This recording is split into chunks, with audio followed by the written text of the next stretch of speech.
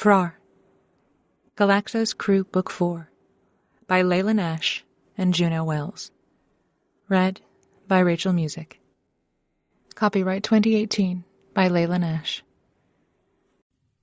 Chapter 1. Maisie. Maisie frowned as she charged another wound healer and attached it to the fractured arm of one of the younger Zaravian crew members. It had taken 2 days for the young warrior to finally admit he was in pain, and instead of facing Mrax, the Zaravian doctor, he chose instead to slink into Maisie's sick bay. Apparently it was less humiliating to ask for assistance from the human doctor, since she didn't rate the same kind of respect or admiration as the grim Zaravian doc.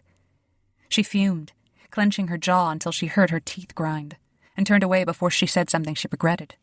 The Zaravian sat quietly, at least, though Cecily Griggs, the security officer seated on the empty gurney and swinging her legs like a kid, wouldn't keep her damn mouth shut.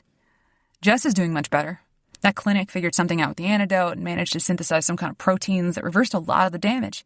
She and Trazak are going to head back to Dablon 7 and clean up some of the boneyard and figure out how many of the traders' old ships they can resurrect.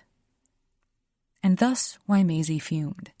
She'd been the one to go with Trazak and Jessel into Dablon 7, when Jess was dying from some mysterious toxin and they had to figure out who among the rebels was trying to betray them and turn everyone over to the Alliance.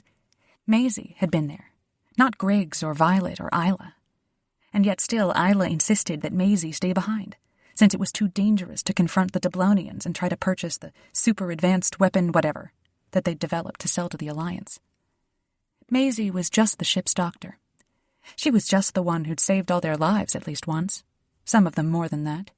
And Griggs would be a walking pile of broken bones if it weren't for Maisie's expertise and patient tending. She put up with more bullshit than anyone else on the ship. And still, they didn't treat her like a real adult, a real officer.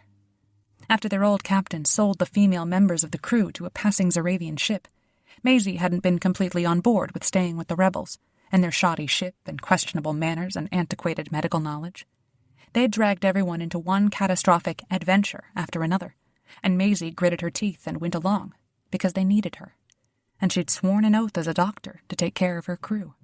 She'd do it, even if it scared her out of her mind and made her want to pee and almost killed her.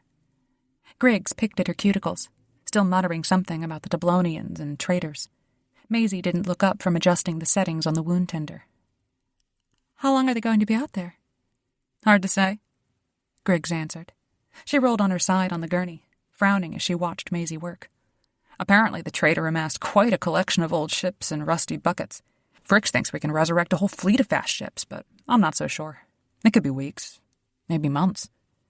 Maisie's eyes narrowed. "Well, when I was out there, it looked like 3 or 4 dozen frames and 2 or 3 times as many junkers, so I'm sure they can start piecing things together." "That's right," Griggs said. "You were out there when Trazak tried to arrest Jess. I keep forgetting." "Yeah, well, everyone keeps forgetting." Maisie pointed her "I mean business" finger at the young Zaravian and tried out the few commands she knew in Zarov. "Rest. Don't move." He nodded and mumbled something, his scale still a little yellow-orange with pain. He wouldn't ask for painkillers. None of them would. She'd learned that the hard way in the first few weeks of treating the Zaravians.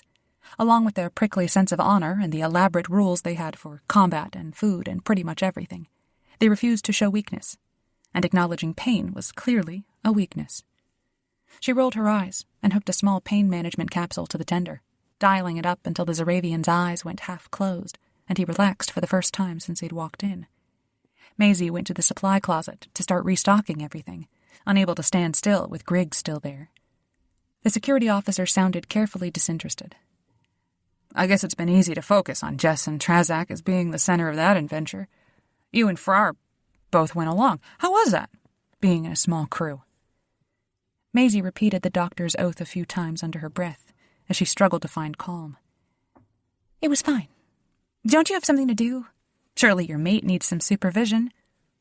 "Nah," Griggs said, still so casual that it set Maisie's teeth on edge. She'd never been good at confrontation, except when in the middle of a medical crisis, of course. Then she could even put Vaunt, the big captain of the Galaxos and Isla's mate, right in his place if needed. But the rest of the time... Maisie gestured at the other side of the room, where the large bins bolted to the wall kept the extra supplies. "If you insist on lingering here and annoying me, Make yourself useful and bring me more of the regeneration capsules and the life support sensors. Something going on, Cunningham? Griggs asked, but at least she went to the bins and started pulling out the supplies Maisie asked for. What's with the attitude? I'm sick of everyone acting like I'm some kind of helpless, ridiculous child, Maisie said. It was easier to speak her mind with her back to Griggs, since that way she didn't see the security officer's expression. Maisie didn't think she could take it if Griggs laughed at her. I'm a doctor. I'm the youngest doctor ever certified by the Fleet Academy. I'm brilliant. And yet all of you still treat me like I'm... She trailed off, staring at the cupboards but not really seeing them. Like you're our kid sister? Griggs finished. She dumped a few armfuls of the supplies onto the counter next to Maisie, but at least she didn't insist on seeing Maisie's face. The security officer didn't return to the bins, but instead leaned against the counter and studied the rest of the sickbay and the spaced-out Zaravian ensign. What's the big deal? How much do you enjoy it when Rix tells you what to do because he's trying to keep you safe? Maisie planted both fists on the counter so she wouldn't throw the supplies around. She needed to breathe and try to meditate and get control of herself. They definitely wouldn't trust her with any important missions if she had a damn temper tantrum in the middle of an argument. How well does that work out? It's not the same, Griggs said quietly. Look, Maisie, I know we're tough on you, and maybe we try to shelter you a little from... A little? Maisie scoffed and folded her arms over her chest, turning enough to scowl at the other woman. I'm a fleet officer, same as you. I mean, I was a fleet officer, just like you. I passed the same tests that you did. I went through the same training, and I qualified on the same weapons, most of the same weapons. You can't treat me like I'm some helpless civilian, and yet you do. All of you do. And I'm sick of it. We don't want you to get hurt, Griggs said quietly.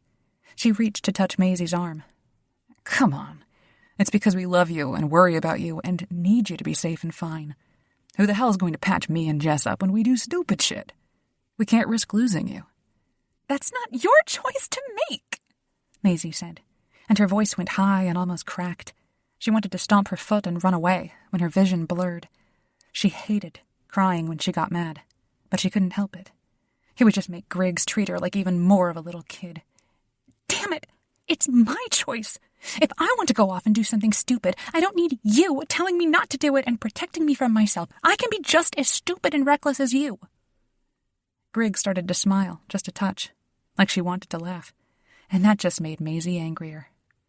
Honey, it's not a bad thing that you're not a reckless idiot like the rest of us. It's more mature and safer and just smarter. Maisie clenched her fists at her sides. That's not what I meant, and... An alarm beeped through the ship, and then the comm system flared to life in the sickbay. Officer Griggs to the loading dock. We have a distressed ship approaching and requesting to board. The security officer turned into the serious officer she'd always been, and immediately went for the door. Maisie started to go after her, but Griggs shook her head. Stay here, Maisie. We don't know who or what is trying to board. It's safer here. Which just made Maisie want to scream, since she'd just talked to Griggs about not wanting to be treated like fine china. The security officer headed for the dock at a jog, and Maisie took off after her once she grabbed her portable medical bag.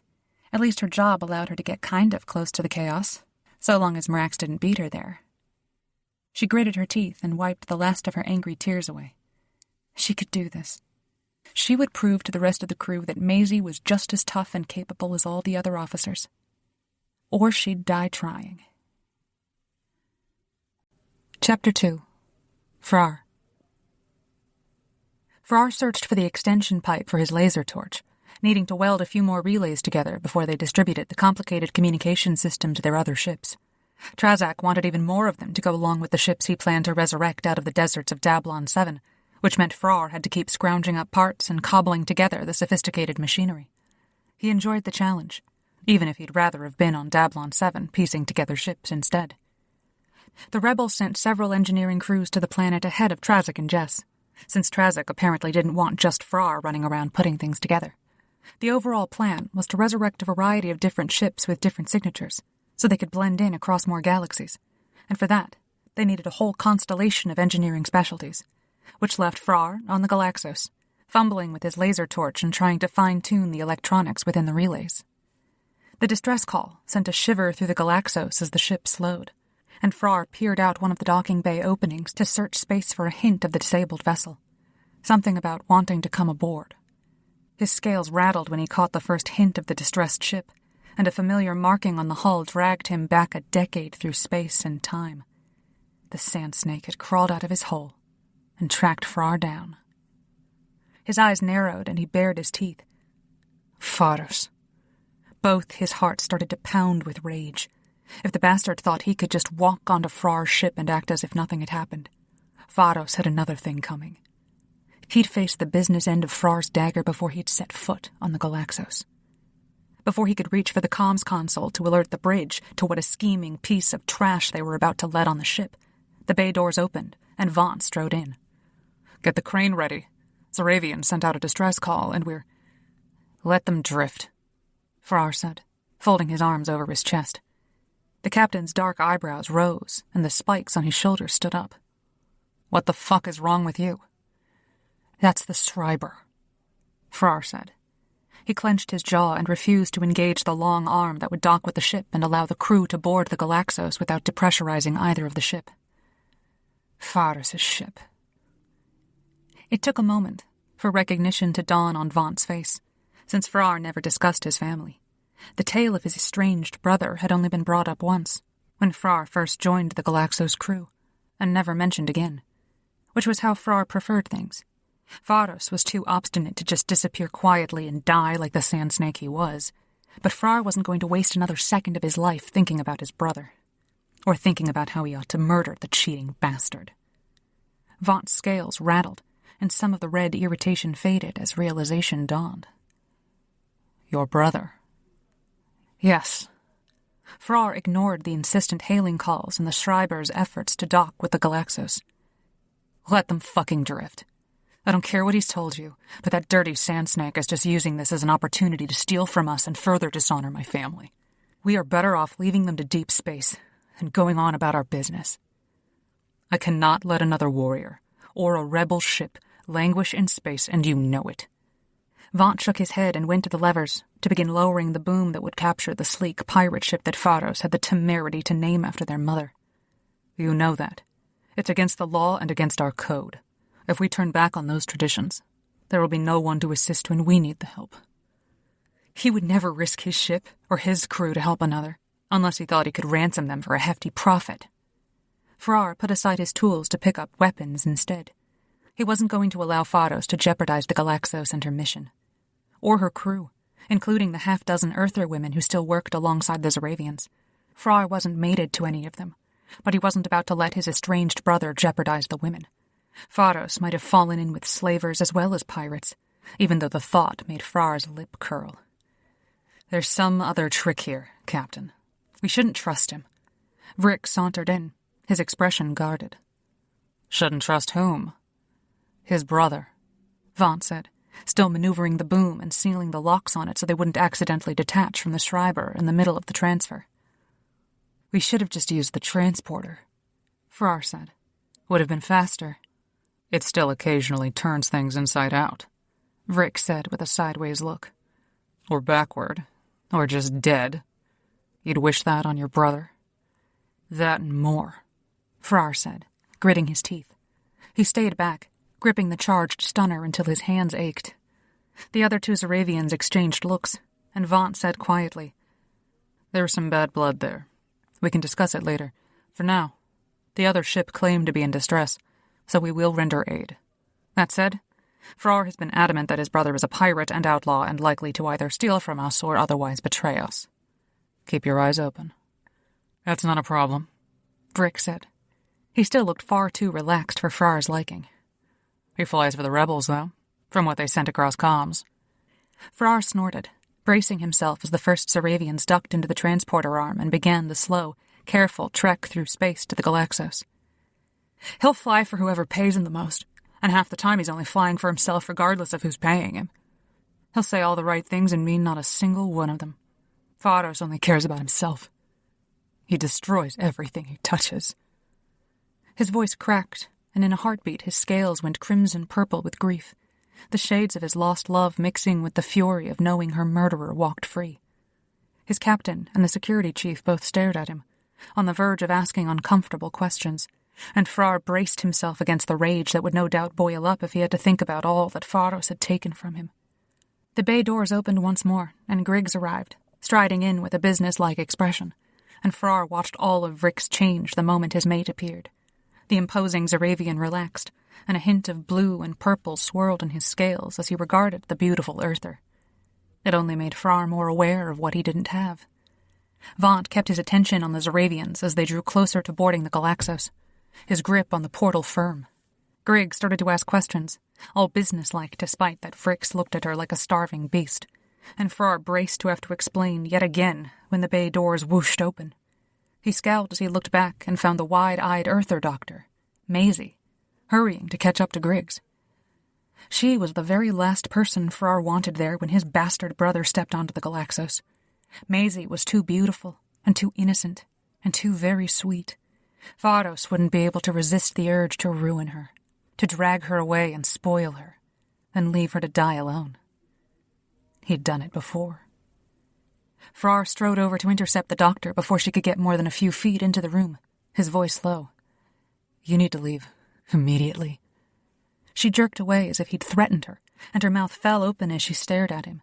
Then he caught sight of the red around her eyes, and filtered through everything he'd heard from Vaunt and Vrix about what it meant when the Earther women turned red.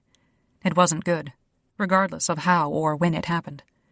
Maisie drew her shoulders up and back and fixed him with a stare that might have been furious, if it hadn't been spoiled with a slight wobble in her voice. "There was a distress call, and they might need a doctor. I'm not leaving." "It's too dangerous," he said, trying to shoo her back through the bay doors as he heard the airlock decompress and Vaunt prepared to let the pirates board the Galaxos. "We'll call if there's a need for a doctor. Go back to the sick bay." Her lips thinned until they almost disappeared, and her dark eyes flashed as she clenched her tiny, soft hands into fists. "I'm not leaving." Frar's scales rattled in irritation. She'd done the same thing when he tried to keep her on the ship when they were searching for Jessalyn after she was kidnapped. Trazak entrusted Frrar with the ship and the doctor, as Trazak went to rescue the other Earther from a pirate hub, and instead of staying put like a sensible person, Maisie took off into the incredibly dangerous floating port to find her friend. And then Frrar had almost died getting into a shootout to keep the Alliance from stealing the ship, stranding them all in the port, and probably getting them all killed. "You should go." Maisie's eyes narrowed even more, and moisture coated her lashes, and she stomped her foot. "No!" He took a deep breath and reached for her arm, ready to drag her out of there since she didn't seem inclined to listen to reason. But Maisie yanked her arm away and avoided him until she managed to sidle up next to Griggs. The prickly security officer wasn't nearly as happy to see Maisie as the doc was to see her. "You're supposed to be in sick bay." "And you're supposed to be in the security office," Maisie said under her breath. Frrar scowled and traded looks with Vrix, then reached for Maisie once more. "I'll take her back to sickbay." As Maisie wound up for an absolutely deafening argument, the airlock finally released, and loud Zaravian voices filled the dock. Frrar froze, his eyes closing as one particular voice cut through the air and right through his scales. Too late. Pharos' deep words made his scales rattle, and Frrar prepared for battle. "I've heard much of your adventures, Vaunt. It's good to see you've made a warrior of my little brother." Frrar growled as he faced his brother, hands clenched at his sides. He tossed the stunner aside. He'd use his blade and his hands to finally kill the bastard, and that would be the end of it.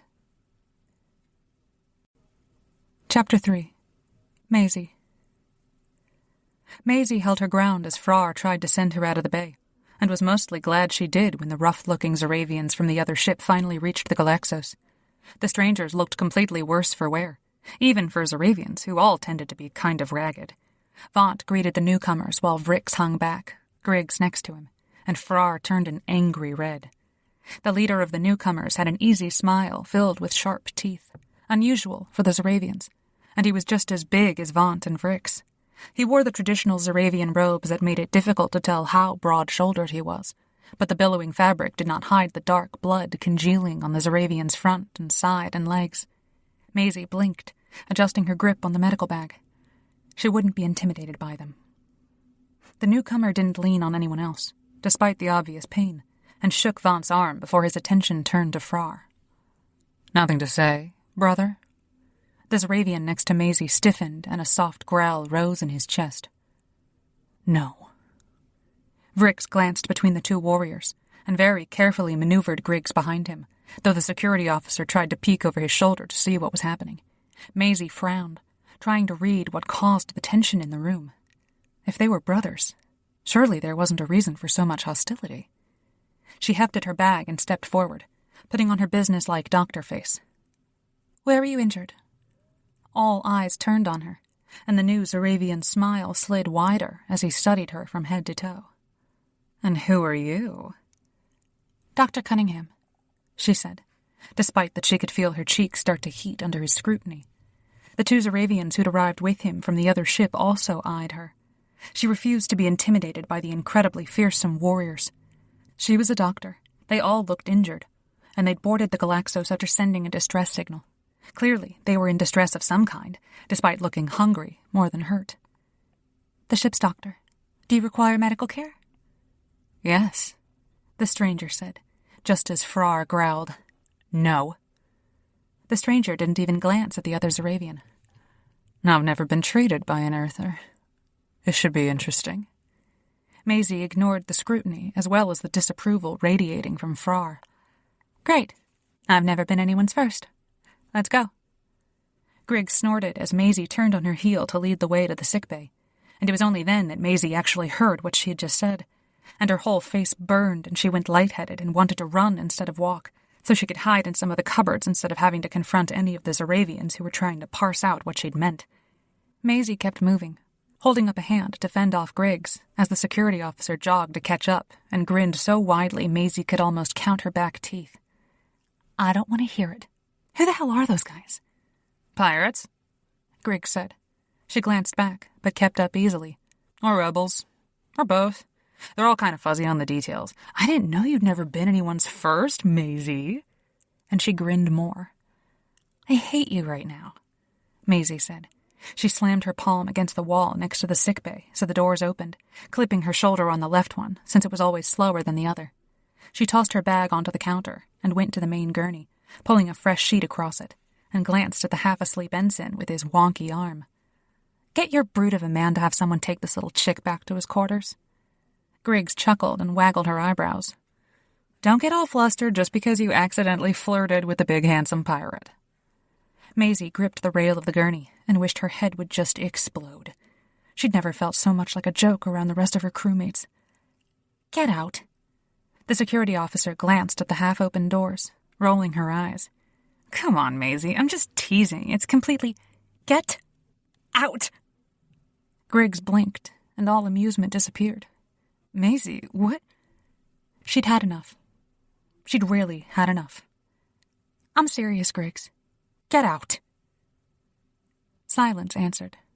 Then Griggs cleared her throat and went to the gurney with the half-conscious ensign. "Let's go, kid. Frix is on his way and he won't want to see you slacking off." The young Zaravian scrambled up and headed out the door, still clutching his injured arm to his chest, and almost ran into Vrix and the three pirates as they loomed in the hallway. Maisie pushed away her irritation and the embarrassment from Griggs's teasing, and folded her arms over her chest as she waited for the four aliens to enter her sickbay. She was mistress of her domain. She was the doctor. She would heal them, patch them up. She could finally prove to everyone how capable and strong she was. The big Zaravian with the easy smile stepped into the sickbay and looked around, carefully shedding the first layer of outer robes. Vrix remained near the malfunctioning doors, frowning at the mechanism, then glanced at Frrar as he lingered in the hall. "Can you get these working properly?" The engineer scowled, but started to take apart the wall next to the doors. Maisie relaxed a little, just from knowing Vrix and Frrar would remain close, even though she definitely wasn't afraid of the pirates. She could tranquilize all three of them if she needed to. She pointed the leader at the main gurney. "Hop up. What caused the injuries?" His eyebrow rose, and the long, tangled strands of his dark hair revealed quite a few bones as he sat on the edge of the gurney and shrugged out of the rest of the outer robes. He wore only sand-colored trousers, disappearing into knee-high soft boots. His massive, scaled shoulders flexed as he maneuvered his right arm to glance at the huge furrows something had ripped from his chest, across his shoulder, and around to his side. A little hogmouth guarding a transport ship this time. Holy crap. Maisie had seen a lot of broken bones, laser burns, stunner wounds, and even some stab wounds from the rowdy crew of the Argo before they'd been sold by the captain. But she'd never seen anything like the deep claw gouges the Zaravian was walking around with, as if they were no more than annoying splinters. Blood still leaked from the wounds. She just looked at it, trying to devise a plan to treat what should have been shock-inducing damage, and yet the Zaravian seemed completely unperturbed as Vrix asked him something about the rebellion. She swallowed her trepidation and instead looked at the other two pirates, pointing them at the other gurneys. The two went silently and shed their outer robes, revealing wounds nowhere near as severe as their leader. So at least she had sort of triaged the three. Maisie snapped on gloves and recharged one of the wound regeneration pods, holding her breath as she approached the pirate. He didn't notice her efforts to treat his wounds as he answered Vrix. "We were in unclaimed space when a ship attacked us. They were flagged as neutral, but everything about them said Alliance. We fought, of course, but they managed to board and caused us a lot of trouble." He smiled at her, silver eyes flashing, and Maisie kept her expression schooled to indifference. She was professional, capable, and reserved. She wasn't going to be intimidated or charmed by a patient. Vrix ran his nails down the scales on his arm, his eyebrow arched. "They managed to board? Seems unlikely." The pirate grinned, leaning back on his arms as he studied the wounds on his chest. "They may have believed we were something other than we are. They were surprised." "I'm certain they were," Vrix said. "Why did you think they were Alliance?" "They chased us after we borrowed something from the Alliance." The Zaravian frowned a little as he watched her work on his side, sealing the wounds and reinforcing the plating of his scales. He was huge and radiated heat, the lazy swirling of colors in his scales distracting as she tried to concentrate.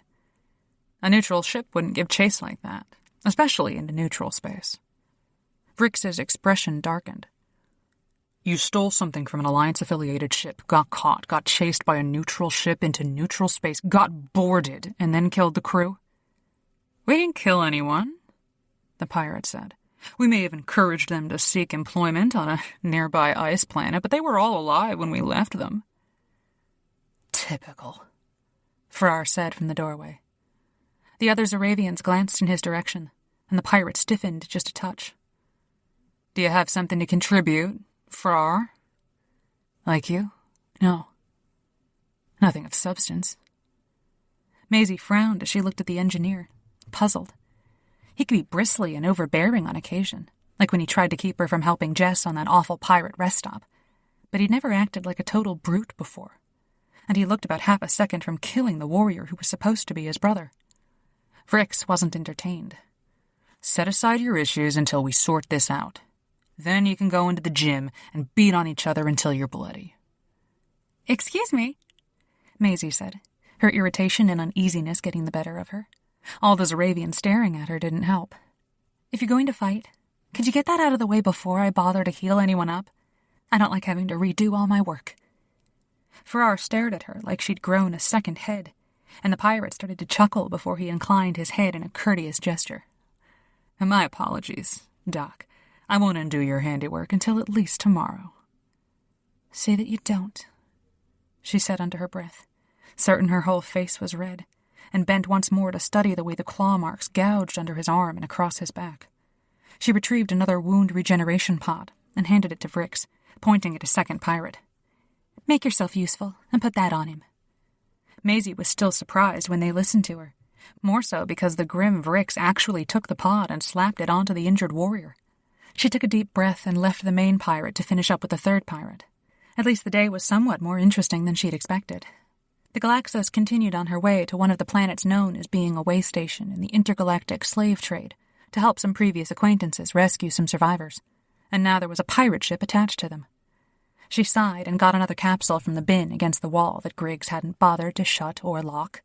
So much for a chance to actually prove she could stand on her own, when she'd had at least 2 chaperones as she did her job. Maisie fumed as her thoughts drifted to Griggs's ridiculous bullshit teasing. Chapter 4. Frrar.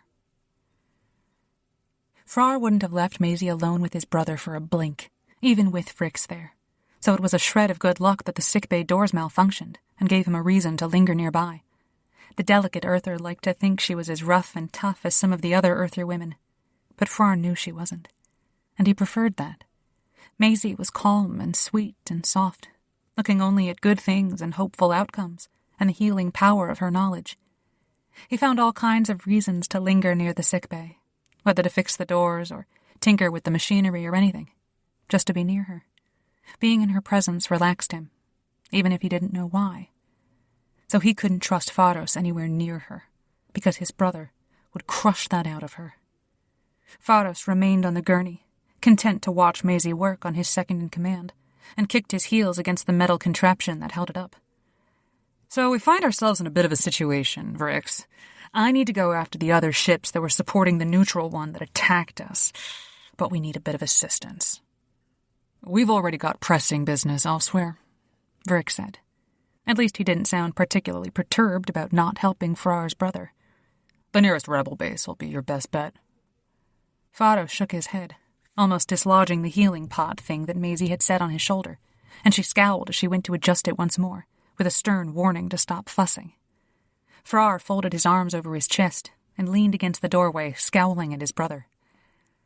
They can't go to the rebel bases anymore. I see the rumors have reached you even here, Pharos said, his eyes darkening as he glared at Frrar. We're trying to maintain some distance from the rebellion, so the rest of our activities don't reflect poorly on the overall effort. Not all of our missions are sanctioned, Vrix, but it is all in service to the rebellion. We don't need much in the way of assistance, and it'll be temporary until we can circle back to Zarov and pick up the rest of the crew. What kind of assistance, then? Vrix asked. I won't promise anything. We just need to borrow a few personnel, Pharos said. Just for this mission. We go after the ships, seize their cargo, turn the crew over to the authorities, and we'll be back before your mission has even started. Nothing more. And he smiled, charmingly, as if Vrix would be swayed by his ridiculous bullshit. Vrix's eyes narrowed. You want to take our crew? A doctor and an engineer, Pharos said, holding his hands up as if to deny wanting to go shopping among the Galaxos personnel. Or a medic. Ours had to go back to Zarov on some family business, and we haven't been able to find any clinics to treat us, which is why we hailed you. Frrar shook his head, knowing that Mrax would never agree to go out on a mission with pirates.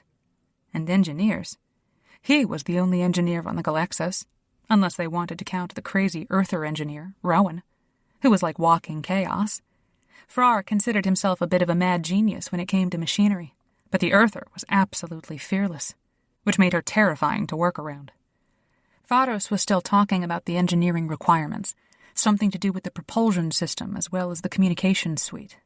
Despite the sleek, expensive ship, apparently they had some bugs in the tech, which was just what they deserved, since chances were they'd stolen the ship from a far more deserving crew. Frrar is our chief engineer, Vrix said, his tone guarded. I doubt he wants to go, but I wouldn't dream of inconveniencing my brother, Pharos said, and almost managed to say it like he meant it.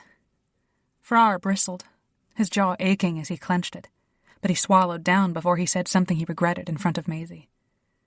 The security chief frowned in his direction before he turned his attention back to the pirate. I'll speak with Vaught about it. We can ask for volunteers from the crew, but I don't know if there will be interest. I'll go, someone said, and Frrar went still. It couldn't be. But there was Maisie, still rummaging through one of the bins full of supplies along the wall, glancing over her shoulder at all of them as if it were the most normal thing in the entire universe for her to say. I'll volunteer. No, Frrar and Vrix said at the same time, and her expression darkened. I beg your pardon? Instead of growling and ordering her to stand down, like he would have before he met his mate, Vrix took a deep breath and shook his head. You shouldn't, Maisie. It is a very dangerous mission, and that ship is not the same as the Galaxos. Half of Pharos' mouth quirked up in a smile as he studied the young doctor. There are no females on my ship, Doctor. She didn't look impressed. And maybe that's why it's falling apart and you're all in such bad shape. Frrar laughed, though he snapped his mouth shut when Maisie scowled at him next. Faros eased to his feet, ignoring his brother, and loomed over the earther. I'll make no mistake, I'd be very happy to have you aboard. I would not want your mate to be concerned about your safety. No, mate, she said brusquely, snapping off her gloves and storming back across the room. I make my own decisions. Frrar's heart sank as he saw the spark of interest in all three of the pirates, and he wanted to shake the woman until she understood what she had just said. She had declared herself available to all of them, and invited herself into a warrior's den with only unmated males. It would be a miracle if anyone but her survived the trip. Vrix cleared his throat. That's not a good idea. Faros, we will discuss it with the captain. He will want more information on your planned mission and timeline, and will need more information on the neutral ships that you say attacked you. Faros leaned back on the gurney, apparently content to sit back. I'm happy to share whatever details will be helpful. Vrix grunted, unimpressed, and shared a dark look with Frrar as the security chief headed for the hall and the bridge. Frrar knew he wasn't leaving Maisie alone with the pirates for a second. There was a distinct possibility that Faros would just steal her and disappear back out into space without another word. Not that Frrar would necessarily blame him. If Frrar had his own pirate ship at the ready, he might have been tempted to do the same.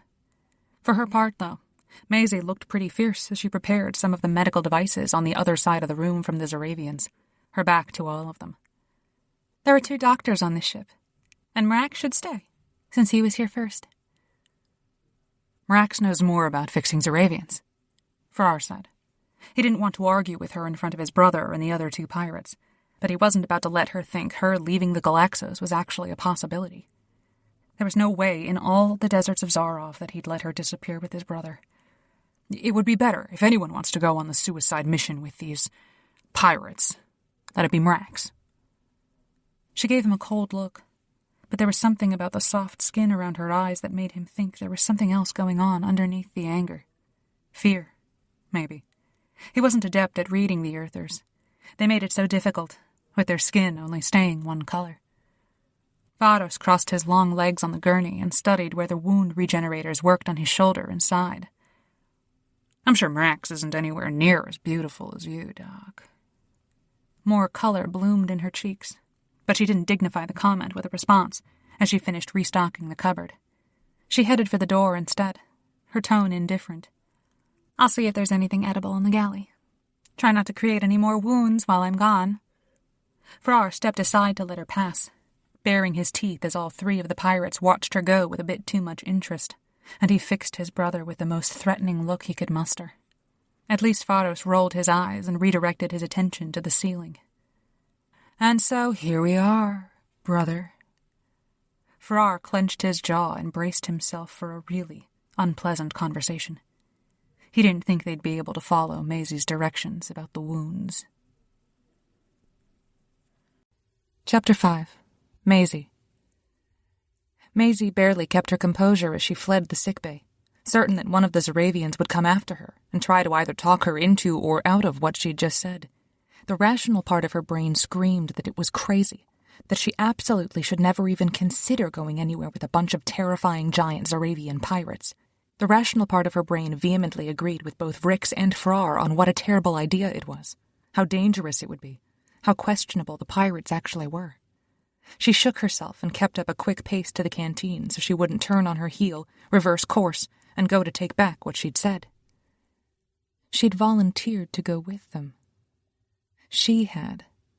Maisie. Responsible, clever Maisie. Studious, diligent, boring Maisie, who never went to parties at the academy and was always afraid of heights and taking physical risks and turned in every assignment a few days early, just in case. Law-abiding Maisie, who'd never broken a rule, or really even bent one.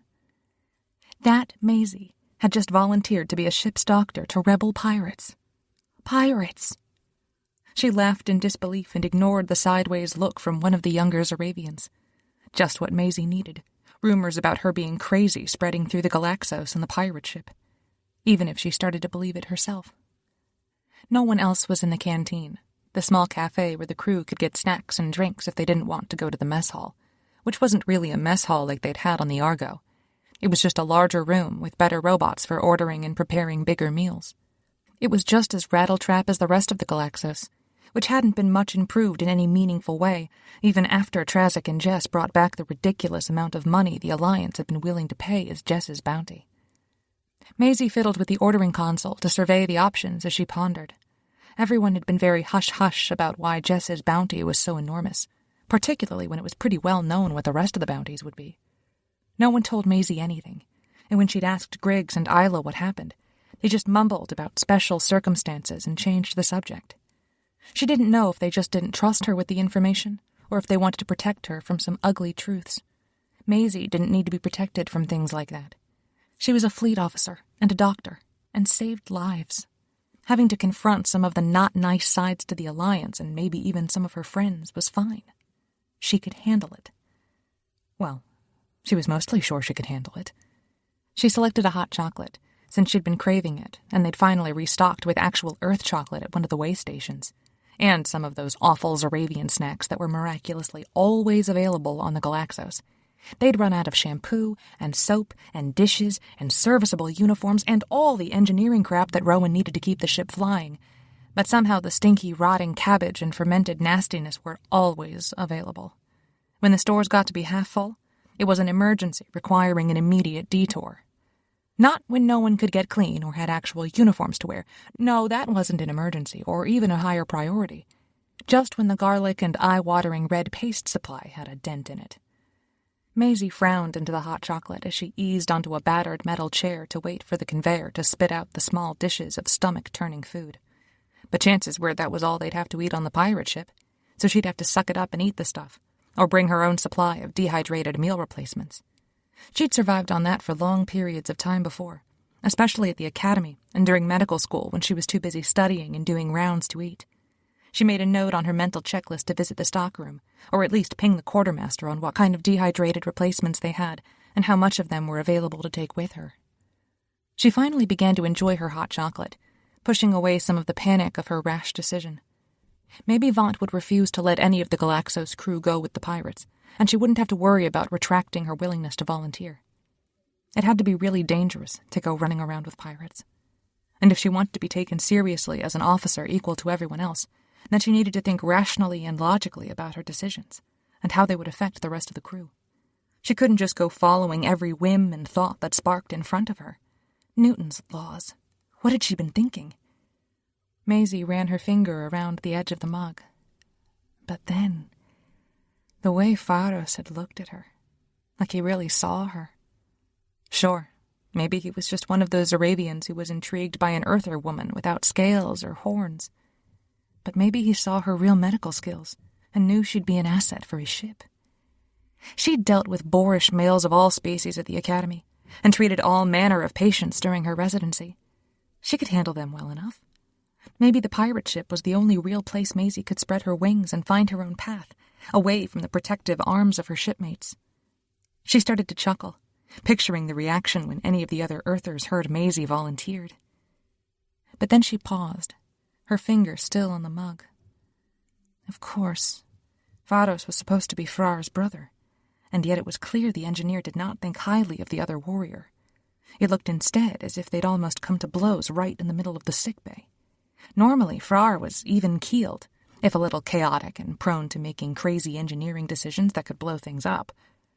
He didn't like testing any of his inventions since he just assumed they would work, but he'd never really been emotional about anything. Not that any of the Zaravians were. Still, if Frrar hated his brother, there had to be a reason, which meant it was likely something Pharos had done, which meant Pharos might not be the kind of captain she wanted to serve with. Maisie put her head in her hands. She really wished she could be like Isla or Griggs or Rowan or Jess and just make a decision. Griggs didn't think twice before she took action. She just acted. Maisie debated with herself and made checklists and pros and cons lists and researched and pondered, and it took forever. Not that randomly jumping into trouble even made sense. She groaned and rubbed her temples. She needed help. Serious help. There had to be a syndrome or some kind of treatment for the kind of mental gymnastics she put herself through, which she could certainly research. Maisie pushed to her feet to gather up the giant bowls of stinky food so she could transfer it back to sickbay, in the hopes that Pharos and Frrar hadn't destroyed the entire room, but froze when the doors to the canteen opened. Layla and Griggs stormed in, Jess wandering in on their heels even though she should have been preparing to leave for Dablon 7. Maisie braced for a whole lot of yelling, and Layla did not disappoint. She planted herself between Maisie and the doors, fixed a scowl on her face that would have made any of the Zoravians cower, and jabbed her finger right in Maisie's solar plexus. "You are not going anywhere with those pirates, do you hear me? Have you lost your mind? They're pirates, and there are only males on that ship. You'll be the only female. There will be no one to protect you, no one to make sure you're treated well, no one to help you, nothing." And all reason fled once more as emotion took over, and Maisie found herself looming over Layla and shouting right back in her face, "I don't need someone to protect me or help me or make sure I'm treated a certain way. I can do that. I'm a fleet officer just the same as you, and I'm a medical doctor, and the youngest graduate of the Fleet Medical School. Do you not remember that?" Layla blinked, stumped. Then her face flushed bright red and almost purple. "You're young, Maisie, and you don't know what it will be like with all those males. You don't have as much experience, and you're just not ready to be on a solo trip, so I'm not that much younger than you," Maisie said. She put the chocolate down before she dropped or threw it, and folded her arms over her chest to protect the rest of her anatomy from Isla's poking and snapping. "And we were both on our first tour with the Argo, and yet somehow we've both survived. Or are those facts irrelevant to the situation at hand?" Jess started to smile as she eased to sit in one of the battered chairs, though she covered her mouth so Layla and Griggs wouldn't see. As Layla floundered and tried to come up with a response, Griggs held her hand up to get Maisie's attention. And instead of yelling, she used that damn older sister trying to be a mother tone that made Maisie want to scream, "You're not the boss of me!" and stomp her feet. "Look, Maisie, it's going to be a dangerous mission, more so than anything you've done." "It's not more dangerous than what you've done," Maisie said. She had no idea where the words and argument and attitude were coming from. It felt like an out-of-body experience, like she was floating over her own body and watching gleefully as bold Maisie took over. "You went racing down to a hostile planet to save a friend and got captured by slavers. We all escaped the Zoravians on a spaceport and then had to defend the spaceport against the Alliance, and we watched a bunch of innocent life forms get killed because of it. I've seen the ugly stuff, Cece. I've been up to my elbows in body parts, definitely more than you have. I know what happens. I want to do this. I want to go. And don't think you're going to stop me." Layla shook her head over and over. "No, I'm talking to Vaunt. He'll forbid it. This is his ship. And I'm your ranking officer, so you have to obey." "We're not in the fleet anymore," Jess said quietly. She watched Maisie with a knowing look in her eyes, and Maisie swallowed a sudden knot of gratitude that formed in her throat. She had expected the mysterious cultural attaché to side with the others, but Jess had changed since she had gotten back from being kidnapped by the Alliance. There was a quiet peace about her, something almost zen and in line with the universe that was immensely comforting to be around. "So, I'm not sure we have ranking officers anymore." Isla's face turned even more purple, until Maisie started to worry about her blood pressure. "You're not helping, Barnes." Jess snorted, shaking her head. "Don't use my last name and expect me to give a shit, Isla. And I'm not trying to help. I'm trying to point out the relevant facts. Maisie is a grown-ass adult, a medical doctor, and yes, a former fleet officer. Would you stop her if she wanted to go set up shop on a distant colony and tend boo-boos and owies on a frontier for the rest of her life? No, because that wouldn't be a stupid risk, like volunteering to join a pirate ship." Jess's lips compressed in a thin line like she struggled not to laugh. Before she could go on, Maisie cleared her throat. "Thank you, Jess, but I want to fight my own battles now." Jess inclined her head and stepped back, ceding the floor, which only made Maisie more grateful and more emotional, which she hated. She always ended up crying when she got too mad or frustrated or happy or anything, really. If she could keep her emotions between 4 and 6 on a 10-point scale, she was okay. Anything more or less than those, she was crying. Maisie took a deep breath and focused on sounding confident. "I am tired of being sheltered and treated like I'm somehow your kid sister that needs to be protected. I'm not your little sister. I'm not even really your friend, since you don't treat me like an equal. Griggs's expression fell. Honey, of course you're... I'm not, Maisie said. Not really, because neither of you trusted me with the facts behind why Jess's bounty was so huge. And you didn't want me to risk going to Dablon 7 to help get her back. And you don't include me in any of the big planning efforts for our missions, so they're not really our missions, they're your missions, and I'm just tagging along. Well, I'm tired of tagging along and being treated like some kind of medical robot you can order around and then turn off and send into a corner when I'm done stitching you all up. I'm done.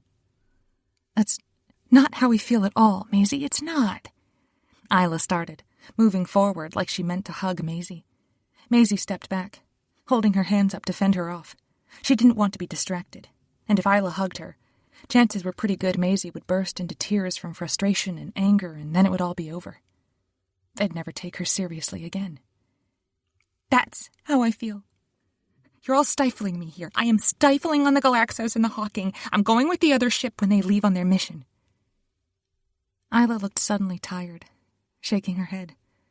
If you won't listen to me, you'll have to listen to Vaunt. He won't let you go with Pharos and the others. He won't. It just isn't safe, and we can't risk losing you. If you tell him not to let me go because you think you know better than me what risks I'm willing to take, I will never forgive you. Maisie's voice cracked, and she hated every second of it. But she met Isla's gaze and hoped the other woman believed her. I will never forgive you, and I will leave anyway. Isla took a step back. Maisie, you can't mean... She's serious, Jess said quietly. And she's right. We've treated her like a little sister instead of an equal. And for that, I'm sorry, Maisie. We thought it was the right choice because we care about you, and you're too good to risk losing. It's selfish because we need you. But we shouldn't try to keep you from growing. I'm sorry. Thank you, Maisie said. Griggs cursed under her breath and ran her hands through her hair, then groaned. Jess is right, and so are you, Maisie. Damn it. I fucking hate it. But you're right. It's your choice whether you go or not. I would never stand for someone telling me not to take a risk because they wanted to protect me from maybe getting hurt. Isla stared at them, as if everyone had lost their minds. You two cannot be serious. But that doesn't mean we want to see you rush headlong into danger, unprepared or uninformed, Jess said. Her tone remained neutral, and she spoke slowly, choosing her words with care. Because there's acceptable risk and unacceptable risk, Maisie. We need to be careful making sure you're going with the first, not the second. So we have some planning and research and discussion ahead of us, right? Before you commit to going. I already volunteered, Maisie said. Suddenly, the real possibility she'd end up on a pirate ship full of Zaravians reared up in front of her. Some of the confidence of bold Maisie faded a bit when it was clear she'd convinced at least Griggs and Jess that she deserved to make her own decisions. I'm not taking that back. Griggs nodded, glancing at the communicator on her wrist as it pinged, then looked back at Maisie. Yes, but we can also create conditions and negotiate quarters and pay and all that stuff. And maybe we can arrange someone to go with you so you won't... I don't need a chaperone, Maisie said with a groan. Or a protector. Einstein's mustache. I'm not a child. So tell me, is putting yourself alone in a foreign environment with a crew full of strangers on a mission you don't fully understand as you go plummeting through neutral space on an illegal ship with a bounty on your head and no protection even as a rebel agent an acceptable risk? Jess raised her eyebrows. Or an unacceptable risk? Maisie frowned at her, itching to walk away and slam the door. Damn it. She really hated that Jess was right. And all three of them were standing there, waiting for her to admit she was wrong and it was a stupid risk.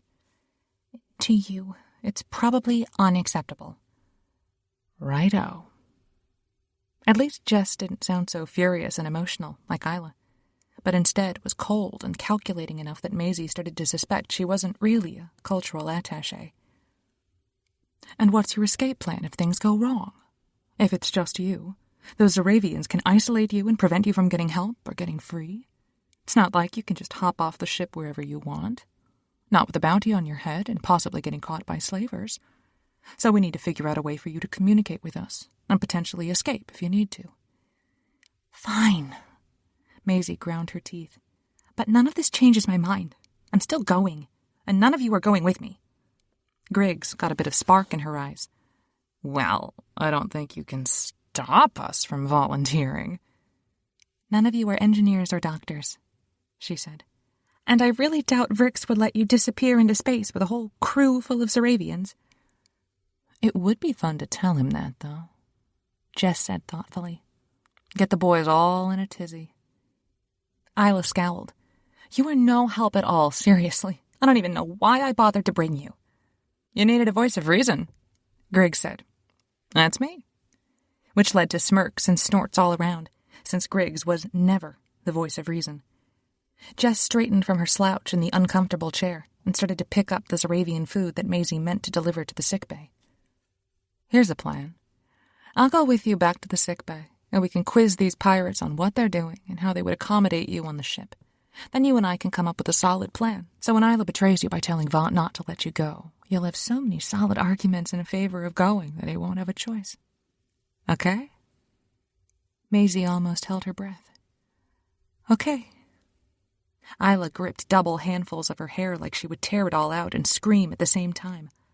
It's not a betrayal to try and protect someone from being foolish and reckless with their life. It's not. I'm not going to feel bad about that. I need to do this, Maisie said. I know you don't understand that, but you're not going to change my mind. Jess patted Isla's shoulder as she walked by, and Maisie followed her without another word, juggling a few of the bowls as well as her hot chocolate. She caught up to Jess in the hall and lowered her voice. And I want to know why your bounty was enough to buy an entire new battleship. The other woman smiled and winked. All in due time. Which gave Maisie plenty to think about on the short walk back to sickbay, although it wasn't long before they could hear the shouting and crashing of a hell of a fight. Chapter 6. Frrar. Frrar waited until Maisie's light footsteps faded from his hearing before he triggered the doors to close behind him. He folded his arms over his chest and tried to force the rage at his brother down into a cold place at the bottom of his heart.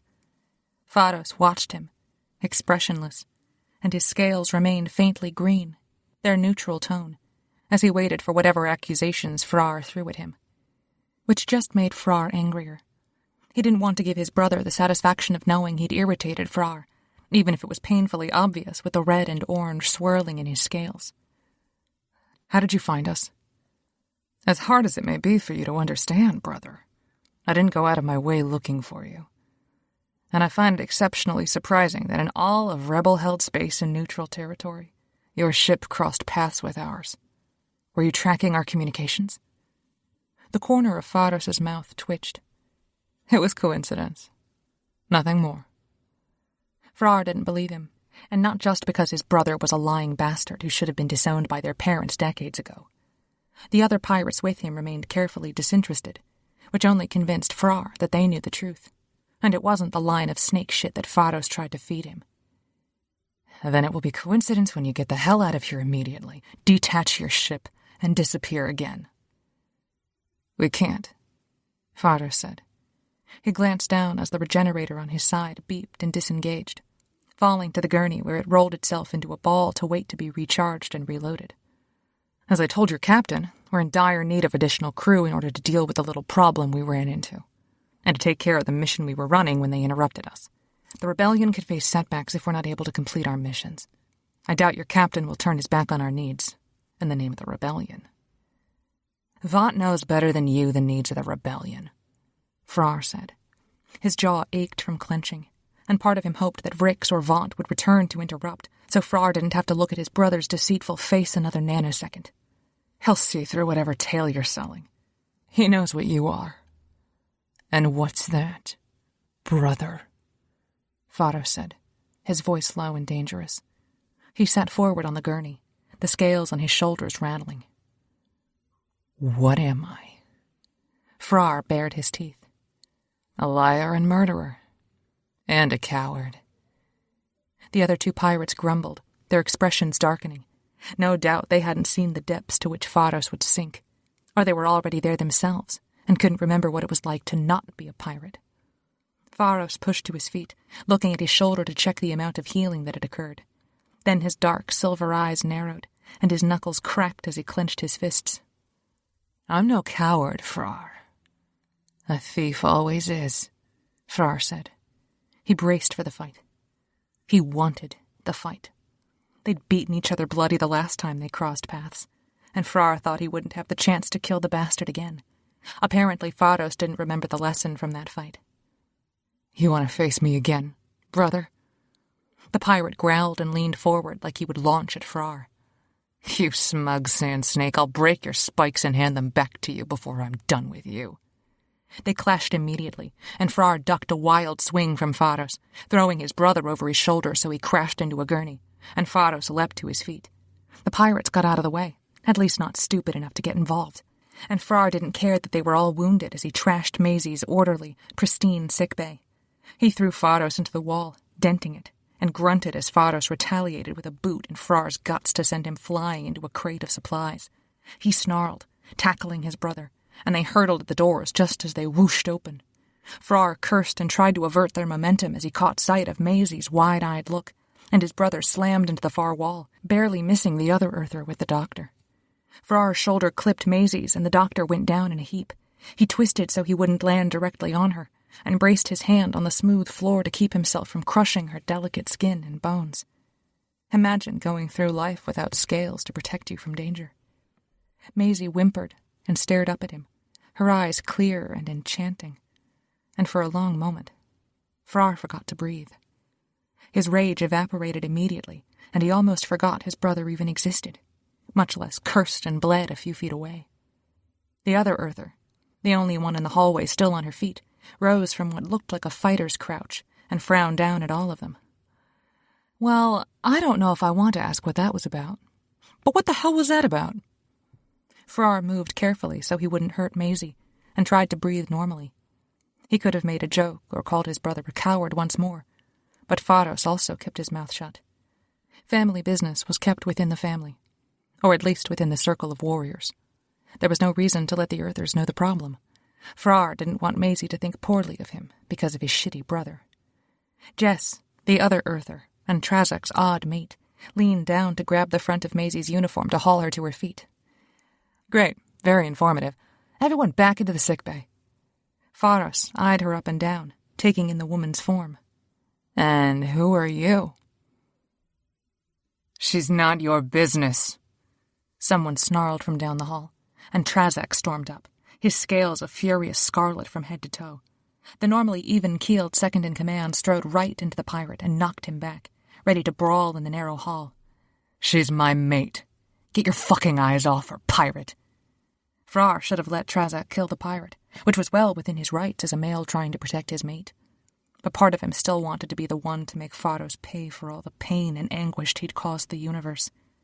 Against his better judgment, he leaned back to catch Jess's eye and tilted his head back the way Trazak had come, frowning at her and hoping she got the message. The odd earther rolled her eyes and sighed, muttering something in low Zarav about stupid males and certain parts of their anatomy getting in the way of their brains.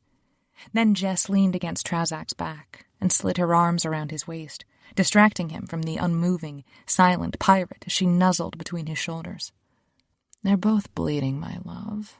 It won't be nearly as impressive if you kill him when he's already wounded. Let Maisie patch him up. Then you can defend my honor." Trazak grumbled, and his spikes rattled, but he deflated just a bit and grudgingly looped his arm back to press her closer to him. "You'll be the death of me, female." "Count on it." Jess wormed free and gave Frrar a business-like scowl. "And don't you ever roughhouse with Maisie again." Frrar stared at her, parsing through what the earther said while he tried not to draw too much of Trazak's attention. "I did not intend to knock her down. You can blame the pirates for that as well." Frrar gave him a dirty look, then executed a courtly bow with his right fist pressed against where his heart beat in his chest. "I would never forgive myself if any harm had befallen you, delicate doctor. Please, forgive me." Frrar wanted to punch him. Hard. Right in the mouth. Then he wanted to break the warrior's spikes and drive them through his eyes until the bastard died. Maisie patted at her hair, and the rather severe braid that kept it away from her face, and cleared her throat a couple of times as a hint of color flushed through her cheeks. Maybe don't fight in the sickbay. Is there anything left in there? Before anyone could respond, Trazak scowled and jerked his head toward the interior of the ship. That will need to wait. Captain wants to see all of you. Frrar breathed a sigh of relief, knowing that Vaunt would put an end to the foolishness of Pharos thinking he would take Maisie away with him. But the doctor hesitated, her attention still on the newly broken doors of the sickbay and the two expressionless pirates waiting inside. I should probably... Frrar folded his arms over his chest. Marax can look after them. Her lips pursed and almost disappeared, and something about her seemed prickly and irritated. If she'd had scales, they would have rattled in warning. I'm the doctor on call. It's my job. Your job is to show up on the bridge when the captain calls, Trazak said. His mate sighed loudly and leaned her forehead against his neck, then untangled herself to link her arm with Maisie's. The Earthers muttered to each other as they started down the hall, Jess trying to convince Maisie of something, and left the warriors standing there watching them leave. Trazak growled and clenched his fists, all of his attention on his stubborn mate. These Earthers. Looks like quite a handful, Pharos said without inflection. He was smart enough to not be looking at the other warrior's mate when he said it, and instead gazed at the ceiling as he rubbed his re-injured shoulder. They must keep life interesting, even among the rebels. You don't know the half of it. Trazak scowled more, shoulders tensing as he headed after his mate, and left Frrar staring at his brother. Pharos wiggled a loose tooth, then pulled it free and tossed it into the sickbay in the direction of the waste portal. He glanced at some of his wounds, then back at his brother. You can end this whenever you want, brother. It ends when you die, Frrar said, feeling the cold of a desert night settled around his soul. You killed Seva, and I will never forgive you for that. Something that could have been regret or sadness lingered in Pharos' expression as he shook his head. It wasn't. Her death is on your hands, Frrar said. He tensed, ready for another fight. No one would stop him from taking the pirate's head. Tell me it is not. Pharos just looked at him, blood still tracking down his face like tears, and Frrar bared his teeth at the non-answer. Exactly.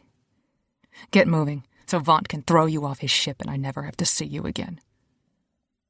Pharos straightened his shoulders and barked a command for his pirates to remain in the sickbay so their wounds would actually heal, and began to limp slowly down the hall toward the bridge. Frrar stayed on his heels, ready to brawl if his brother made the wrong move, and let his thoughts drift to the very strange connection he'd felt with the fragile Earther when he knocked Maisie down. He'd never felt anything like it. Chapter 7. Maisie. Every inch of her ached from being bowled over by the fighting Zaravians. Maisie refused to limp or complain, even though her elbow felt like it was bending backward and she thought her eye had to be swelling shut, because she didn't want anyone else to think she was too delicate to go on her own adventures. It didn't surprise her at all that Layla stood next to Vaunt on the bridge, the Earther frowning and on the verge of crying or panic, and the captain's irritation made his scales spark with orange and coral. The only other Zaravian on the bridge, Odds, sat at the comm station and concentrated all of his attention on that, shoulders hunched as if he could block all of them out through sheer force of will. At least Jess walked with Maisie, so Maisie could lean on her a little while her vision went wobbly and her stomach tried to empty itself all over the hall right outside the bridge. It didn't help that Trazak was on their heels, grumbling and growling the whole way, until Jess turned around and gave him a look that silenced the warrior. Maisie didn't know how she did it, but she wanted to ask Jess for lessons later. That kind of skill would come in handy no matter where Maisie ended up. And the list of questions Maisie had to ask Jess grew and grew with every passing moment. Like how the cultural attaché was the only one who stayed on her feet when the Zaravians plummeted into the hall. She braced for disappointment as she faced Vaunt, and refused to look at Layla. Maisie meant what she had said about not being able to forgive Layla if the interpreter schemed to keep Maisie from finding her own way. She didn't know what she'd do about Layla, but Maisie could come up with something. Maybe she'd sign up to be a settler out in one of the neutral frontiers, or she'd disembark from the Galaxos in one of the busier spaceports and set up a small clinic there. An Alliance-trained medic would be in high demand, even as a former fleet officer. She could hide well enough that the bounty hunters wouldn't find her. Maybe. And there was always the bounty itself. Maisie wanted to laugh as her thoughts circled into hysteria as Vaughn just looked at her and the silence stretched. Maisie could always turn herself into the Alliance, get the bounty for herself, serve her time, and then go out to a neutral planet. Or maybe she'd just learn to survive without oxygen and just go floating through space until she drifted into a black hole. Either seemed equally possible. Vaughn's frown deepened, and his muscles bulged as he folded his arms over his chest. Vrix informed me that the Schreiber requested volunteers to accompany them on a short mission. And Layla said you volunteered. Maisie nodded, not wanting to react. It took all of her willpower and the training from medical school when they had to practice giving terrible news to patients and their families, but she hardly blinked. I volunteered to go. They need a doctor, and we have two. I'm happy to assist the rebellion with this. It's not about the rebellion, Layla said. She lurched forward a few steps, but Vaughn gently caught her arm and brought her back to his side. The fiery redhead's fists clenched and she leaned forward, like she could fight Maisie right here and wrestle until she gave up. You can't do this, Maisie. It's too dangerous. They're criminals. This isn't about the rebellion or helping fight the Alliance or anything. It's just about stealing and exploiting innocent ships. The doors to the bridge opened, and Frrar and Faros entered. Frrar retreated to stand near the comm station, something about his posture making Maisie think he was about to go on a murderous rampage. She couldn't look at the pirate, particularly since he was still bleeding and had undone whatever good she had done with the regenerators. It would serve her right if the pirate didn't even want her to go with them anymore, since she couldn't fix what was pretty standard damage. Maisie still didn't look at Layla. So much for her wanting to support all the women on the ship. Layla didn't mind Griggs or Jess racing off into danger, and Maisie would have put even money on the interpreter not blinking if Rowan or Violet wanted to join a pirate ship or invade an uncharted solar system. Not that the engineer and the lawyer seemed particularly inclined to take those kinds of risks. Rowan would blow things up and come up with machines to take over the solar system, and Violet would no doubt spend a lot of time looking for cases that established precedent for whatever she wanted to do after she took over the solar system. But they'd still get to do what they wanted to do because they weren't Maisie. She hardened her heart and only looked at Vaughn. They're on a mission that will further the rebellion's goals. I'm aware of the risk of joining the crew of a pirate ship, even for a short period, and I'm willing to take that risk. You can't know, Layla started, though she cut herself off as Vaughn squeezed her arm. The captain's attention went to Faros, and his expression darkened. You get one chance to explain yourself, warrior. I've heard enough about you to question your character and the veracity of your claims about the neutral ship you happened to be stealing from. I'm not going to let any of my crew go with you unless I'm certain of two things: that they will be safe and return to me unharmed, and that the risk will be worth it for the rebellion. Faros took a deep breath and turned from a man who'd been fighting with his brother to a rebel captain addressing a peer. We were en route to a mission when we were overtaken by a neutral ship, though it used Alliance tactics to attack and then board us. We allowed them to board and subsequently killed as many as we could, stranding the rest on a mostly neutral planet. As we departed the area, I sent part of my crew on the captured ship, including my engineer and the medic, onward to a rebel base so the ship could be repainted and reflagged, and to take some wounded to a clinic. We continued on our mission to obtain a weapon system on behalf of the rebellion and were confronted by two neutral ships. They attempted to attack, but we evaded them. That's what brought us here. We are short on time to get to the deal so we can obtain the weapon system, and we need an engineer to verify the system is fully operational. We need a medic, because we anticipate some challenges getting into and out of the mission unscathed. Maisie held her breath, looking between Vaughn and Faros. Even if Vaughn refused, in theory, Maisie could just go. She hadn't sworn any oaths to obey Vaughn or the Zoravians or the rebellion. She was still on the Galaxos only because she didn't have anywhere else to go. Maybe life as a pirate would be way more adventurous than even a rebel. Pirates definitely did what they wanted, and didn't ask permission from anyone. Vaughn's eyes narrowed as he watched the other captain. And the fact that I've heard nothing from Rebel headquarters about this particular mission, or your role in it. Faros smiled, guileless as a newborn babe. It's very close hold. Few know about it at all." Frrar snorted and muttered what could have been curses, still scowling as he looked at his brother. Maisie couldn't quite figure out what was between them, but that wasn't her business. Getting onto that pirate ship was, even if the thought of disappearing into space with a bunch of strangers was terrifying enough to make her knees knock. "How long will it take, and where will we meet up to transfer my crew back?"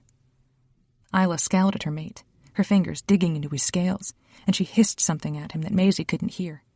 Maisie refused to let hope take hold, trying to keep her excitement down, but her stomach knotted and fluttered all at the same time, and she was sure everyone would see her bouncing on her toes. "We can meet in 2 weeks at the market near Kubol's in this sector.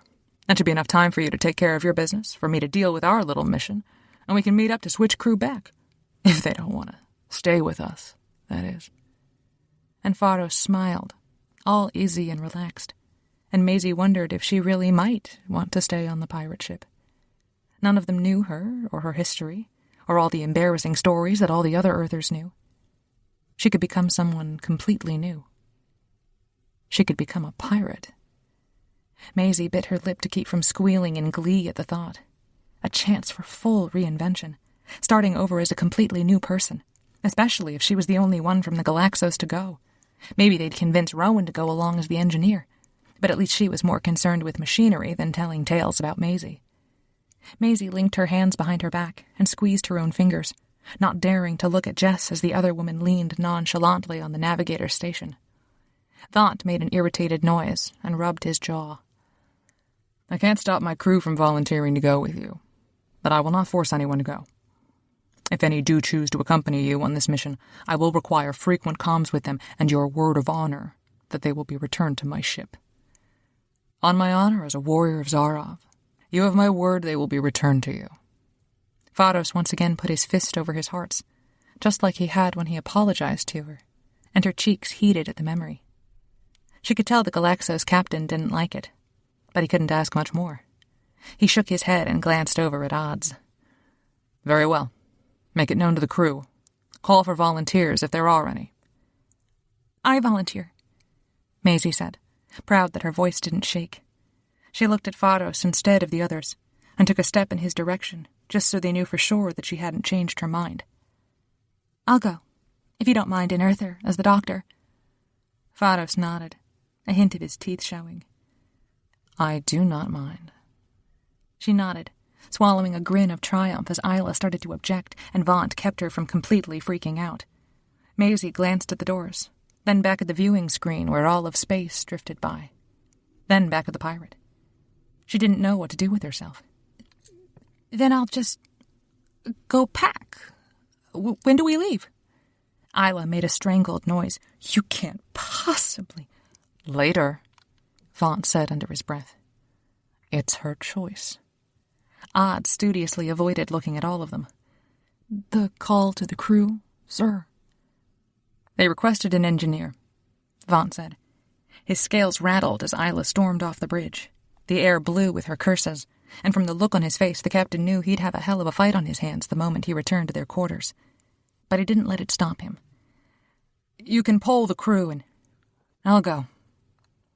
Maisie went still, her heart skipping a few beats before she recognized the voice. Frrar. Frrar. He stood next to the comm station and scowled at his brother, but he had definitely spoken. The other Zaravians all looked at him as if he'd grown another head. Vaunt cleared his throat. "What?" "I'll go," Frrar said. He straightened from his lean and took a few measured steps closer to the pirate. "They want an engineer. I'm an engineer. I'll go, and I'll make sure they treat the doctor appropriately." Maisie didn't know whether to be offended or overjoyed. At least Isla definitely hadn't put Frrar up to it, since she looked just as unhappy and surprised at his decision as everyone else on the bridge. Faros's eyebrows rose as he studied the other warrior. "Why would I allow you on my ship?" "If you're as mission-focused as you claim," Frrar said calmly, "then you'll take what help you get. I'm the chief engineer on this ship, and will not allow any of my engineers to go with you. It's me or no one." The pirate frowned, and Maisie held her breath. It would be a little nice to have a familiar face on the pirate ship with her, but there was no telling if Frrar and Faros would be able to keep from killing each other. She'd run through all her medical supplies in under a day at the rate those two fought. Pharos' eyes darkened. If you can keep your temper in check, brother, then fine. You may join us. Only if you both swear to stop fighting, Maisie said. She frowned at them both, hoping she looked like a disapproving doctor instead of a vaguely queasy kid almost too frightened to do anything at all. Otherwise, there won't be time to do anything else. And we don't have enough supplies to deal with all that. Got it? No more fighting. Both Zaravians stared at her, and as the silence stretched, Maisie wondered if she'd somehow crossed one of the lines those prickly bastards seemed to draw randomly through social interactions. Maybe her career as a pirate would be over before it really began. Isla would be relieved. Maisie scowled as fiercely as she dared. At least she'd go down fighting. Chapter 8. Frrar. Frrar thought of himself as a completely reasonable, logical engineer. He spent his life with manuals and checklists and the immutable laws of physics. His world had order, even if he liked to make a little chaos within that order. Knowing the rules was important to being able to bend or break them. He wasn't the same kind of hothead as Vrix or some of the other warriors on the Galaxos. And yet somehow he'd still volunteered to serve on his brother's ship. There wasn't any explaining it, except for temporary insanity. He knew he was out of his mind. He'd hated the sight of his brother for so long that the thought of seeing him every moment of every day made his scales rattle and rise in anticipation of a fight. Frrar had believed, to the core of his hearts, that there was nothing in the known universe that could make him work with his brother again. Except maybe there was. Maisie. That delicate earther with the wide eyes and the tremor of excitement in her chin had no idea what she was getting into. She only saw opportunity and adventure in seeing the universe. She didn't realize what a bastard Pharos was, how poorly his crew might treat her, how dangerous the life of a pirate was. He couldn't stand by and let her disappear into space with them. He would never forgive himself while Pharos destroyed another female's life. He didn't believe he would speak until the words sneaked out from between his clenched teeth, and he volunteered to go. It was probably the first time in all the years they'd served together that Frrar managed to shock Vaunt. The captain might not have said anything, but his scales lost some color, and the spikes on his shoulders stood up in alarm. It hadn't occurred to him that Pharos might refuse, and luckily his brother recognized that Frrar wasn't fooling around. He grudgingly accepted Frrar's help, and they were ready to get to work when Maisie piped up from where she lingered near Jess. Her demand that Frrar and Pharos agree not to fight left them both stumped. Telling Zaravians not to fight was like telling gravity not to act, or the triple sons of Zarov not to rise every morning. There were some things in the universe that would not change. But Maisie, hands on her hips and a fierce look on her face, had clearly never heard such a thing in her life. And she might have had a small point about wasting all the medical supplies on fixing he and Pharos up, rather than saving them for when they were actually needed to save a life. Her face lost a bit of color, which was not a good sign with the Earthers, as she continued to watch them and no one spoke. Finally, Frrar decided to be the bigger man and folded his arms over his chest as he glared at his brother. I will not attack him unless he attacks first. Pharos' eyes flashed with dark silver lightning, and he grudgingly inclined his head in Maisie's direction. And I will not attack him unless he attacks first. Great, Maisie said.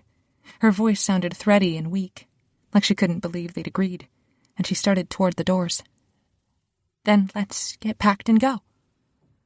Jess, the Earther with all the secrets, grinned as she followed the doctor off the bridge and into the hall, and all the Zaravians stared at the doors as they whooshed shut behind them. When it was just Zaravians on the bridge, Vaunt growled and fixed a grim look at Pharos. Listen to me, warrior. Those Earthers are insane. They take risks that are completely unreasonable. They have no armor or natural protection. They only have one heart, and their skin only turns one color, 2 at most. Do not let that Earther get herself hurt or killed.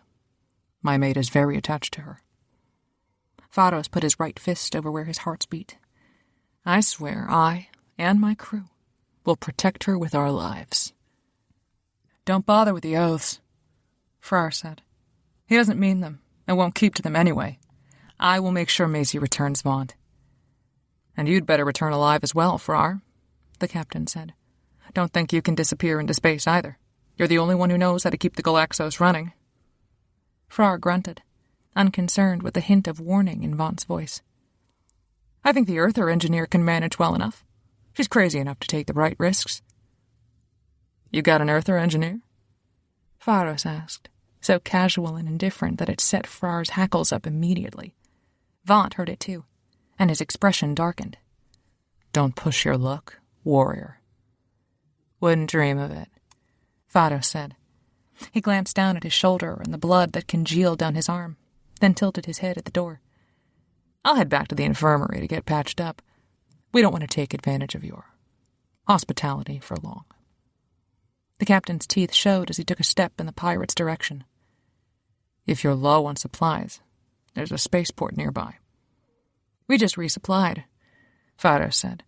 He smiled back, apparently unconcerned with the increasing irritation of the Galaxos crew, and retreated to the doors. Enough to tide us over until we meet you in 2 weeks. He left, and when Vaunt scowled more, Odd sighed and got up to follow the pirate back to the infirmary to make sure he didn't make any more trouble on the way, which left Frrar facing Vaunt. Before Vaunt could speak, Frrar held up his hands. I know it's a terrible idea, but I'm not going to let her go with him and end up dead or heartbroken or worse. Just be certain you come back alive, the captain said. I know there was a great deal of history between you and your brother, but perhaps it is time to put that to rest and move on. Never. Frar's anger began a slow boil, his scales flushing with red and orange swirls. He committed an unforgivable crime, and that is not something I can overlook. I will assist him because it means keeping the Earther safe and alive, but beyond that, I will not go out of my way to aid him. Vaunt glanced at the massive viewing screen that showed the slow drift of stars and space outside the ship. He hesitated to speak, which was not like him at all, and Frrar braced for the unexpected. The Earther the captain took as his mate had changed him, more than perhaps any of them thought. It is not my business, Frrar, and I am generally not interested in the family lives of my crew. But I will say, we live dangerous lives in this rebellion, and piracy is even more dangerous. Perhaps there is some value in hearing your brother's side of things, understanding where he has been, what he has done, from his perspective. Do not do it for him. Do it for yourself and your own peace of mind. It does not feel like you would regret anything now, but if he were to die and you learn after he has gone that you were wrong or mistaken about something, it is not something to be taken back. Think about it. Frrar clenched his hands into fists and started for the doors. I'll consider it, Captain. Neither of them believed it. There was too much that would have to be undone, and since there was no bringing the dead back to life, Frrar didn't see a way to forgive his brother. When Vaunt grimaced and turned his attention back to piloting the ship, Frrar headed for his quarters to pack. He'd need a separate bag just for the weapons and tools he planned to bring. Chapter 9. Maisie. Maisie wanted to shout with triumph that she was going on the pirate ship, and Isla hadn't been able to stop her. Finally, Maisie would get a chance to stand on her own and make her own way without someone else there to try and help around every corner. Except for Frrar. She didn't mind him going along, since he would probably be completely focused on fixing the ship or fighting his brother. He was awfully attractive and strong and could certainly be distracting when he took off his shirt, but chances were he'd be too busy with the machinery to pay any attention to her. And when he landed on her in the hallway outside the sick bay, his weight had felt so right against her chest and hips. She shook herself and thought of cold showers. There wasn't any use daydreaming about that sort of thing. No men chased after the quiet, nerdy doctor. Jess followed her to her quarters and watched as Maisie dragged her duffel bag from under her bunk and began to fill it with clothes and toiletries and everything else she might need. "Thought you were only going to be gone for 2 weeks," Jess said quietly, though a hint of amusement softened her expression. Being with Trazak had changed something in her, from what Maisie saw. She seemed a lot more relaxed, and her laugh came easier than ever before. It made Maisie just a touch jealous. Jess was still Jess, just more comfortable in her own skin, More, Jess. Better, Jess. Maisie looked down at the full duffel, and her cheeks heated. She'd packed everything she owned into the bag, like she didn't plan on coming back. Jess had a point. Maisie cleared her throat and slowly pulled some of her uniforms and scrubs and work clothes out of the bag to stuff back into the drawers under her bunk. Right. Guess I just got excited. It's good to be excited. Jess moseyed over to the closet and peered into the small compartment, then pulled out a mass of dust-colored fabric. Although you might want to take these. Maisie wrinkled her nose as she studied the soft cloth. Zaravian robes? I don't think I'll need a disguise like that, Jess. The other woman just shrugged and folded the robes, tucking them into the duffel bag anyway. Trust me, you might need them on a Zaravian ship. Maisie stroked her fingers over the soft fabric, frowning. Drazak had purchased them during the adventure figuring out what had been poisoning Jess, and gave them to Maisie to wear as they ran around on a hostile spaceport. Maybe Jess was right. It could be useful to sort of blend in on a Zaravian ship, even if she could never pass as a female Zaravian. And since Jess seemed to know a thing or two about adventures and risk and getting into danger and out again without dying, what else should I take? Jess frowned and poked through the closet and the drawers, shaking her head. Don't you have a knife or weapon or something? Why would I need a knife? A girl can always use a knife, Jess said, tone dry. She pulled a utilitarian folding knife out of her uniform pocket and handed it to Maisie. You can borrow this one until you get your own, but I expect it back, okay? In 2 weeks, when we pick you up. It sounded like a threat and a promise, though there was a hint of deeply buried fear in Jess's eyes. Her concern, and her willingness to not try to dissuade Maisie, just made Maisie feel a little worse. A knot formed in her throat. She was really leaving. She'd be on the pirate ship alone, without any other women or other Earthers or friends. Just Zaravians and men. Maisie forced herself to smile and slid the knife into her pocket. Right, not a problem. I'll keep an eye out for good knives. I'm sure Frrar can help you pick one out, Jess said under her breath, and Maisie glanced at her to try and read her expression. What the hell did that mean? But Jess said nothing else about it, instead commenting on the new boots that Maisie packed and the different belts and shirts that crowded the duffel bag. Maisie got her journal and some of her battered medical textbooks, hoping they would help in case she ran across anything too strange while with the pirates. She also took the tablet with all the books loaded onto it, even though she preferred the heavy printed copies she'd paid extra for, and the small alarm clock her brother had given her before she went to the academy. It was a complex model of the solar system, all the planets turning and swinging around the sun, and it would always show her the time of day at home, any time she wanted to know. It made her throat prickle with tears as she studied it. It's not too late to change your mind, Jess said. I'm not changing my mind, and you can't stop me from going. Maisie put the alarm clock in the duffel bag, wrapped up in one of her shirts, and straightened so she could zip it up. I wasn't trying to, darling. Jess took a deep breath and pulled Maisie's jacket from where it hung in a closet, holding it out so Maisie could take it. It's your life. They're your choices to make. You choose the risk. You choose the consequence. Just keep your eyes open, be careful who you trust, and ask for help before you think you need it. Because I know you, and I know you won't ask for help until everything else is going to shit, and it'll be too late.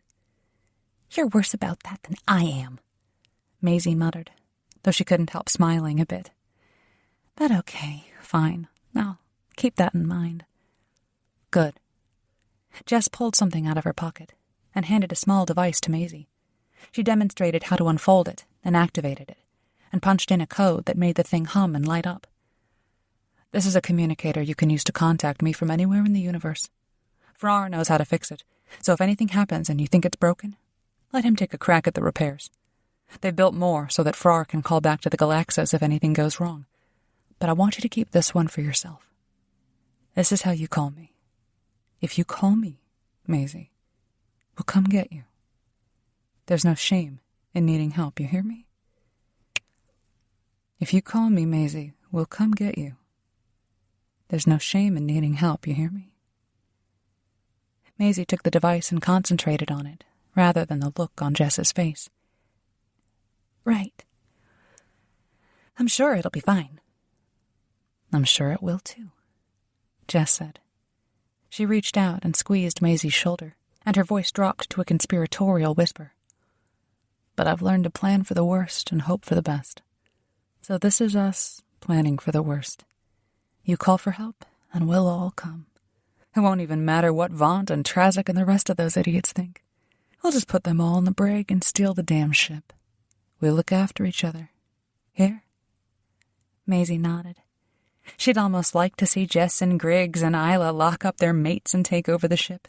She put the communicator in her pocket and looked around the small room one last time to make sure she wasn't forgetting anything. Got it. I think that's it.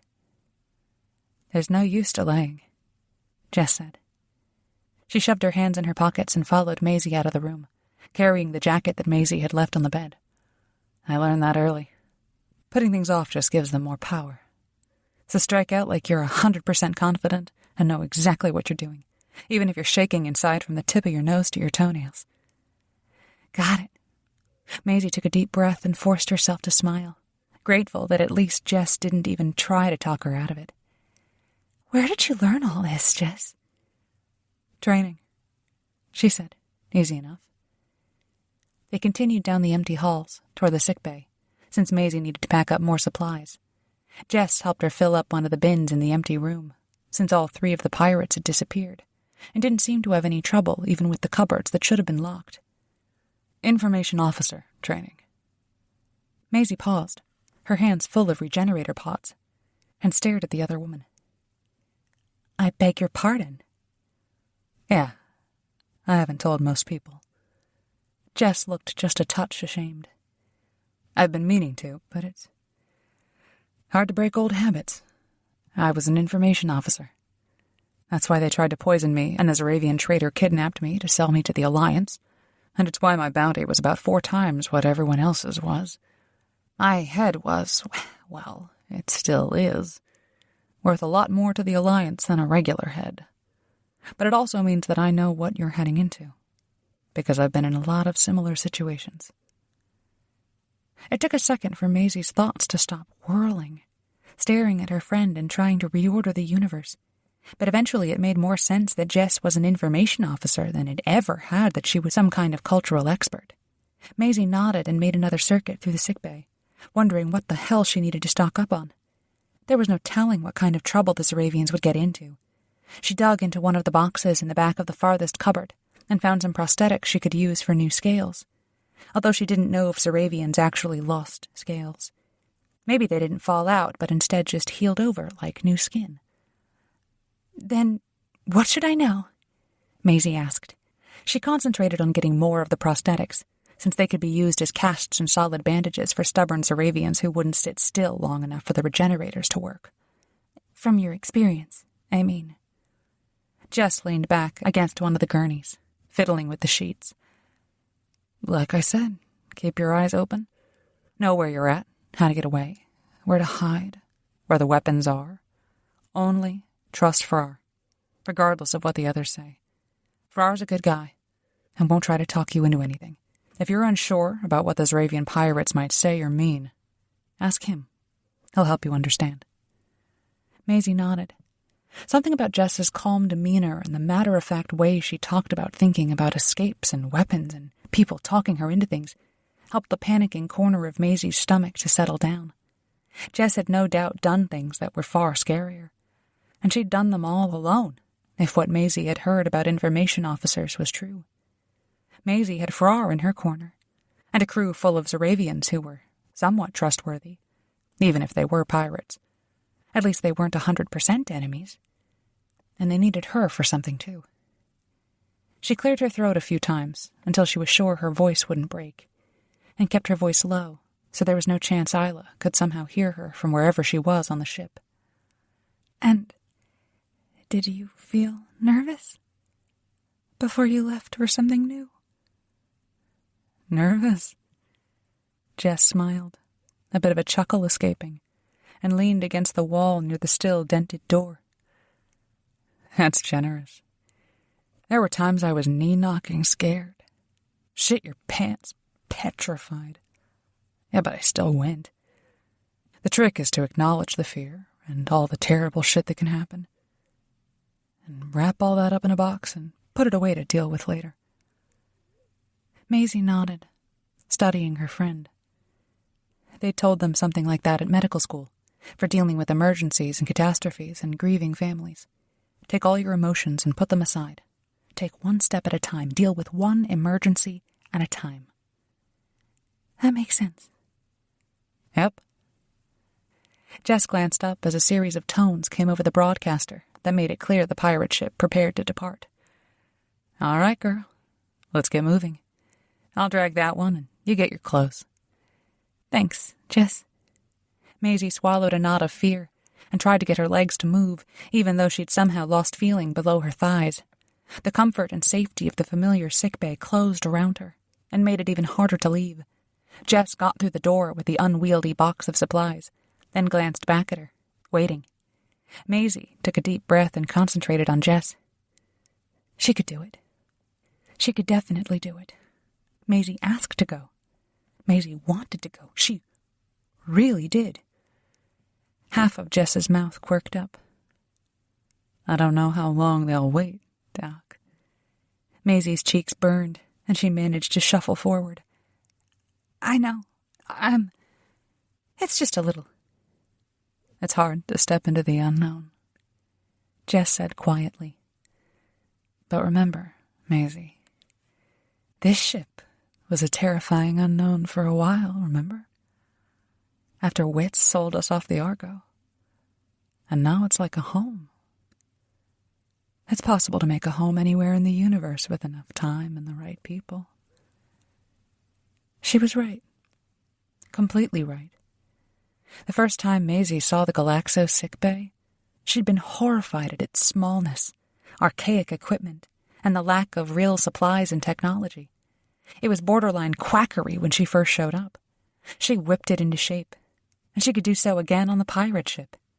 Maisie nodded and straightened her shoulders, pasted a confident smile on her face, and shouldered her duffel bag. Great. Let's get moving. That's my girl, Jess said.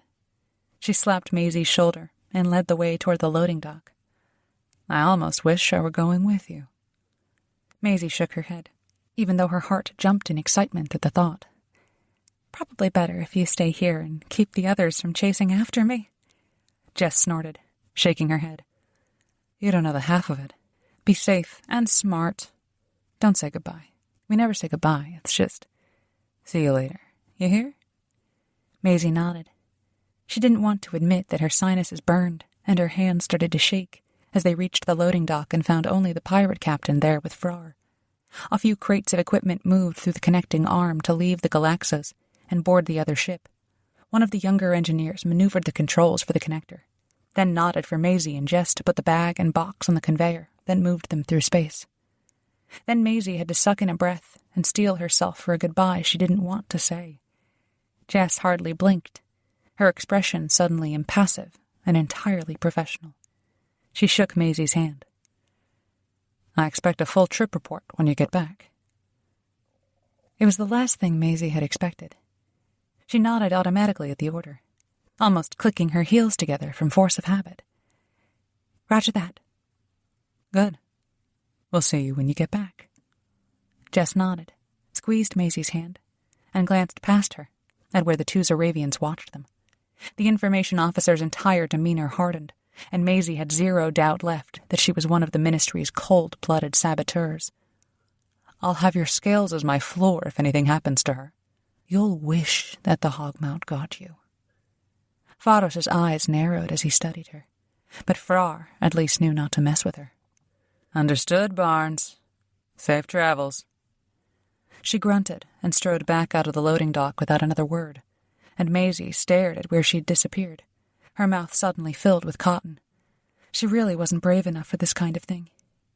She really wasn't. But her bag was already on the other ship, and she couldn't make herself ask for them to send it back. so she just had to hike up her big girl pants and get on with things. Maisie straightened her shoulders and looked at the two Zaravians with what she hoped was something close to Griggs's cool, impervious expression. "Shall we?" Faros stepped back and bowed, gesturing at the somewhat rickety arm connecting the two ships.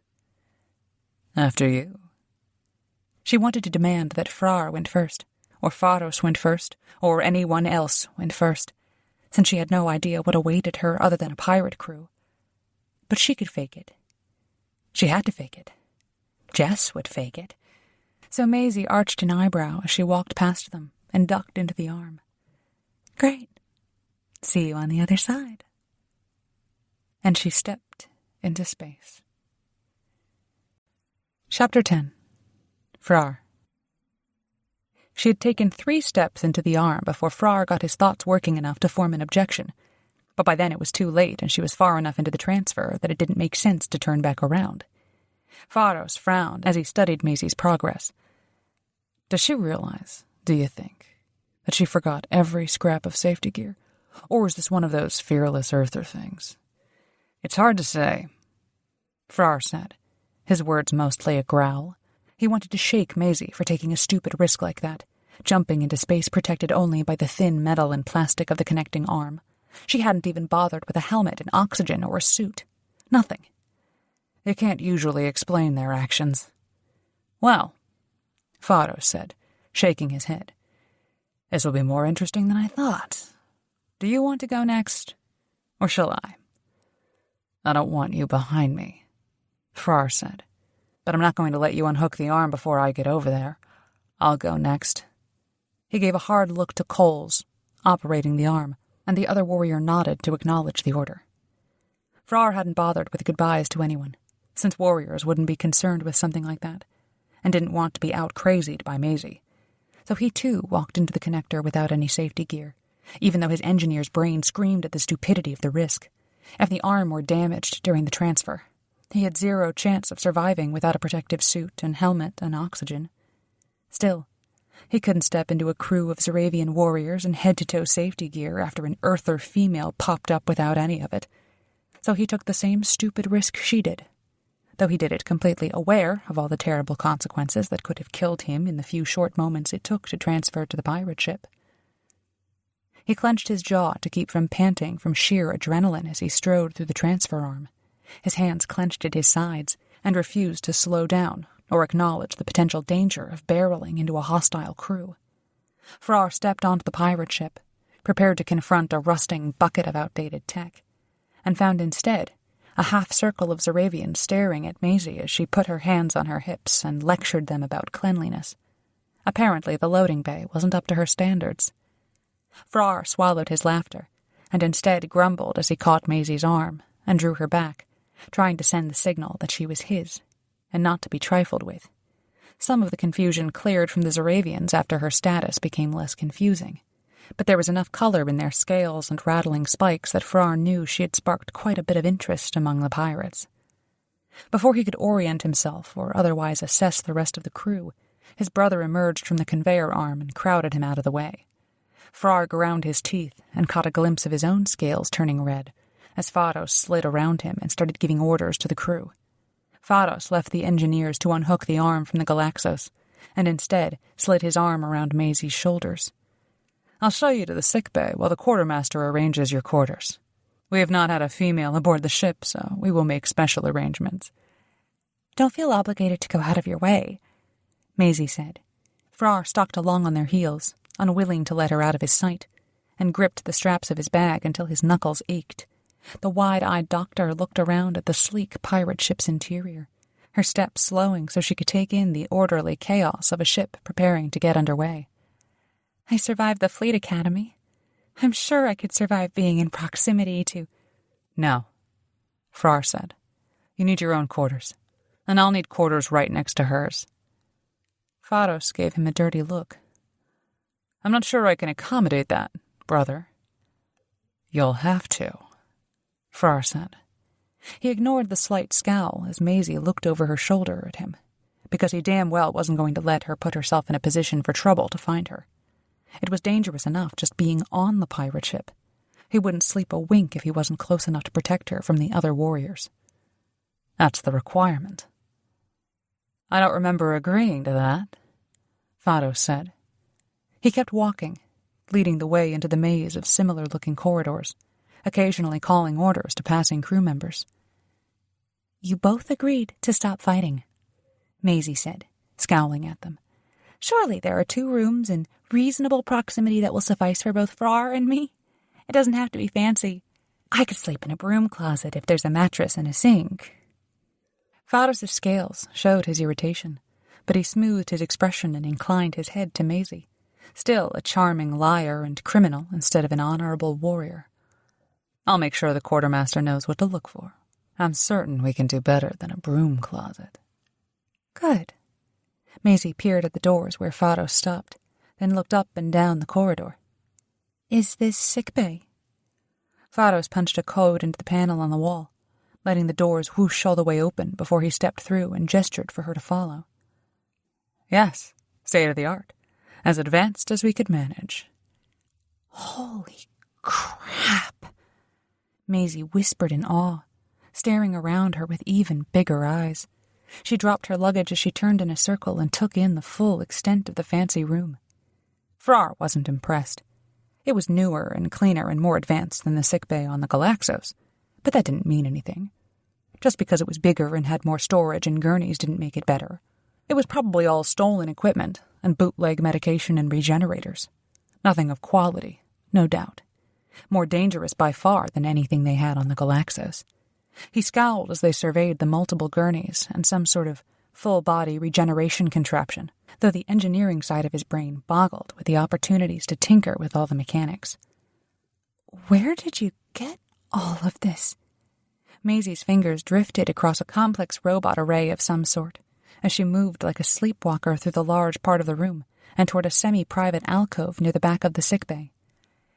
This is way more advanced than what the Alliance is training on. I saw a schematic for that tissue regenerator last year, but I didn't think they'd actually built it. Frrar didn't like the awe in her voice, or the way her eyes shone with excitement as she catalogued all of the fancy equipment, but he grudgingly had to admit that some of the sickbay was impressive. Somewhat. But he still hated the smirk on Fados' face as he trailed after Maisie, gloating over the ship and everything else. The pirate captain leaned against one of the gurneys and studied Maisie a little too closely for Frar's liking. We've acquired medical equipment and expertise in our travels across a variety of quadrants. Acquired. Frrar snorted and shook his head, raising his voice to make sure Maisie heard. That means they stole it. She waved away his concerns and instead began to inspect the contents of the whole wall of storage, going up on her toes to peer into the very top shelves. Frrar folded his arms over his chest and refused to let the intriguing play of muscles in her calves distract him. He had to protect her from every Zoravian on that ship, including himself. Chapter 11.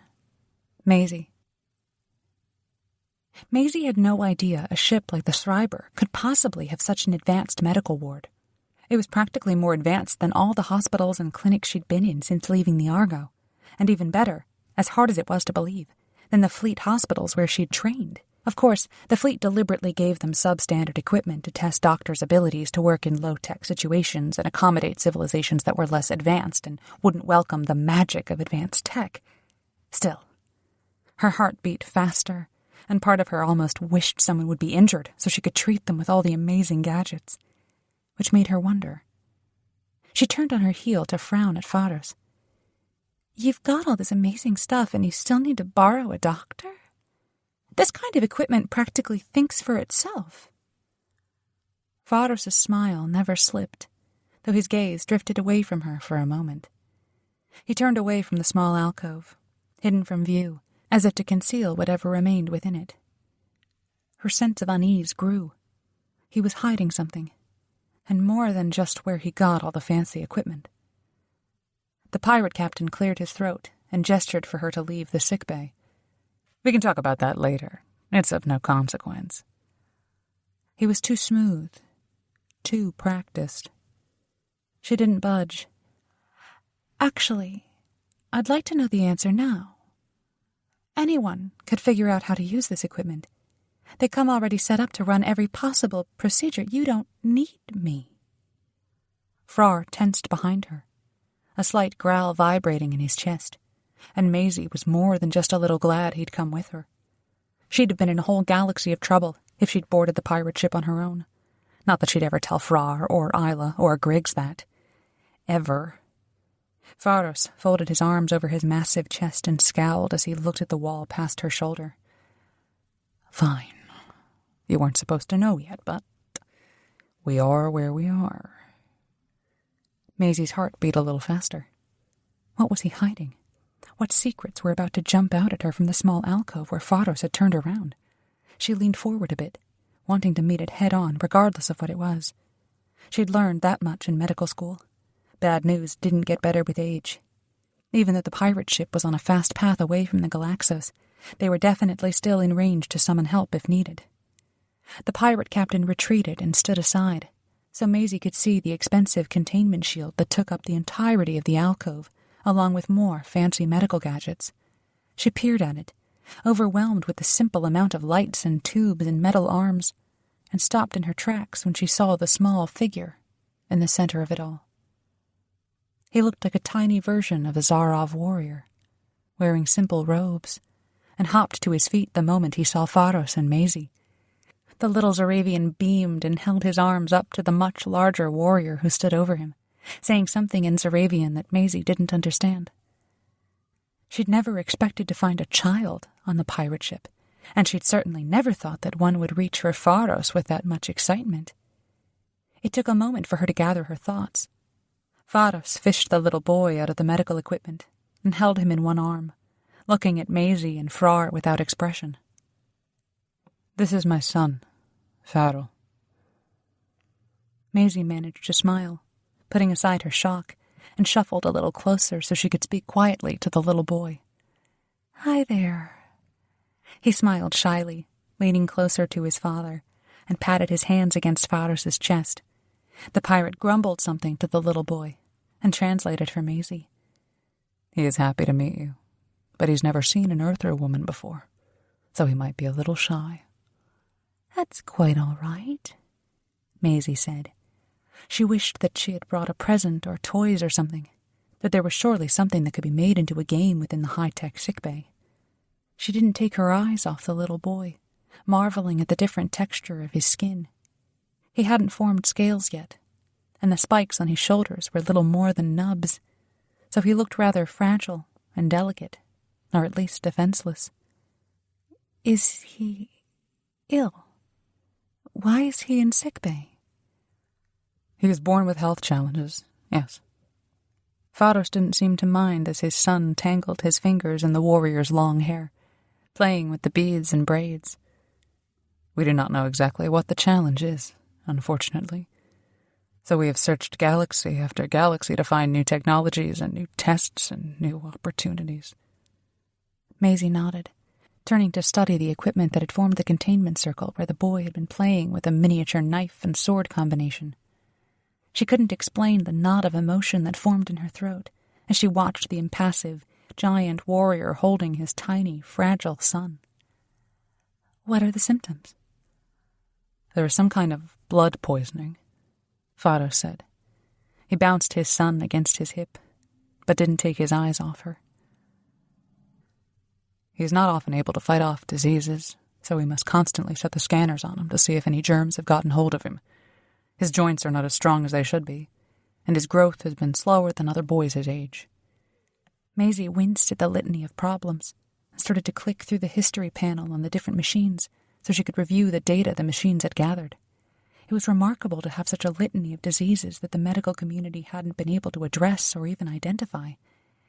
This may be a silly question, but have you tried any of the Alliance clinics? She fully expected him to laugh her out of the room at the suggestion that a pirate would turn to the Alliance for anything, but instead Pharos nodded. Yes, every one of them. Her heart sank. And none of them could help. His expression twisted and darkened. Yes and no. Maisie hesitated. not sure she wanted to know what made his face change like that, and hugged herself just in case it was more devastating news. She'd only worked with adult patients at the Fleet Academy, though there had been one semester where they discussed how to treat young civilians they might run across during exploration missions. She'd certainly never had extended contact with young ones. What does that mean? Vados kissed the top of his son's head and gently put the little boy back into the containment circle so he could play with the knife and sword again, and ushered Maisie a few steps away. The clinics claimed they didn't know what it was or how to help them, but there was an undertone. They hinted they could save him, for a price. For a very hefty price. Maisie shook her head in immediate denial. No, an Alliance clinic would never. Vados gave her a chilly look, as if her naivete offended him, and clenched his jaw until the muscles in his neck twitched. Yes, they would. They did. They've turned us away from every clinic. Unless we can pay a ridiculous fee, they refuse to help him. For this, they wanted more than the whole of Sarov could pay. She wished she could have argued, could have blamed a few bad administrators or power-hungry governors, but in reality, she had to admit that it was possible. It hurt her heart to think that the Alliance and the medical community she'd once been so proud to be a part of would reject patients in need and demand higher fees on the side to do their jobs. They had no right to risk a child's life because he was from a certain sector and civilization, or because his father didn't have all the money in the world. The Alliance had been willing to ignore her old captain's attempt to sell her and the rest of the female crew members to the Zeravians. Why would she expect the Alliance to care about a single sick child? Maisie took a deep breath and forced herself to smile, picking up her bag to shake a little. Well, I will do what I can to at least identify what's wrong, and maybe we can figure something out. And now you know why I must have a doctor on this ship, regardless of how fancy the equipment. Vados nodded, but his lips thinned, as if his true regret bled through the tough facade. I will show you to your quarters. Then perhaps you will join me for dinner. Maisie, her thoughts already on the different books she would reference to better understand what might be afflicting Vados' son, almost missed that Frrar still stood near the doors. But she stopped in her tracks when she caught sight of Frrar's face, pale and shocked. He leaned against the wall and stared at the alcove where Farrell played and sang himself a song. Maisie frowned a bit as she looked at him. It was as if he had seen a supernova right in front of him. Frrar? Are you okay?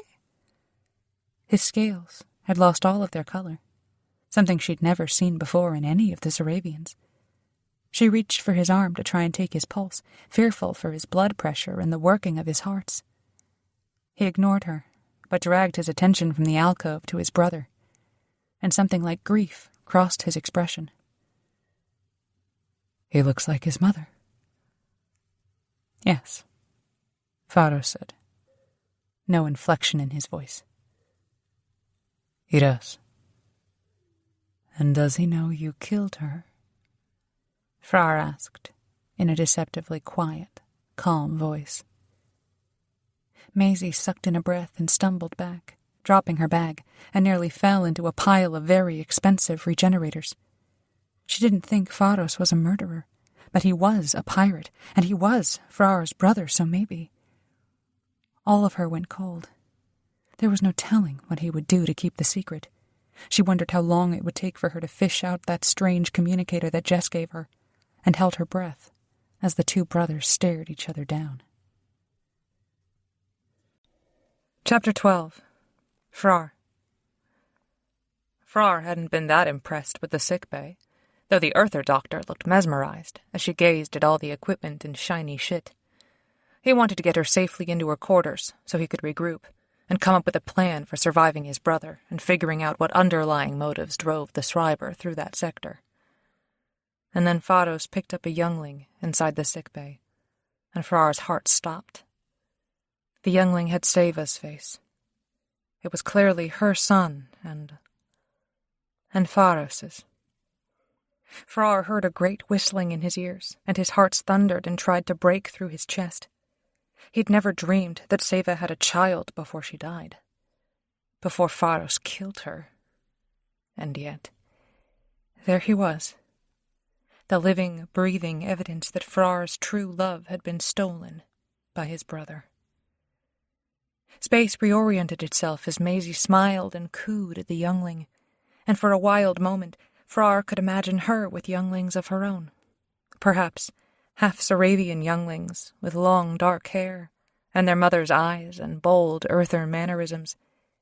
He shook away the guilt of thinking such a thing while in the same room of Seva's young and his murderous brother, and instead concentrated on keeping himself calm, so he didn't frighten the youngling or the earther.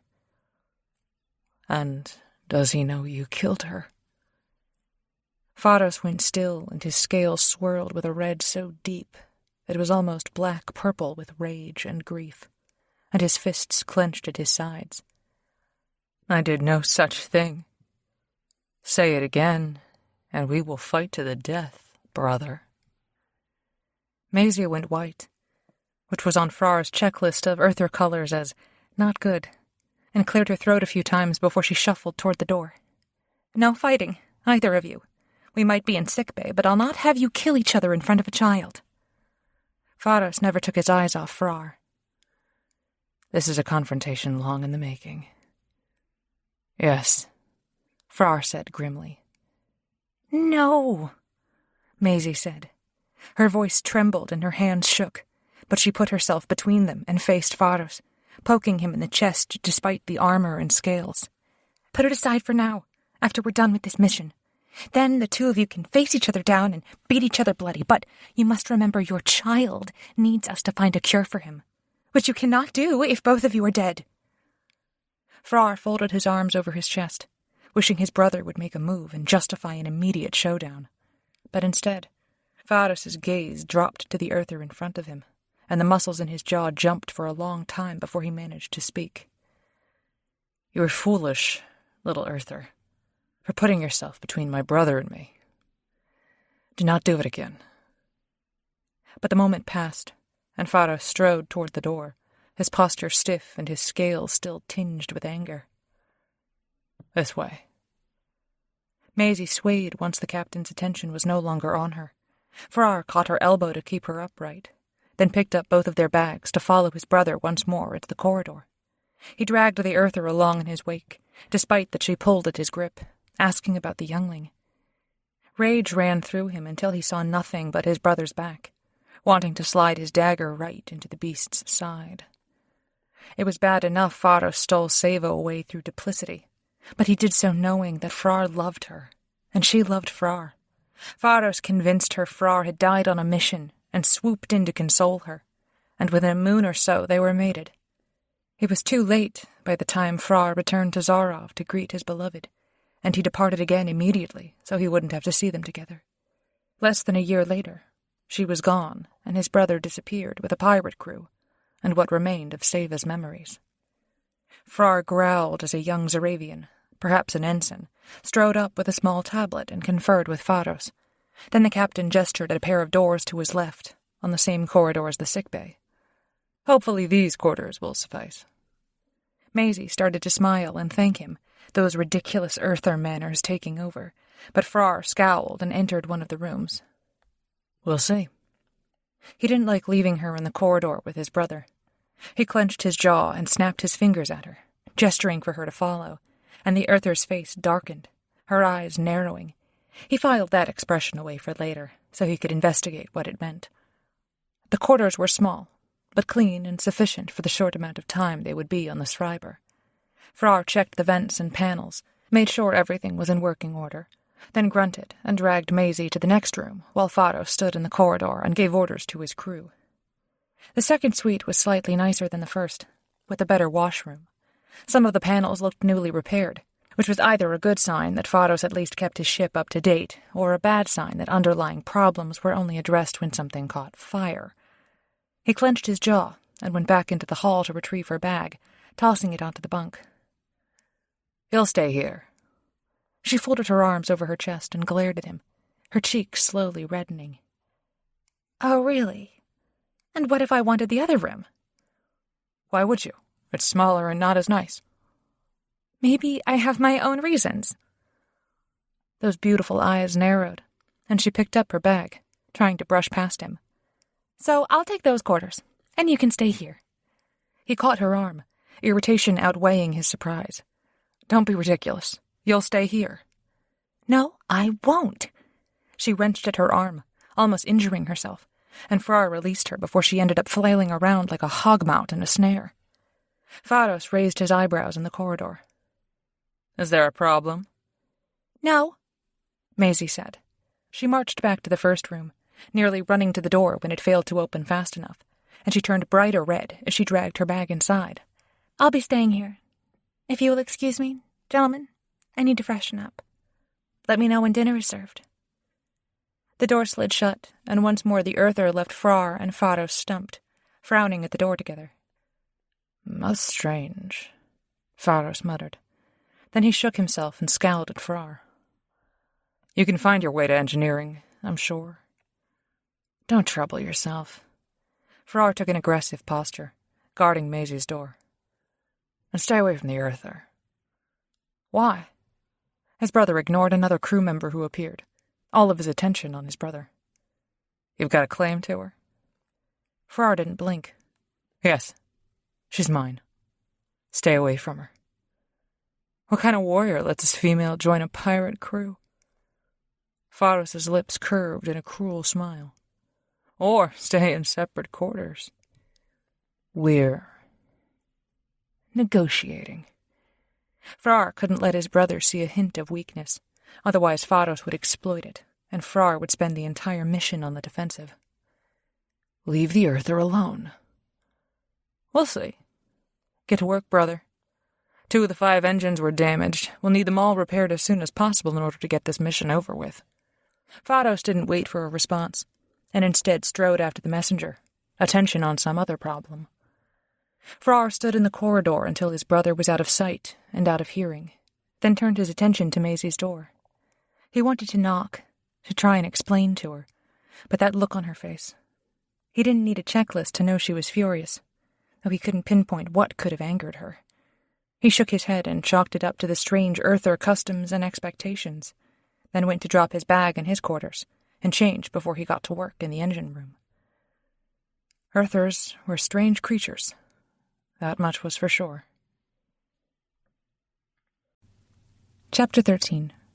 Maisie. Maisie wanted to shake Frrar when he just ordered her to take the second room and started telling her what to do. She fumed and unpacked her things as quickly as possible, wanting to throw a temper tantrum like a child. She didn't know what his problem was, but she'd straighten him out before the mission was over. And when the fury over his treatment of her faded, she was left exhausted and feeling slightly at a loss for what to do. She'd never expected to find a child on the ship, particularly one with a mysterious illness that no one could cure. Or no one had offered to cure. She sat on the bunk and frowned at the blank walls. The implication that the Alliance wouldn't cure the boy without a substantial payment from the Zaravian was abhorrent, but at least it meant there was a cure. And if the Alliance knew whatever afflicted the boy could be cured, then Maisie would find a way. But first she had to learn to find her way around the ship. The Schreiber was smaller than the Galaxos, and definitely half the size of the Argo, the original Alliance ship she'd served on and been kidnapped from, so it wouldn't take long to figure out the layout. Or so she hoped. It took 3 days of wandering around getting lost before she felt confident she could navigate to her room and the clinic from anywhere else on the ship, although there were a few corridors that were guarded, and the Zaravians didn't let her down them. Since Frrar had muttered about his brother being a pirate, that didn't surprise her at all. Maybe that was where they kept the treasure. She spent most of her time in the clinic, either treating various injuries of the crew or doing experiments to narrow down the range of possible diseases that might have caused Farrell's illness. The little boy was still shy around her, and it certainly didn't help that she didn't really speak Zarov, and he clearly didn't know a lick of Earther. So she dusted off her pantomime skills and made it all into a game, being silly and dancing around and singing songs to keep him entertained. Maisie was in the middle of pretending to be an elephant, much to Farrell's delight, when the doors whooshed open and someone said, "Have you eaten?" And she snapped upright, her face already reddening. Frrar stood there, a funny look on his face, and took another slow step into the sickbay. "Sorry to interrupt." Maisie patted at her hair and made a face at Farrell, who kept giggling, and tried to gather her dignity around her. "We were just playing a little game. What can I help you with? Another shock?" "No," he said, half his mouth curling up. "I've been told you forget to eat lunch, so I thought I would bring it to you." "Oh." Maisie flushed more, her head aching, and moved to clear off one of the beds to act as a table. "Is there enough for 3? And she tilted her head at Farrell, who peered up at his uncle with his eyebrows drawn together. "Of course." Frrar set out dishes and plates, carefully divvying things up. When he went to hand a plate to Farrell, the little one retreated shyly to hide behind Maisie's leg. She didn't like seeing the hint of hurt that passed over Frrar's face, but he smiled tightly and handed the plate to Maisie. "Guess you should help him instead." She poked Farrell's side to get a smile and moved him forward so he would take the plate directly from his uncle, and dragged an extra seat over so the little boy could sit next to her. "I think we'll be okay. What have you been doing? I haven't seen more than these walls in a while." His head tilted as he looked at her, then turned his attention to his plate and the pile of meat covered in spicy red paste. "Trying to get the engineering team in shape. We've been unsupervised for quite some time." Maisie couldn't hold back a smile, since she remembered a few points where Frrar was the devil-may-care engineer experimenting on weapons and transporters, without supervision. "Oh, really? How could you tell?" Frrar grumbled and leaned over to help cut up the meat on Farrell's plate. "Tools are all over the place. Half of them don't really know how to work with the engines, and..." "What?" "It's just funny to hear you talk that way," she said. "Especially when I remember you fussing with that crazy transporter and rigging up weapons when we went after Jess." His dark eyebrows arched and his scales swirled with green and an odd touch of purple. "You have to know the rules before you can break the rules." She snorted and shook her head, making another face at Farrell as he chowed down and grinned with his mouth open. "I'm not sure Vaunt would agree with that." Frrar shrugged and stretched his legs out, then carefully took some of the meat off his plate and transferred it to her, even though Maisie already felt stuffed with the amount of food she'd put away.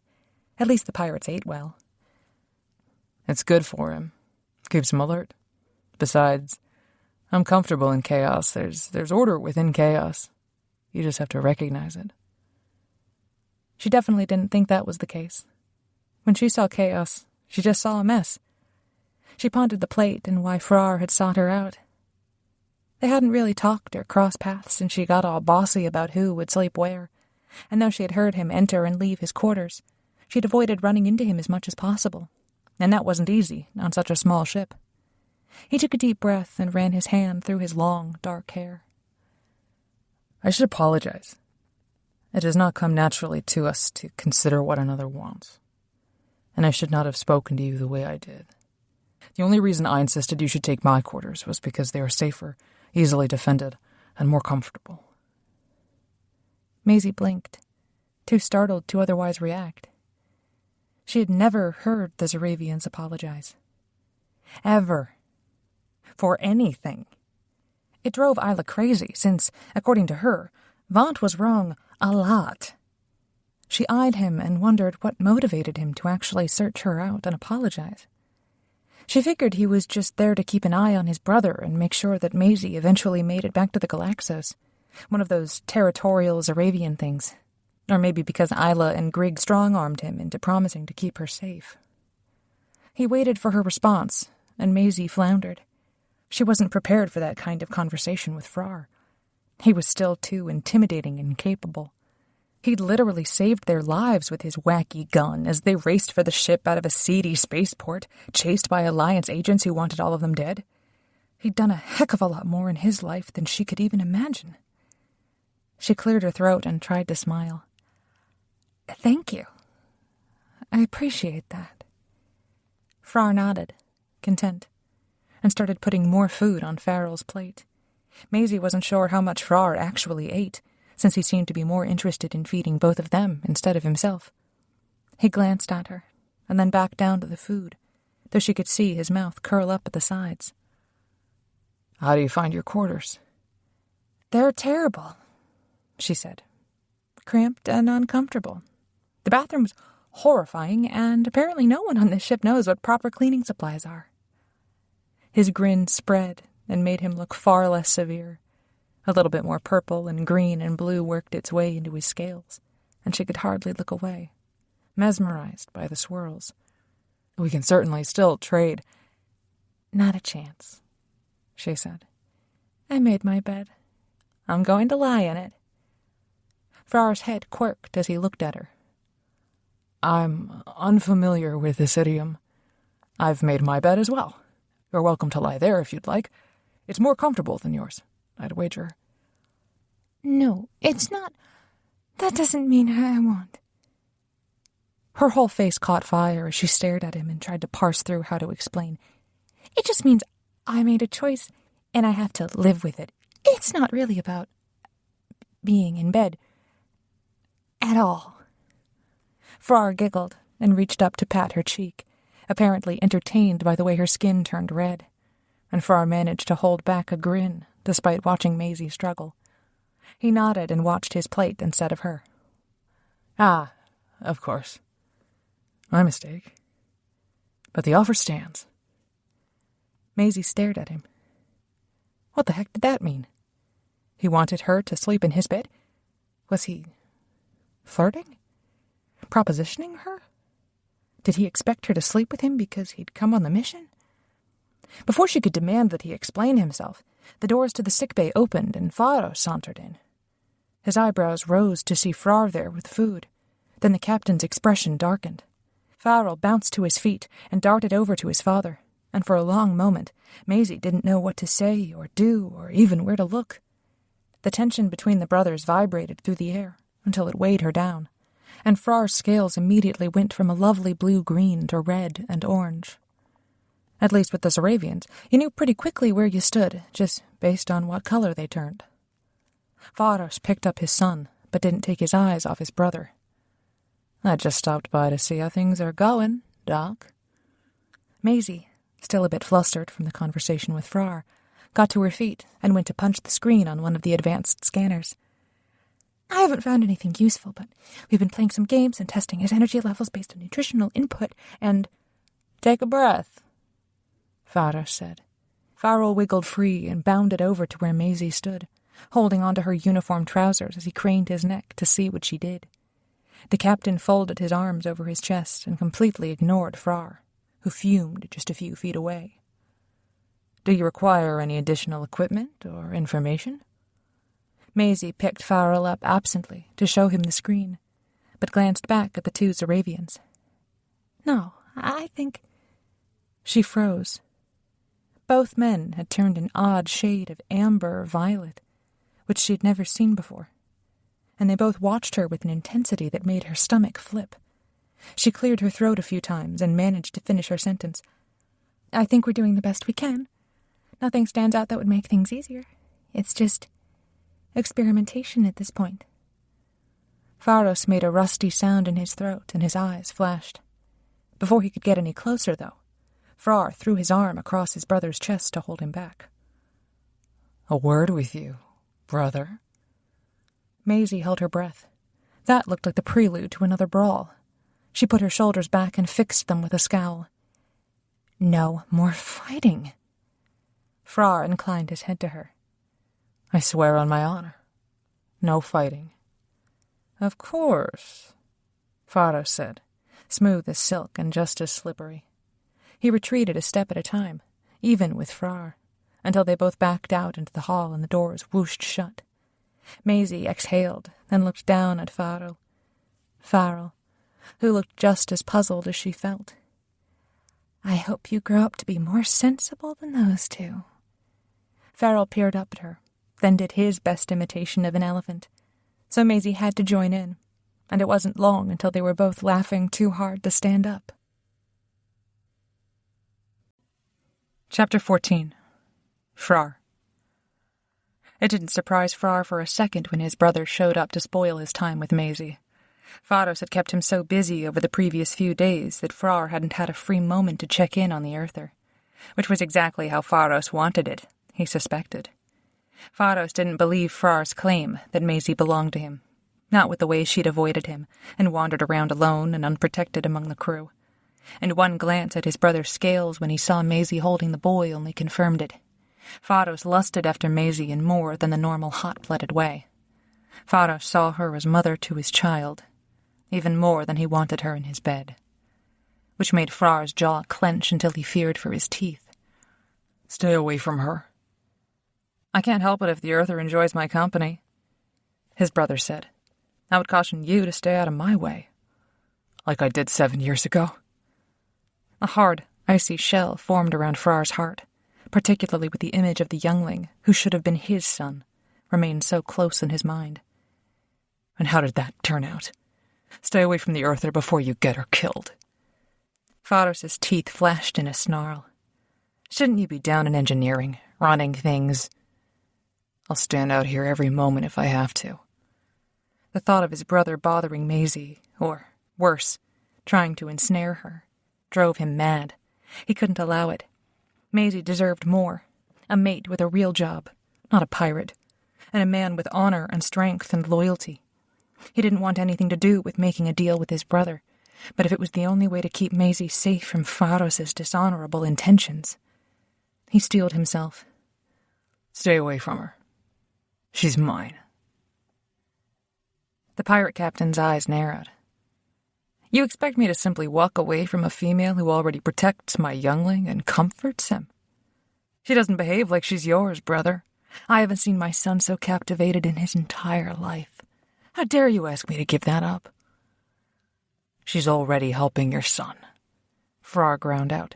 And if she wishes to stay on this ship after we have completed the mission, then fine. But for now, for this, swear that you will not pursue her. It is the only way we will both survive this flight.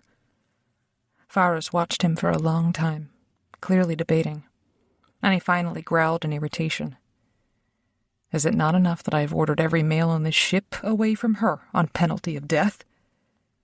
No, Frrar said. It's not. The captain snarled more, then froze as peals of laughter reached them both through the doors of the sickbay. He turned brilliant amber in a rush, and Frrar tensed in case his brother bolted through the doors to claim Maisie right at that moment.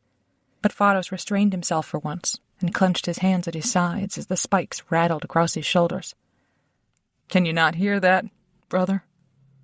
She makes my youngling laugh. I hear it, Frrar said grudgingly. But that changes nothing. She's mine. You will not pursue her, or I will take her off this ship and you will not see her again. I do not like threats on my own ship, Pharos said. His eyes glinted with fury as his scales slowly transitioned to deep red. Mind yourself. Frrar waited. He meant every word he'd said. He would kidnap Maisie if he had to, in order to get her away from Pharos if his brother refused to swear he would keep his distance. Frrar didn't know exactly what he felt for the Earther, whether it was just an odd fascination or something more. But he couldn't find out if his brother kept sniffing after her and trying to charm her right into his bed. The sand snake would mislead her and lie to her, and then she would end up tied to him without knowing the truth. Frrar couldn't let that happen. Pharos growled and abruptly held his arm out. Fine. You have my word I won't pursue the girl until after we've finished the mission. Good, Frrar said, and clasped his brother's forearm as Pharos did the same, and they shook twice to seal the oath. Then Frrar pulled back and jerked his chin at the hall behind Pharos. Let's go. We leave her alone. Despite his expectation that Pharos would loiter near sickbay with an excuse about checking on his son, Frrar followed the captain away from sickbay and along to the bridge. He didn't breathe easily until he knew exactly where his brother was at all times. It was the only way he could keep Maisie safe. Chapter 15. Maisie. Maisie stayed in sickbay for quite a while after the Zaravians left, shaking her head over their puzzling behavior. They'd argued in the corridor for a while. She'd heard their raised voices, even over Farrell's giggling. By the time the little boy curled up to take a nap, exhausted by their games, she almost needed a rest herself. Zaravian kids were a little crazy, and even though Farrell was ill, He still bounced off the walls and ceiling and everything else for hours at a time. She conducted another scan on some samples taken from his scales, puzzling over whether the illness was truly in his blood. Perhaps it was endemic to his system, or affected his immune response. She'd studied something similar while in school, based off a population from a planet within the same quadrant as Zarov, so it was possible the disease existed elsewhere. When she joined the Schreiber, she never expected to spend most of her time treating a juvenile instead of pirate battle wounds. But that was perfectly acceptable. Cautious Maisie didn't mind not having traumatic injuries to deal with. She had just long enough to think that her big adventure wouldn't be much of one at all when the entire ship jolted to the side, throwing her to the ground, and a series of alarms blared through the corridors. She stared around and barely regained her feet as the ship shuddered. Farrell woke up and looked around, then sighed and rolled over. Maisie stared at him. Did things like that happen often enough on the Schreiber that even a child didn't mind the alarms? Maisie staggered as she headed for the corridor to find out what the hell was going on. That was one of the first things she'd learned on the Galaxos, when trouble arrived on a spaceship. It was always big trouble, and with the ear-piercing alarms and constant pitching and rolling of the ship, she couldn't remember which way the evacuation pods were. Even though part of her wanted to return to the sickbay and try to leech some confidence from the child who'd gone back to sleep, she turned herself to the bridge. Maybe someone needed medical help. At the very least, she could figure out what the heck was going on. She expected chaos on the bridge, but instead, everyone remained calm and professional. In fact, it was more like they hadn't even noticed the 3 ships trying to destroy them. Her heart raced as she stared at the massive viewing screen that showed a battle raging around the Schreiber. At least they weren't Alliance ships, that she could tell. Frrar lurched toward her as another explosion impacted the Schreiber's shields. "What are you doing here? Go back to sickbay where it's safer." "Nowhere is safer," she said under her breath. Maisie braced against one of the navigation terminals and steeled herself to sound braver. "What's happening?" His eyes narrowed as he looked at his brother. Frrar stood at the captain's chair and calmly gave directions to his crew. It sounded like just another day in the life of an interstellar pirate crew. Frrar exhaled in irritation and folded his arms over his chest. "A target of opportunity." "Wait, we're attacking them?" "Defending ourselves, Earther," Frrar said, raising his voice just slightly as he glanced over, half his mouth turned up. "They belong to the same group that attacked us and injured our crewmates. We're extracting a small price to account for the inconvenience they caused us." Maisie frowned as she studied him. Something didn't feel right, but it wasn't really her place to comment on the legality or appropriateness of a pirate crew's business. "Sure, but there's 3 of them, and they seem to be bigger than your ship. Should I be concerned?" "Not at all." Faros' smile turned into a grin, and he went back to directing his crew in attacking the 3 ships. "Just stand back and watch, and appreciate what the finest Zarov design can achieve against these slow, ancient piles of rust." Frrar muttered under his breath and nudged Maisie to sit at the navigation station as the ship whipped around to avoid another attack. "Sit. You don't want to fall. He's boasting, of course. They're transporters, and not old ones." "Transporters don't have weapons like that," she said slowly. Her heart jumped to her throat. "Are you sure they're transporters? What if they're... Could they be Alliance ships disguised as transporters?" "Unlikely," Frrar said. He leaned on the navigation station as he studied the viewing screen and shook his head. "They're probably transporting something quite valuable between secured sectors, so they'll have to be heavily armed to deter pirates." And he jerked his chin in Faros' direction. The captain pretended not to notice, though Maisie thought his shoulders tensed and his spikes rattled. Maisie held onto the navigator station as some kind of weapon exploded right in front of the viewer and hid the 3 ships from view. She sucked in a breath. What if the Schreiber were disabled and they were left adrift? Or, worse, the other ships boarded and took everyone prisoner and then turned them over to the Alliance? They'd get quite a bounty on her, and probably one on Frrar as well, although she didn't know if Faros or anyone else knew that, which was probably for the best, all things considered. She didn't think Faros would turn them in, but there was no telling what a pirate crew would decide. The ship shuddered, and more alarms blared, the urgency and volume increasing. Faros scowled and braced himself on the back of the captain's chair. To starboard. Cut hard on my mark. Maisie dreaded the tension, holding her breath as one of the ships turned to attack the Schreiber and headed right at them. She gripped the navigation station until her knuckles ached. She'd never expected to have a front-row seat to a starship battle, since she was usually in the sickbay, dealing with other injuries. Frrar squeezed her shoulder, though he remained impassive as the other ships barreled at them. Faros barked. Now. The Schreiber lunged to the side and down, fast and sharp enough that Maisie felt herself leave her seat, and it was only Frar's hand on her shoulder that kept her from tumbling all the way to the ceiling. She sucked in a breath as the Schreiber darted and dodged and somehow popped up behind the 3 ships as they tried to maneuver. Fire, Faros said, still calm and ice-cold about it. Maisie clapped her hands over her mouth as the Schreiber fired all their weapons at the 3 ships. One disappeared in a cloud of sparks, and her heart hurt to think of all the people on board who wouldn't be returning home. The second ship lost power and started to drift, unable to keep pursuing the Schreiber, and the third turned to limp away. Here she is, the captain said. Pursue and prepare to board. Boarding? Were they going to steal from the transporters? That went beyond extracting a little revenge for an earlier attack. She cleared her throat. What are you doing? Why are you boarding them? You should return to sickbay, Faros said. He didn't look at her. It's safer for you there. Keep an eye on Farrell. Maisie knew when she was being dismissed. Her eyes narrowed as she studied the impassive captain. You shouldn't. This is my business, he said. His tone came out sharper than he'd ever spoken to her. You were a member of the crew on my ship. Return to sickbay immediately, or I will have you confined to your quarters. She jerked back in surprise, indignant. The old Maisie would have slunk off and done as she was told, but the braver Maisie stood her ground. Well, she sat her ground, refusing to leave the navigation station. If you just wanted to punish them for attacking you, then you've done that.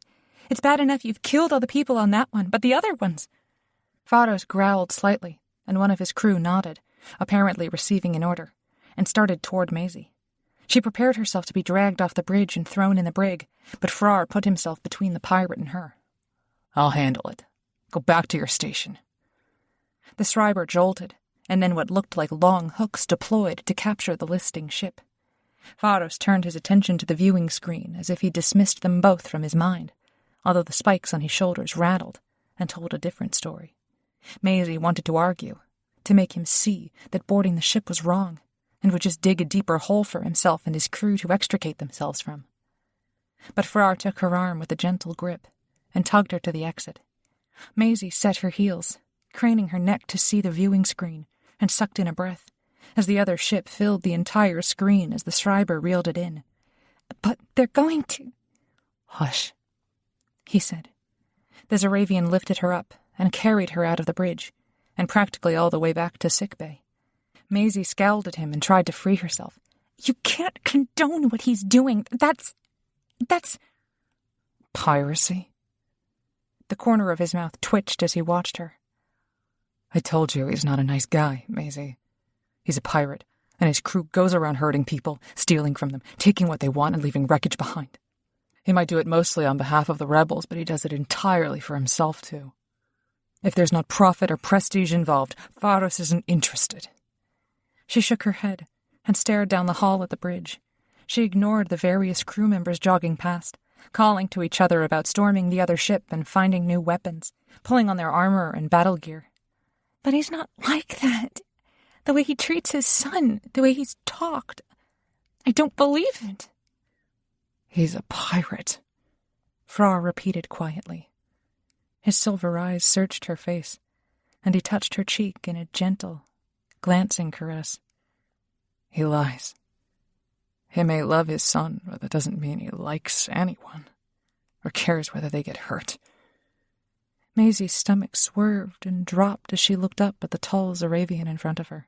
She forgot to breathe when she saw the look on his face, the hunger in his eyes, the blue swirls in his scales. He almost looked like he wanted to kiss her. She blinked, and then his head tilted, descended, and the rest of the universe disappeared. Chapter 16. Frrar. Frrar couldn't help himself when the Earther looked up at him with those wide eyes and consternation on her soft, fragile face. He loved that she was sweet enough to think that his brother wasn't a complete bastard, and that the pirate crew would care whether they hurt anyone else, even if it was frustrating that Pharos had apparently made an impression on the dock. Maisie's eyes flashed with indignance, and her cheeks flushed that enchanting red that could have meant anything, and he wanted to groan with lust. Maybe the Earthers turned that color in the middle of mating. He could imagine every inch of her turning color. He could take pride in doing that to her.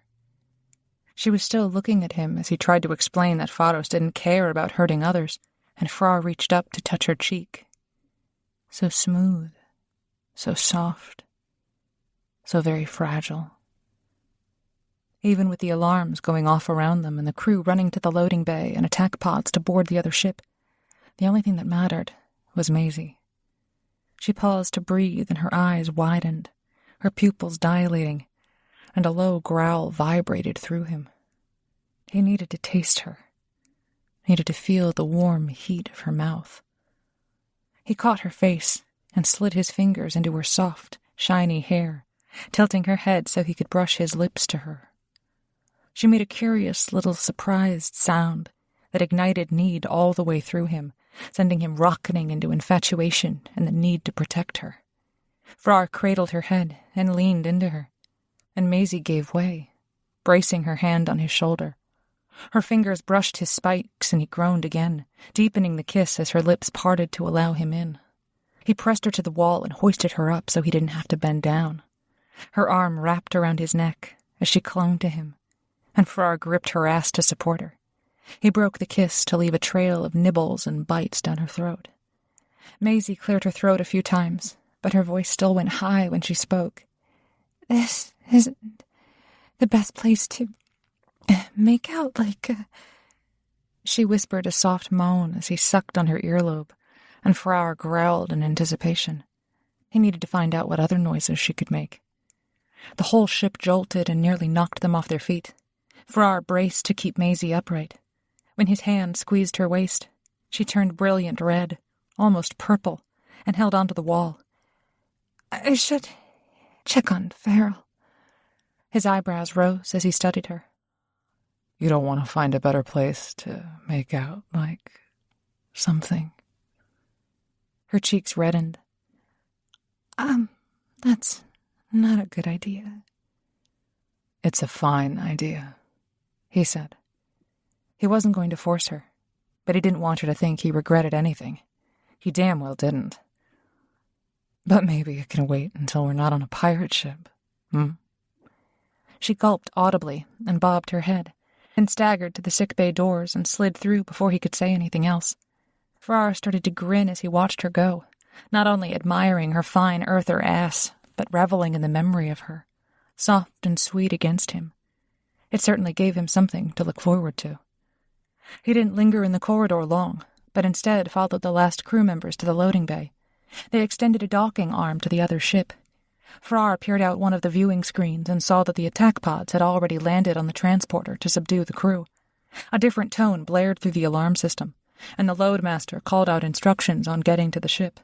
The crew loaded and checked their weapons, then streamed through the docking arm and onto the crippled transporter.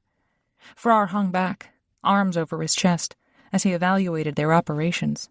One of the internal screens in the loading bay had been rigged to track the Schreiber personnel through sensors on their uniforms, so Frrar could watch as the pirates dispersed throughout the transporter. As they moved quickly and efficiently into the much larger ship, Frar's scales rustled. They knew where they were going, almost as if they'd practiced, which meant the Schreiber had been waiting for the transports, or had robbed from similar ships in the past. He clenched his jaw in irritation as his brother's lies built up around them. No doubt the Schreiber had not actually been attacked, but had suffered damage during an attack on another ship. There was no telling how many enemies stalked Pharos and his crew throughout the universe, beyond even the Alliance, which made every moment Maisie spent on the Schreiber too dangerous by far. He couldn't risk her safety, even if the Earther appeared impervious to sound logic, and he would have to convince her to return to the Galaxos at the first opportunity. The Loadmaster glanced back at him, then jerked his chin at the docking arm. "You going on board?" "No," Frrar said. He knew the warrior from working in the engineering section. Frrar pulled on his gloves and strode to where the Loadmaster waited. "I'll monitor the arm if you want aboard. Must be tough to watch the pillaging from afar. The Loadmaster snorted, shaking his head. "This isn't pillaging. This is a mission long in the making, warrior, and one that will either save or destroy us." Frrar didn't like the sound of that. "My offer stands, if you want aboard the ship." The Zaravian, his hair long and threaded with bones and charms, hesitated. Clearly he had his orders, but Frrar knew any good Zarov would never miss the opportunity for a fight. And from the images reaching them through the video attachments on the crew's armor, there was still a good amount of fighting to be had. The Loadmaster, a distant cousin named Nox, finally stepped back from the docking arm controls. "Give me your word, warrior, that you won't strand us. On your mother's honor." "The thought had occurred to me," Frrar said, but he shook the warrior's arm anyway. "But I want to be the one who kills my brother. And I certainly can't do that when he's arrested by the Alliance or stranded on a crippled transporter. The ship will be here when you complete your mission." Nox's serious demeanor faded, and he grinned, clapped Frrar on the shoulder, and raced across the arm into the transporter. Frrar took a deep breath and kept one eye on the docking arm to make sure it didn't detach as the two ships drifted. He flipped through the information screens near the Loadmaster's station, searching for the schematics and manifest for the transporter. If it was a mission long in the making, then there had to be records, research, something.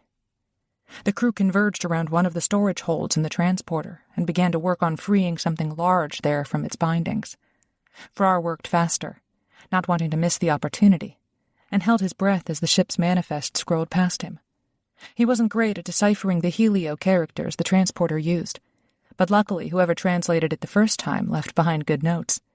The description that was emphasized and annotated in Zarov belonged to 4 crates of some kind of weapon, and included details on the number of guards assigned to protect the weaponry. Frrar's eyebrows rose as he reviewed the specifications. The weapon's capabilities would overwhelm anything the rebels had, and probably most of what the Alliance had in their fleet. His chest tightened as he squinted and tried to decipher the characters that hadn't been translated into Zarov. Something about stealth technology, a new kind of laser that could defeat Einstein-class armor, and notes with terms for dark matter appearing multiple times in a very long technical discussion. He glanced around before pulling out one of those fancy encrypted communicators that he'd copied from the gadget another of the Earthers had carried, and scanned the information on the weapon system. He could research more later, or send the information back to the Galaxos for Vrix to look into.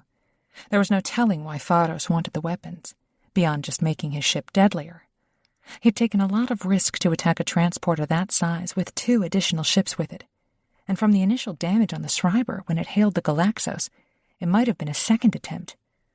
Pharos wanted those weapons badly enough, he risked his entire ship twice, and risked Maisie's life in the process. The alarms changed tone again, and the screen showed the pirates heading once more to the loading bay. Frrar put away his communicator and concentrated on helping get the cargo into the Schreiber as safely and quickly as possible. No doubt the transporter called for assistance as soon as the attack started. The Alliance, the rebels, whoever paid for the weapons, they could all be en route. Pharos gave him a dirty look when he reboarded the Schreiber and saw Frrar at the controls, but the captain didn't say anything as he stormed past. The rest of the crew celebrated, though quietly, as they returned to the ship and manhandled enormous crates on hover dollies through the transport arm and into the Schreiber. Frrar tried not to look too interested in the mission as Nox returned to take over, breathless and bright orange with excitement, and instead Frrar turned his attention back to the sickbay, where Maisie and her soft lips waited. Chapter 17. Maisie. She practically floated as she went back into the sickbay, not even hearing the changing alarms that deafened her in the corridor, and the memory of Frrar's strong hands on her waist and hips gave her shivers, even in the warmer air in sickbay. She smiled at Farrell, who was content to play with his toys in the containment unit, and spun in a circle as she searched for something to do to keep her scattered thoughts together. Maisie couldn't let herself get distracted. She still had work to do, and no doubt there would be injuries from raiding the other ship. She needed to be prepared to treat a bunch of full-grown Zaravians in addition to the little pint in the corner. She sang songs under her breath to keep him entertained, charmed by Farrell's shy smile, and piled up wound regenerators on one of the prepped beds.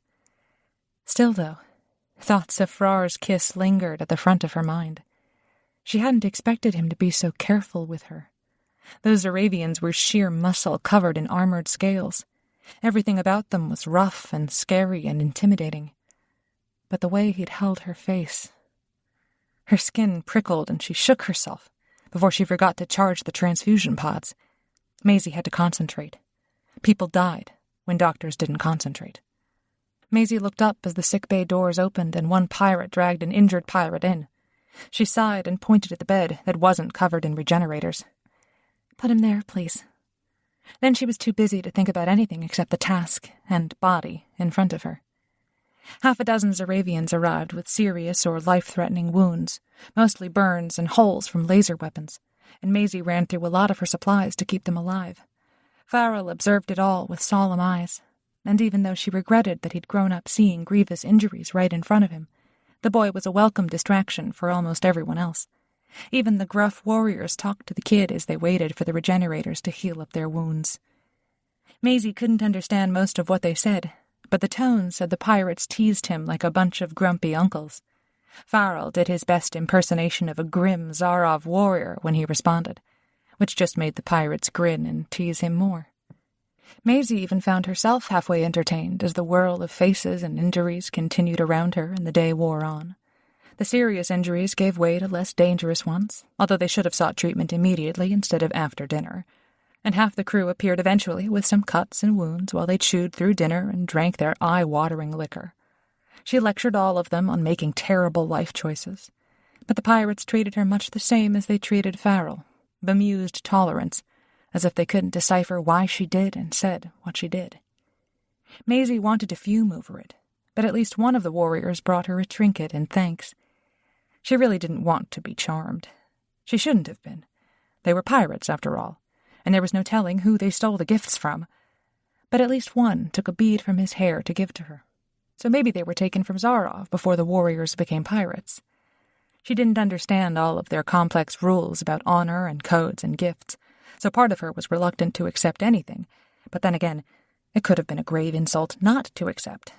So she gave up and tried to remember who gave her what, so she could maybe ask Frrar about it later and make sure she hadn't actually ended up engaged or something.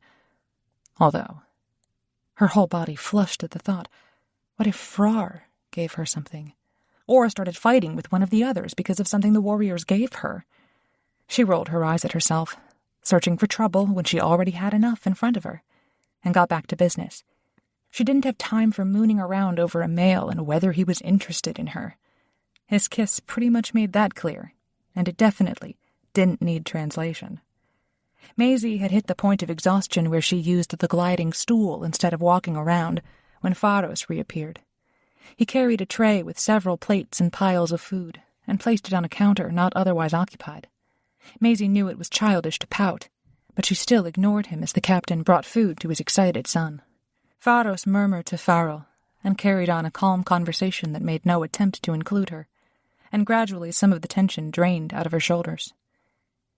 She wouldn't forget what Pharos ordered his crew to do, nor the lives he had taken just to pillage a transporter. She didn't care about his justification or reasoning.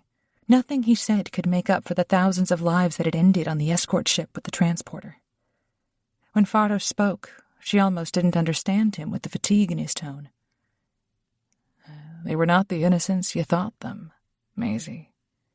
It's Dr. Cunningham, if you don't mind. The captain gave a dry chuckle, like he knew exactly why she didn't want him using her name. Sure, whatever you want, Doc. That doesn't change that life is very different on this side of the Alliance. I've been exiled from Alliance territory, Maisie said. She kept her back to him, not wanting to see Farrell's face in case the little boy's love for his father swayed her, and focused on what she knew to be true in her bones. They might claim to be the good ones, but we all know that isn't true. What matters is that we are good, that we are better than they are. And murdering people in the middle of a neutral sector isn't... It's not murder, he said. Pharos managed to keep up his patient tone, though it set her teeth on edge. Just like one of those old misogynistic professors who insisted on calling her dear and sweetheart and telling her to get them coffee on rounds. The Zaravian captain put his son down and leaned against one of the beds that still had blood-spattered plastic on it from the last pirate who'd been treated. It was a military operation. There weren't any civilians on those transporters or the escort vessels. They knew exactly what they were doing flying through this quadrant, and they knew the risks. It's a chance we all take. I didn't sign up for that kind of risk, and neither did Frrar. She turned to face him, too furious to remain dispassionate, despite all her medical training. That had always been impossible for her. She couldn't separate herself from the emotion and pain of the patients and their families.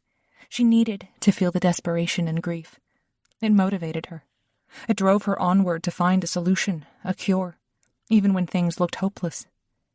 Especially when things looked hopeless. Maisie steeled herself against the handsome captain and his charming eyes. Neither did your son, for that matter. And this isn't a rebel vessel, nor a military ship. So why would you feel it necessary to attack a civilian-flagged ship even if you believed it military? Pharos leaned back against the bed and folded his arms over his chest. Rebels do not flag our ships, Doc, because then we'd never be able to travel safely anywhere. Just like the Alliance doesn't flag their vehicles or use military escorts when they're smuggling weapons and dealing with black market arms dealers. Maisie swallowed an immediate argument. There had certainly been a time when she would have defended the Alliance to her dying breath. But the events since she and the rest of the female crew on the Argo had been sold to the Zaravians had long since revealed the corruption that rotted the Alliance from the inside out. She didn't let him see her hesitation, though. So what are you going to do with what you stole? Turning it over to the rebels? Why don't we call in the Galaxos and they can pick up the cargo and return it to the rebels so your ship can continue on its way and pick up a new doctor and engineer? Like you said we would? He didn't blink, and not a flicker of regret crossed his expression. You know perfectly well we're not going to summon the Galaxos. And while I might very well pick up a new engineer, I don't see the need for a new doctor. Not when you're here and so very interested in adventure. Her heart thumped oddly in her ears, and it took a long moment before she was certain she'd correctly heard what he'd said. I'm leaving the ship when the mission ends, Captain. This mission never ends, Doc. He straightened and took a step in her direction. Maisie held up her hand to fend him off, and Pharos paused. Pharaoh looked between them with a hint of concern in the way his eyebrows drew down. The captain kept his voice soft, non-threatening. My son enjoys being around you, Doc. And he looks healthier now than at any other point in his life since his mother died. Surely you realize I can't let you leave now. It would break his heart, and it might kill him as well. She shook her head as panic rose through her. He couldn't be serious. She wanted adventure, but not a lifetime of it, just a short bit of excitement, not a life on the run with a pirate crew. Pharos never took his eyes off her. My crew likes you, which is rare. They've requested I do what I can to keep you on board. You're far more efficient and much gentler than our last doctor, so I'm inclined to agree. He will be well protected and well paid, Maisie. But a prisoner, she said. Maisie was proud her voice didn't shake. She clenched her hands behind her back. You cannot do this, Captain. I agreed to help on a short mission, and that is all. You will return me to the Galaxos, as you promised, and we will forget this conversation ever took place. You can forget if you want to, he said quietly. But you'll be staying on this ship. You'll see. You'll have more freedom on the Schreiber than you ever could have had on the Galaxos or with my brother. Your brother? Maisie's eyes narrowed as she studied the captain. She had to tell Frrar about what Pharos said. Hopefully Frrar had an idea of how to get the hell off the Schreiber, and she needed to use the communicator immediately to contact Jesselyn for help. What does Frrar have to do with any of this? Faros' eyebrow quirked again, and a hint of a smile touched his mouth, displaying a sharp white tooth. He claimed you as his, said I wasn't to touch or talk to you, and yet he allows you to stay in separate quarters, so I imagined there was trouble between you. He will treat you like fine dishes, lock you away in a trunk or on a high shelf, and never let you see the suns, never let you feel freedom, all in the name of protecting you. The Galaxos is the same. They'll follow their sense of honor right into a fight they can't win, and they'll all die because of it. Surely you don't want to die in fire because of principles and rules. You should leave, she managed to say. Frrar claimed her? Said she was his?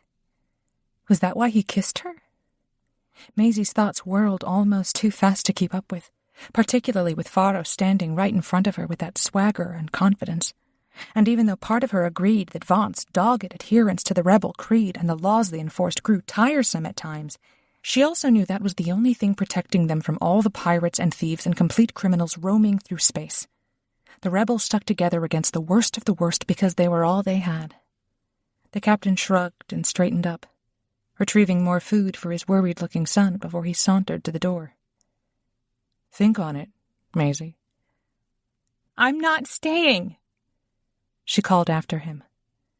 But she couldn't be sure Faros heard her, or that he really cared, if he had. Chapter 18. Frrar. Frrar waited until after the crew had eaten and the ship was well on its way to somewhere else, though he couldn't chart the heading or get anyone to tell him where their destination was, before he meandered back to engineering to tinker with the engine some more. He could only improve so much without feeling like he contributed to whatever future crimes his brother might commit. He really needed to get into the cargo hold where the crew secured the weapons. He hadn't been successful in sending a message to the Galaxos or in deciphering more of the technical information on the weapons, but he'd sent both multiple times in the vain attempt to get some kind of information through. He never knew if his devices worked properly until it was almost too late.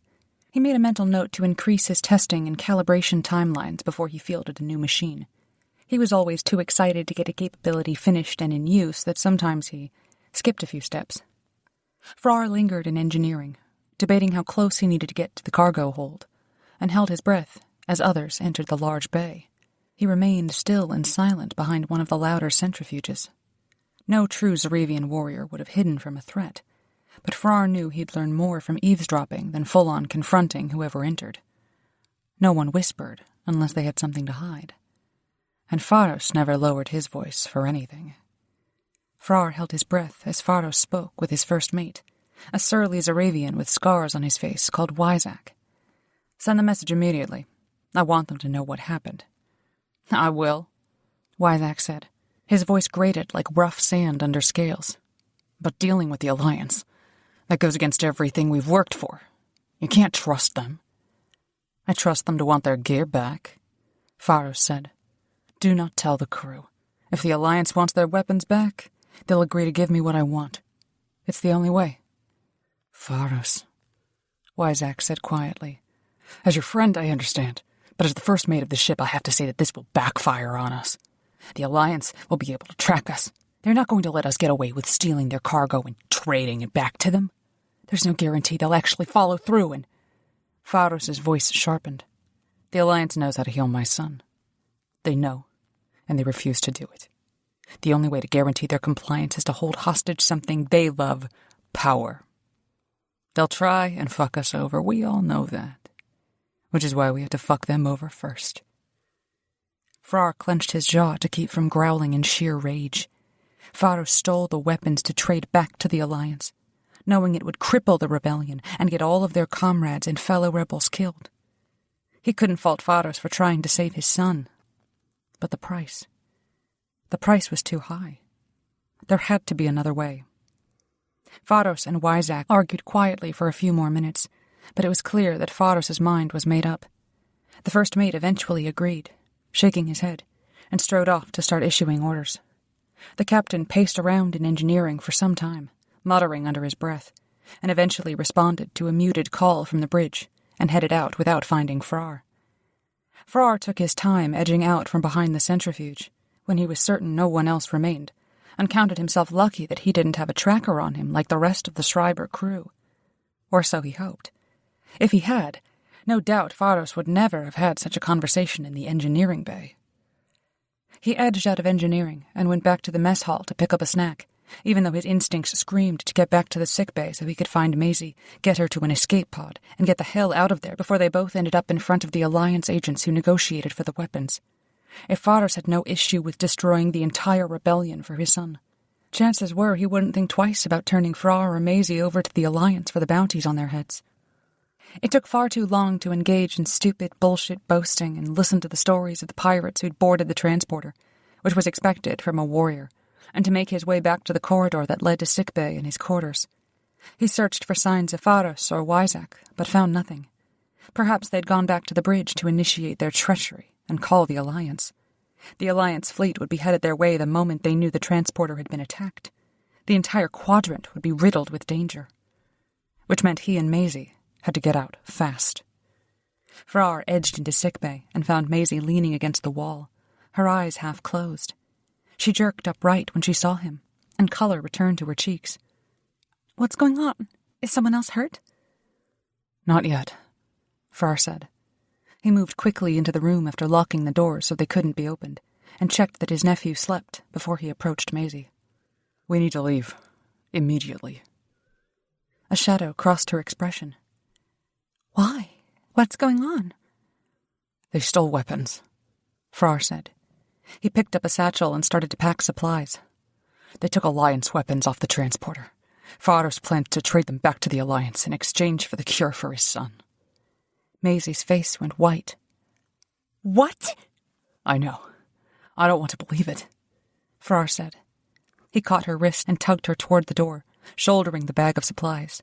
Perhaps if they took Farrell with them, Pharos would be required to rethink his strategy. "But we don't have time.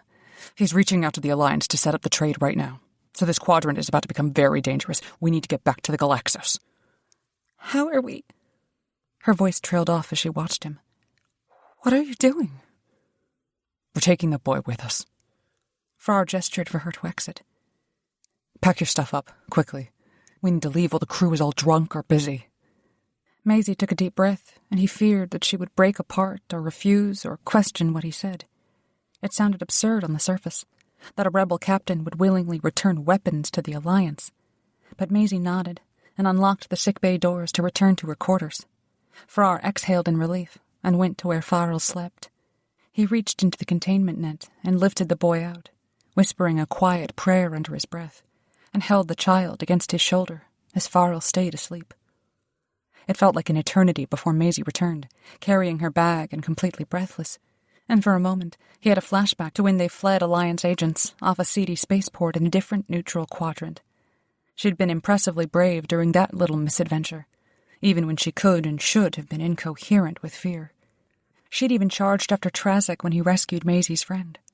Even with as soft and fragile as those Earthers looked, they held surprising depths of strength and resilience. He wouldn't have traded his scales for anything, but it was impressive nonetheless. He was focused on getting Maisie and Farrell through the empty corridors of the ship to where the attack pods were located. They'd just been refueled and restocked after boarding the transporter, so the pods were their best option to get distance from the Schreiber and still hail the Galaxos or other rebel ships for assistance, as long as the Alliance wasn't in range and didn't pick them up before the rebels found them.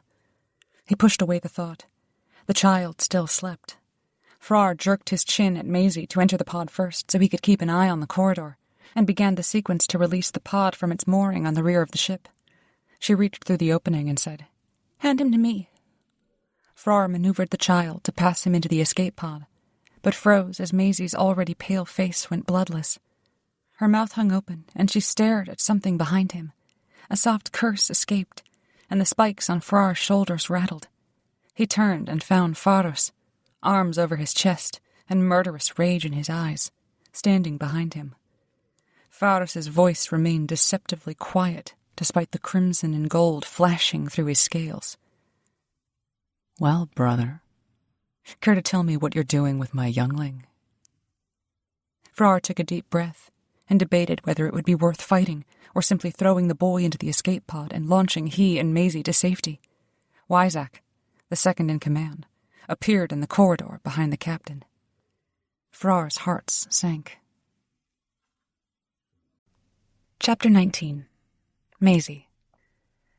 Maisie already felt frazzled as they sneaked through the corridors of the Schreiber, and the urge to pee from sheer nerves increased with every passing second.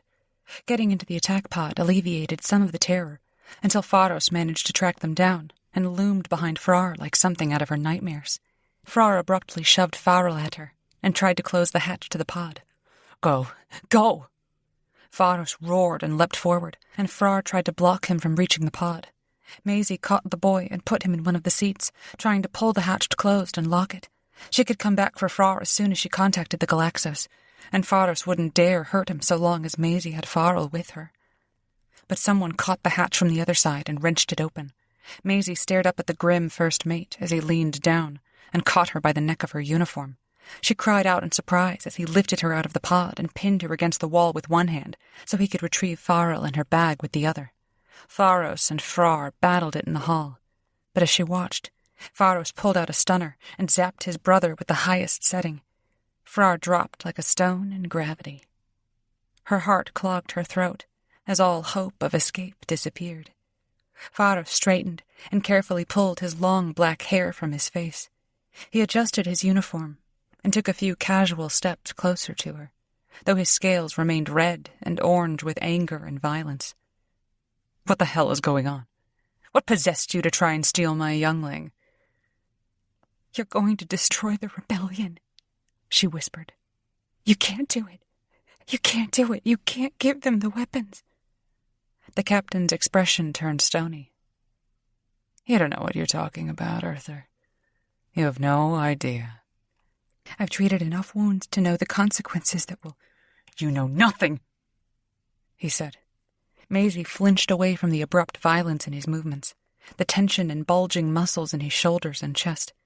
Pharos snarled in rage, but he didn't turn away. You've never been hunted and persecuted because of your species or your planet. You dance around with the Alliance and live so safe and protected behind the lies of your past. You're nothing but the adorable little children of your galaxy, bumbling and innocent and completely helpless. You're alive still because of the good graces of the rest of us, and yet you imagine yourselves the masters of this universe. Arrogant, stupid Earthers. Maisie should have retreated to plan what to do, to figure out how to help Frrar and get a message to Jess and the Galaxos. But something took over. Maybe it was seeing Farrell's frightened eyes or Frrar's limp body, or maybe it was just being at the end of her rope, with being pushed around and yelled at. Despite the first mate still trapping her against the wall, Maisie straightened her shoulders and set her feet, firing back at the captain because she really didn't have anything left to lose.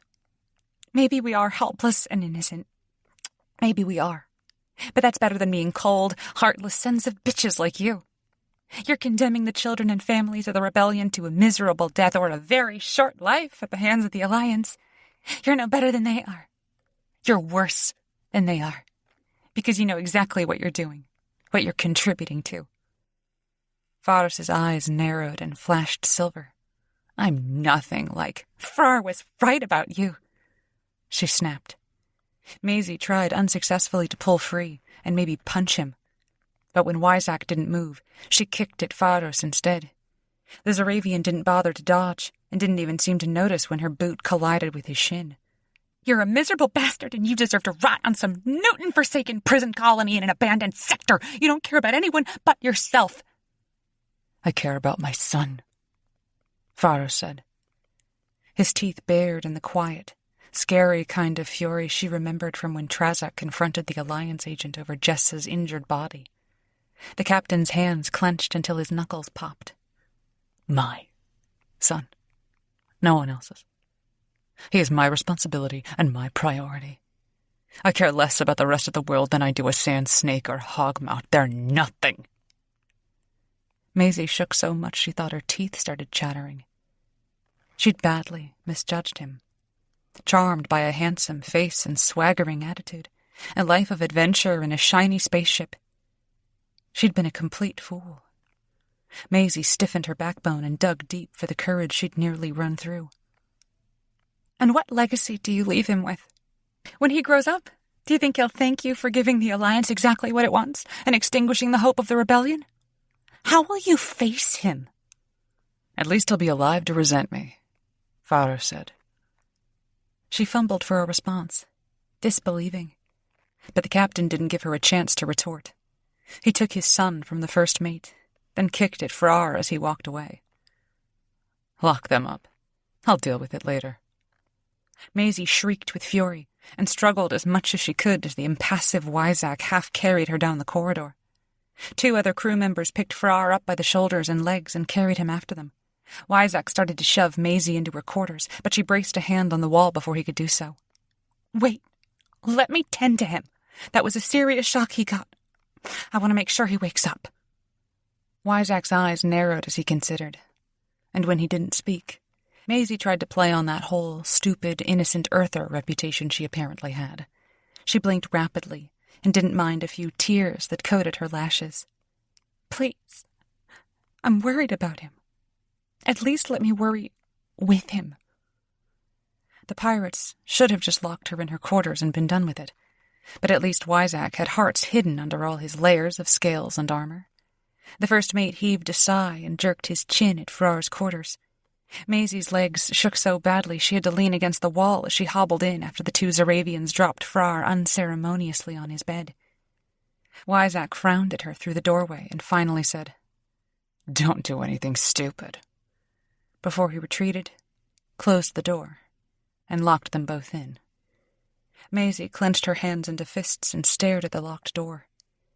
This definitely counted as adventure, and exactly the kind of situation that Jess had warned her about.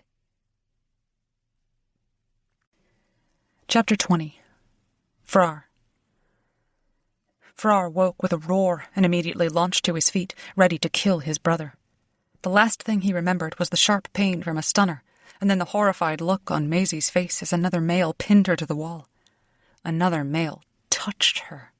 He snarled and searched for someone to punish.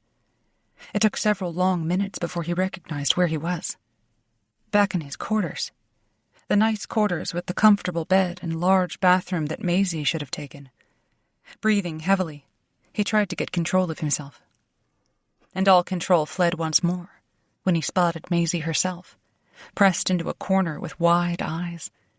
He lurched toward her, desperate to know she was safe, but stopped short when she retreated still farther. Frrar cleared his throat, though his voice still rasped as he reached out to her. "I'm sorry. I know where I am now. I was worried about you. Are you okay?" She took a deep breath and started to relax, her shoulders drooping. Just unnerved. I didn't expect any of that. The weapons, the escape, Frrar's response. What are we going to do? He hated that she was worried. She shouldn't have to worry. He would take care of everything. He'd take care of her and keep her safe, even if the logical part of his brain knew that wasn't guaranteed. There was no telling what his brother would do in pursuit of his own aims. The bastard would sacrifice anyone and anything to get what he wanted. Frrar moved slowly to sit on the bed, running his hands through his hair to get it out of his face.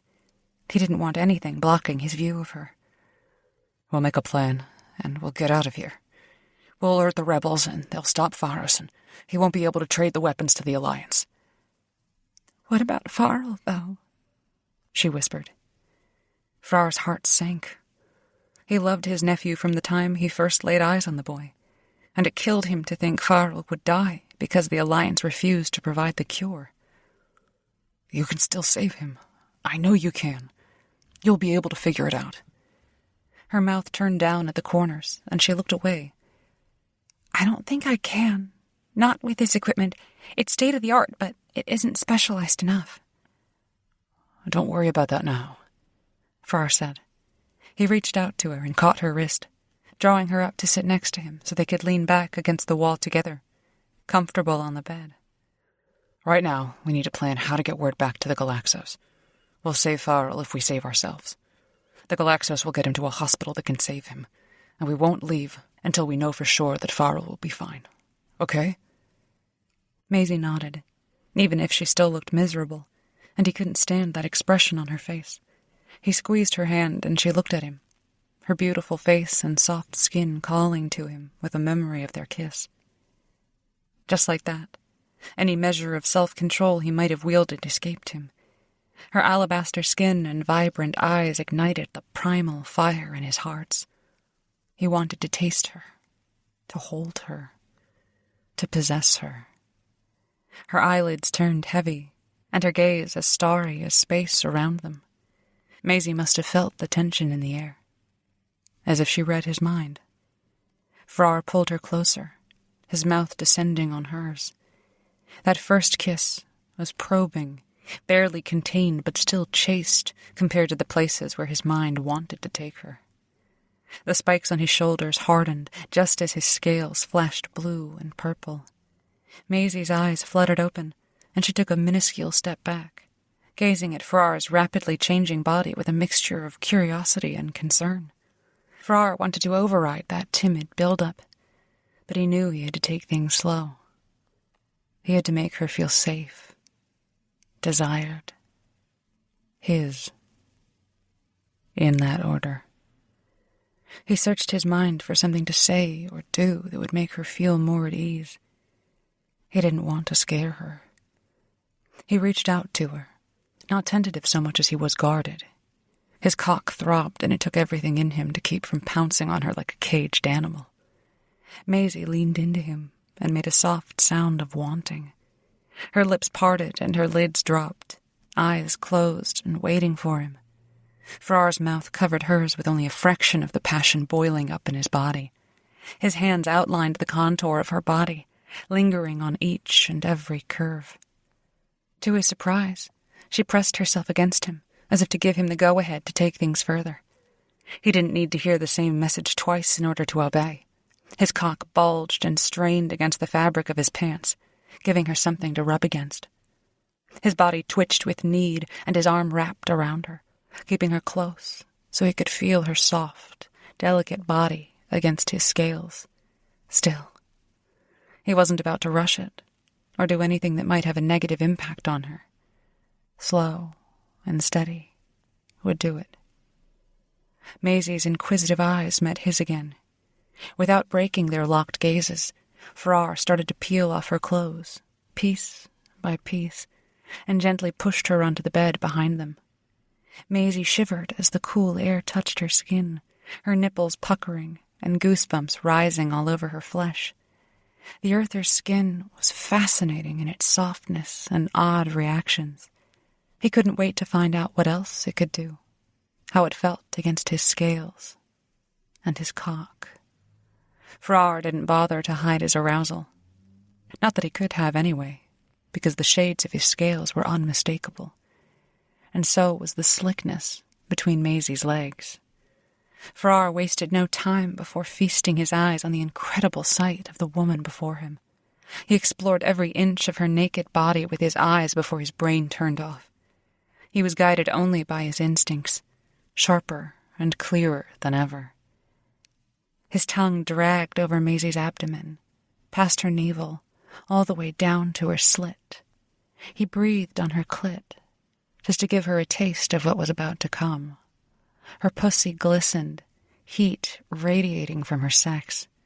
She moaned again, nearly inaudible, and that was the last signal Frrar needed to flick his tongue over her folds.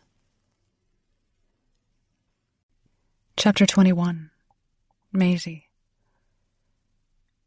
It had been a long, long, long time since Maisie had allowed herself that kind of vulnerability. She had scarcely given anyone else the chance to get close after her first failed relationship. She hadn't been able to find the words to convey all of the emotions that were bubbling beneath the surface to Frrar, but somehow he'd gotten the memo, loud and clear. Frrar's mouth on her sex was the most unbearably ecstatic thing she'd ever experienced.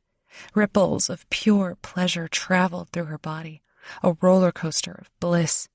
With each flick of his tongue over her clit, She lost herself in ever-deepening waves of vertigo. Her core quivered in violent spasms.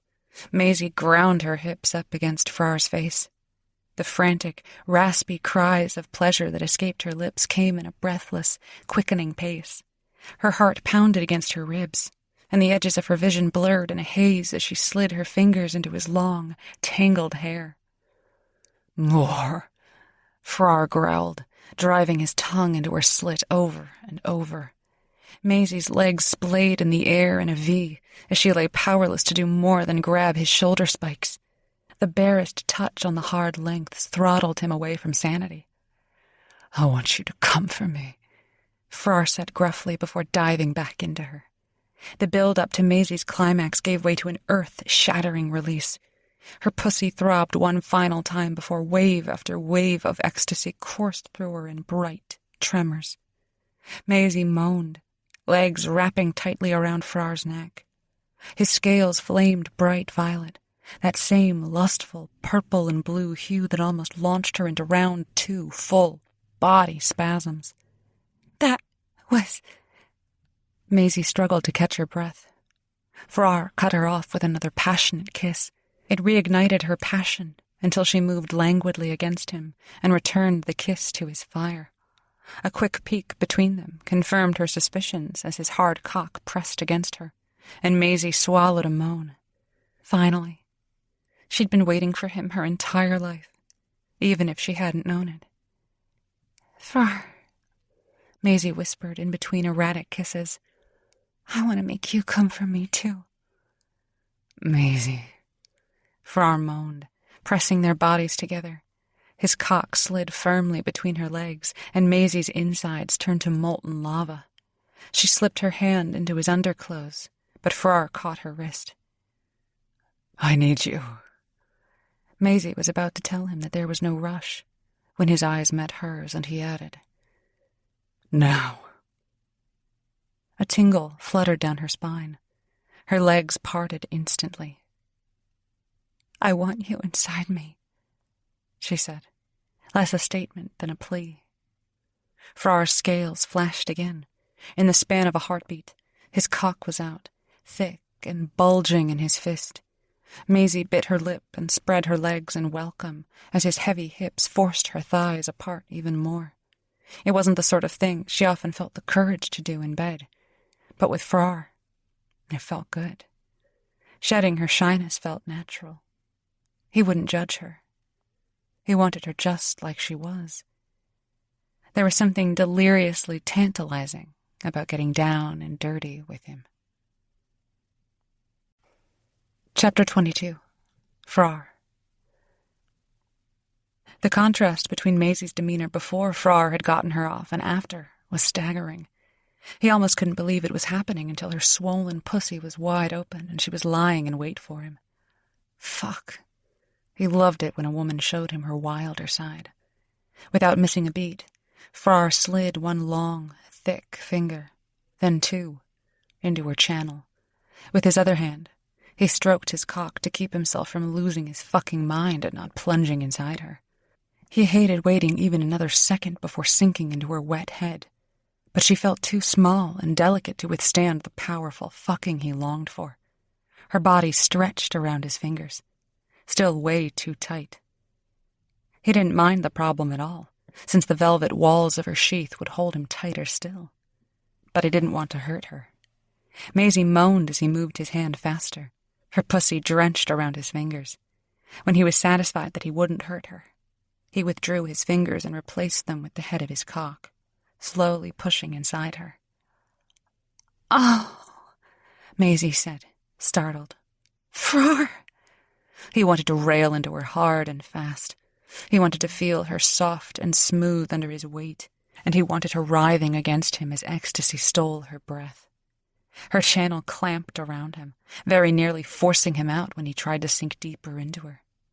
Frrar groaned, his scales rattling with pleasure. He forced his cock another inch into her clutching channel, and Maisie made a soft, pained sound. Frrar gritted his teeth and tried to face the reality of having to stop. He'd die if he had to, but he couldn't. Couldn't hurt her. When he paused, Maisie's chest heaved with the effort of breathing and holding on to him. He started to retreat and resign himself to using only her hands and mouth, but Maisie managed to hook her leg around his waist. Don't go. Please. Keep going. I want to. To feel you. Frrar groaned again and rested his forehead against hers. I don't want to hurt you. You won't, she murmured. Her hips moved and tilted, and he slid a little deeper. Her breath caught in a soft whimper, but she raked her nails across his scales and tried to impale herself. He thrust again, speeding up only incrementally as he relished in the raw, erotic heat between them. Maisie's pussy was so gloriously wet that he finally slid home. Frrar groaned more, favoring shallow thrusts to keep her on the edge until she could take all of him more forcefully. It wasn't long until her legs wrapped around his hips and tried to drag him deeper still. Please, he growled in response. Say that again. Looking up at him with eyes like saucers, Maisie repeated in a husky voice. Please. Frrar pounded into her, just once. He lifted her hands over her head and pinned her down. Stay completely still, he ordered. Maisie nodded and complied, completely submissive to his instructions and ready to receive him. Frrar surrendered to his base instincts. He hoisted her legs up in the air again, pressing her ankles to his shoulders so that he could pound into her at just the right angle. Without giving Maisie any warning, he thrust, fast and rough, deep inside her pussy. Chapter 23. Maisie.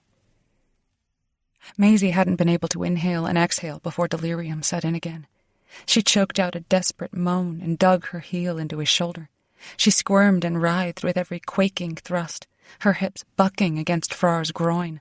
As deep as he was going, she wanted more. She wanted everything. A flurry of warm tingles swarmed over her skin. She looked up at Frrar, admiring the vibrant shade of his scales, and bent her knees so that each time he pummeled into her, she brushed against his spikes. There was nothing she wanted more at that very second than to feel his pulsing climax dripping out of her. Not a single thing. Come for me, Maisie begged.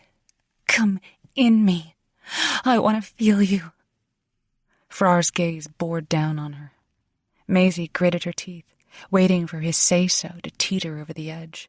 Their eyes locked for several beats, and then Frar's hand was between her legs, rubbing her clit with brazen, wild intensity. A wave rose inside of her, and she sunk her fingernails into the soft bedding underneath her. Come for me, she murmured. All Frrar managed in response was a sharp grunt, which turned into a deep moan. Maisie could hardly hold it in anymore. She squeezed her core around him, intensifying the pleasure that radiated through her with each of Frar's thrusts.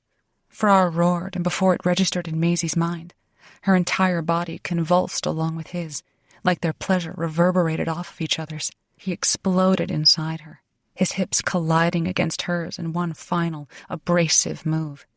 His entire body stiffened, and then he shuddered, a string of ecstatic cursing escaping his lips. Maisie had thought that the moment she'd started shaking was when she'd have her second orgasm. But no. She was still dangling off the edge. Her pussy tightened around him, and all she could think about was the look on his face as he fucked her. The tight, perfect fit of their bodies together, and the violent outburst of his orgasm. Frrar fingered her clit with incredible enthusiasm. The wave drew closer and higher until... You're so fucking sexy when you're hot for me, Frrar said, voice low. Let me see you come for me again. Bliss erupted inside Maisie. Life had never been this good. Ever. Maisie lay limply on the bed as Frrar lay over her, his body radiating heat, and he gazed down at her with a lustful, if sated, look. She could hardly breathe as her eyes drooped, and the need to rest and recover from the previous few days' events nearly overwhelmed her. She curled against the safety of Frrar's body as she wondered what they would do next. The peacefulness and safety didn't last long. Something crashed against the wall next door in her quarters. Then the doors opened and someone shouted in the hall. Maisie scrambled to cover herself and find her clothes, though Frrar didn't seem concerned about being discovered. She had almost gotten her uniform top back on when the door opened and Faros loomed over them. The captain's eyes narrowed as he looked at them. Maisie's cheeks heated. From the state of the bed and the scent of sex and sweat, it was pretty damn clear what they'd been doing. Frrar just raised his eyebrows at his brother and waited for the other warrior to speak. Maisie's heart pounded. What if they fought in that tiny room and she couldn't get out of the way? "What are you doing in here?" Faros demanded, his attention on Maisie. He very impressively kept his gaze on her face, rather than the various parts of her that were still uncovered. "I think it was obvious," Frrar said, yawning. "And you're interrupting, so go on about your business and don't worry about what we're doing." The captain growled in irritation, eyes gleaming silver as he faced his brother. "I hate to inconvenience you." He didn't look away as he snapped at someone in the hall. "Knox, take him to the brig." The grim Zaravian edged into the crowded room and hauled the naked Frrar upright to drag out into the corridor. When the other male glanced back at her, Maisie flushed more and tried to adjust how she held her clothes to make sure more of her wasn't hanging out. Frrar snarled in irritation and tried to fight the other male, his scales swirling into brilliant red, and a brawl erupted that knocked Maisie back into the bed. More Zaravians appeared to contain Frrar and drag him away, leaving Faros standing over Maisie as she slid into the rest of her uniform and tried to straighten her hair. A muscle jumped in the captain's jaw. "I thought you had better sense." She ignored the implications and instead folded her arms over her chest. "What do you want? Are you going to threaten me again?" "I can, if that will get you to do as you're told." He waited, but when Maisie didn't immediately agree, fuming, he tilted his head at the door. "My son is ill and growing sicker. The containment machines aren't working. You will attend to him after you clean yourself." Maisie wanted to hit him with all of her strength. Who the hell did he think he was? She clenched her jaw and glared at him. "I'll check on him now. If he's ill, there's no time to waste." Faros's upper lip curled slightly as he eyed her. "You smell like Frrar. It is inappropriate to treat my son while—" "You'd rather your son died?" she said. She put steel in her voice, since she was also worried about Farrell. She wouldn't forgive herself, or Faros, if the little boy died because his father was a territorial asshole. "Suffered a little more? Just so you don't have to remember that Frrar and I are... together?" She stumbled over the word, since it was mostly a lie. She didn't know what she and Frrar were. There hadn't been enough time to figure it out. Maybe it was just a biological reaction to stress, near death, lingering threats. The comfort of another warm body. A completely biology. Fight, flight, freeze, fuck. The 4 Fs of nature. Faros's eyes narrowed. Then he caught her upper arm and pulled her to the door. "Tread very carefully, Doctor. I am perfectly happy selling my brother to the Alliance if you don't cooperate or try something stupid. Stop playing games. You need to save your own life right now by saving my son. My brother made his own choices and he'll pay for them separately, whether or not he ends up in an Alliance prison cell or execution chamber. It's entirely up to you." Despite the dread sinking in her stomach, Maisie ignored him and instead focused on keeping Farrell alive long enough to make it to the hospital. Hopefully, wherever the crew ended up taking Frrar gave the Zaravian enough time to come up with a plan to escape or contact the Galaxos. Her thoughts went to the communicator that Jess had given her, and she wondered where her bag ended up. If she could get to her bag and find a little privacy, then she could alert Jess to what was happening. Even if the Galaxos was too late to save her and Frrar, hopefully they could save the rebellion and the weapons from falling into the hands of the Alliance. She pasted a smile on her face as she walked into sickbay and approached where Farrell languished in his little pod, and got to work making the little boy feel better. Faros remained nearby, watching her more than his son, and Maisie pushed away the creeping feeling of being studied. There was no idea what the captain was thinking, and she didn't have time to worry about it. Chapter 24. Frrar. The crew managed to subdue him a few corridors over from where Frrar still spoke with Maisie, though at least some of the pirates looked regretful and apologized for hauling him away from his mate while another male stood over her. The apologies didn't help him, not when they still followed orders. Knox gave him a uniform to put on after they threw him into a makeshift brig near the engineering bay. Frrar had the presence of mind to roll his eyes that a pirate ship didn't have a detention cell, then counted his blessings that they didn't. He could escape from almost anywhere, with enough time and access to some makeshift tools, but he didn't know how much time he had. Knox searched the room to make sure there weren't any openings or tools, but he was far more interested in getting lunch and making sure none of the others ate all of the meat. Frrar stood back as the other Zaravian locked the doors and engaged a containment shield across the hall outside. He held his breath and counted the time it would take for Knox to hurry on his way, then waited another minute for safety. Then Frrar got to work. The vents were too small to crawl through, although Maisie could have fit, but they provided a few scraps of metal and wire that he could use. Frrar forced his way through one of the floor panels and found the door controls. Disabling the automatic open-close process took more effort than he thought, since the Schreiber was somewhat more advanced than what he was used to working on in the Galaxos. But he eventually got the doors to open manually so they wouldn't spring open when he disengaged the locks. He sweated through the uniform by the time he got the locks undone and the doors dragged open enough to check the corridor for guards. At least the pirates had confidence in their ship keeping him locked up, since none of them lingered in the vicinity. Frrar shook his head. If he ever captained a ship, he'd have a proper brig installed to make sure troublemakers stayed contained. The engineering bay waited 2 turns and 3 corridors away. It felt like an eternity passed as he navigated the short distance, his ears straining for any sounds of approaching crew. He wondered how Maisie was coping, and whether Pharos threatened her further. He made mental notes for all the ways he planned to make his brother pay for scaring her, and slid into the engineering bay with renewed focus. The ship had shifted into faster-than-light speed sometime while he'd been unconscious from the stunner, and he went to the navigation center to evaluate where they were headed. Though he didn't recognize the coordinates, Frrar assumed the ship was headed to a rendezvous with the Alliance. Not if he had anything to do with it. Frrar definitely wasn't a navigator. He liked machines and weapons and design, not star maps and distance calculations and radar signatures. He knew enough of the basics to reprogram a new destination into the navigation system, though, with a gradual course correction that no one should notice until they saw the actual coordinates. The rebel base he targeted would definitely be able to disable and capture the Schreiber. He just needed to get a signal or message to the rebel ships in the vicinity, or the Galaxos itself.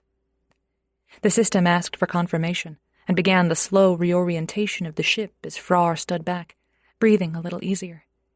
At least they wouldn't be headed directly into an Alliance ambush. He looked around the engineering bay and searched for another way to protect Maisie, in case someone figured out the navigation changes and course-corrected again. He needed to keep her safe, even if it meant forfeiting his own life. He looked around for inspiration, and his gaze landed on the panel that showed the weight and status of the storage crates in the cargo bay. The weapons. If Pharos didn't have the weapons, then he couldn't trade them to the Alliance. He'd have to trade something else. He knew Pharos wouldn't hesitate to send him to his death, but Frrar had to hope that the pirate wouldn't also condemn Maisie to a short life in the custody of her former employers. Besides, Pharos needed Maisie to keep his son alive. Frrar took a deep breath and searched through the controls for the cargo bay ejection protocol. A ship as advanced as the Schreiber had to have sufficient self-protection controls to enable dumping a potentially dangerous cargo immediately. He just had to figure it out before anyone discovered him missing from the makeshift brig. Chapter 25. Maisie. It took far too long for Maisie to stabilize Frrar. The little boy's scales remained pale and soft, unlike the vibrant colors that radiated from his father's worry and grief. She tried not to have too much sympathy for Pharos, though it was difficult to remember when faced with the real possibility that he would lose his son. The Zaravian would sacrifice the lives of thousands of beings he didn't know to save a single life that he knew and loved. She understood, even if she wished she didn't. Pharos remained in the sickbay the entire time, watching her and his son, and finally Maisie went to wash her hands and rearrange her hair after she was certain Farrell was out of immediate danger. She didn't look at the pirate captain. "He's growing weaker. He'll recover from this bout, but I'm not sure how much more he'll survive. Pharos growled, but didn't move, and it morphed into a keen of grief. His scales flattened and dimmed, and the captain's eyes glazed over. It was as if he'd never considered that the boy would actually pass away, and being confronted with the likelihood undid him. Maisie concentrated on her breathing. There's an Alliance hospital close to here, or at least I think there is, the one in Centauri. It's a large facility, but generally underused, and will be connected to all the Alliance medical databases. Pharos didn't react or even blink, still staring at his son as the small, thin chest rose and fell. She cleared her throat. I have a deal for you. His head turned slowly to consider her, but he still didn't speak. So Maisie did, as fast as she could, until the words tumbled out of her mouth almost too quickly to decipher. Get us to that hospital, secure it so no one can interrupt me, and let me get into those databases. If the Alliance has a cure, I'll be able to find it. Once I have the data, we can either recreate or steal the antidote or treatment. You'll know for sure whether he could be cured. I just need to be at that hospital for 30 minutes, maybe an hour, and I think I can save him. Pharos's eyes narrowed as he studied her for a long silence. Then he cleared his throat. What's the deal, then? Give the weapons to the rebels, she said. Don't give them to the Alliance. Do that. Get me to the hospital, and I'll save your son. She really hoped the Alliance had a treatment for whatever Farrell had, because if they didn't, Pharos would probably kill her and Frrar alike. He took a deep breath and looked back at his son. If you fail, the weapons and my brother go to the Alliance. Understood? Yes. Maisie held her gaze steady on him, for once not afraid or nervous in his presence. She could do this. She could save him, or she'd die trying. If it came down to it, the Alliance probably wanted her more than Frrar, so she could always trade herself to free the Zaravian. He'd no doubt refuse, but Maisie knew how to convince Alliance officers of almost anything. That was how she ended up on the Schreiber, after all. Her hands didn't even shake as she held out her arm in the traditional Zaravian deal-sealing gesture. Agreed. When I save your son, you cancel the deal with the Alliance and hand the weapons over to the rebels. No more double deals or betrayals. Agreed. Pharos abruptly shook her arm, his grip strong enough she thought her bones would bend, and he turned on his heel to summon one of his crew using the communicator near the door. Chart a new course. Alliance Hospital in Centauri, immediately. All speed. Prepare to board and hold the hospital for 1 hour. Silence followed. Then a flood of Zaravian filled the room. Maisie held her breath as Pharos's expression darkened. He uttered what could only have been a curse and stormed out, his spikes and scales rattling as they turned crimson. She stared at the closed door, her heart sinking as she heard the outer locks engage. Then she turned back to Farrell, to watch him breathe and adjust the machines that kept him alive. She had to save him, and not just because it meant saving the rebels. Her heart had grown enough to include him in it, and she couldn't stand the idea of Farrell being sacrificed for politics or piracy or anything. Chapter 26. Frrar. Frrar still struggled to create a process to dump the cargo when noise in the hall alerted him to something going on. The ship shuddered and slowed, and as he skidded back to the navigation panel, he watched as someone else realigned the coordinates to somewhere in the Centauri sector. Frrar held his breath. So Pharos knew. Someone on the crew knew that he'd tampered with the navigation, which meant... The doors to engineering flew open, dented with the force of Pharos's entry, and Frrar dropped into a crouch as he prepared to fight to the death. He wouldn't let the pirates give those weapons to the Alliance. He wouldn't. Pharos threw a cart of tools out of the way and launched at him, snarling. How dare you interfere with my ship? You'll kill my son. Frrar met him halfway and heaved his brother over his shoulder, sending the captain flying into a centrifuge. You're killing him with your stupid stubbornness, just like you killed Seva. She died having him, Pharos said. He drew the dagger from his belt and held it ready, his scales a red so dark it looked almost black. Because you got her pregnant, even knowing she was not strong enough to survive it. Frrar found his own knife where he'd hidden it and prepared to kill his brother. Finally, after all these years, after all the anger and grief, he'd be able to right the wrongs Faros did to Seva. She knew she couldn't survive it. She knew it.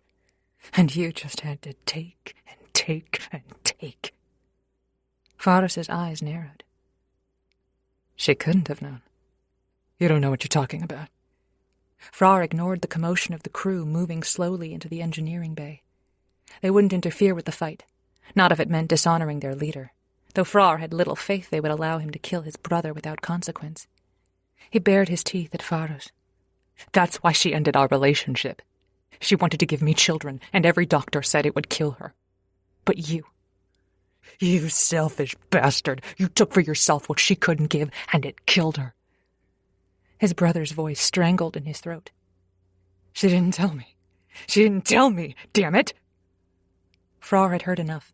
He lunged, and the tip of his knife caught his brother's side, tearing into the uniform and drawing a hint of blood even through the scales. Faros roared and tackled him, and they rolled through the engineering bay, crashing into machinery and breaking everything they ran into. The second mate, Wyzak, shouted for them to stop before they destroyed the ship, but the words moved past Frrar without real meaning. He could avenge Seva's death, finally. Then he could take Farrell and Maisie away and protect them on Zarov, or find a better place for them to live than a pirate ship. He pinned Faros and set his arm against his brother's throat, trying to drive the breath from his body. You'll pay for her life with your own. It might have been his imagination, but Faros didn't struggle or fight back. Something in his eyes had faded, as if he finally admitted to himself that he had in fact killed Seva. Frrar bared his teeth in triumph and snarled Seva's name over and over. Something collided with his back and knocked him aside. Then Nox and Wyzak dragged him off Faros. The captain got to his feet, wiping blood and spit from his face, and punched Frrar with all his strength. Frar's ears rang, and it felt like half his jaw ripped off. He still couldn't focus well as Faros dragged him through the ship, but Frrar managed to spit. Coward, letting your men end the fight for you. You always were, and always will be a damn coward. You've sullied our name, our family's honor. We'll see, Faros growled. He paused, slapped his hand against the wall, and an escape hatch opened. What are you doing? Maisie demanded, wiggling through the half-open sickbay doors. What? Why are you... Wyzak went forward to restrain her as Frrar started fighting. Faros, along with half his crew, crammed Frrar into the tiny escape pod. Frrar fought panic as well as the pirates. They were in the middle of deep space and a dangerous sector. He could be picked up by Alliance cruisers or other pirates or slavers, or he could die alone in the pod as it sped through space. Don't do this, you fucking sand snake! Maisie screamed as Faros shoved the hatch closed and locked it, and Frrar stared at his brother in horror through the tiny window as Faros pulled the release and the pod detached from the Schreiber. Frrar almost thought he could hear Maisie's screams through the sealed pod and the ship itself, even if he knew it was impossible.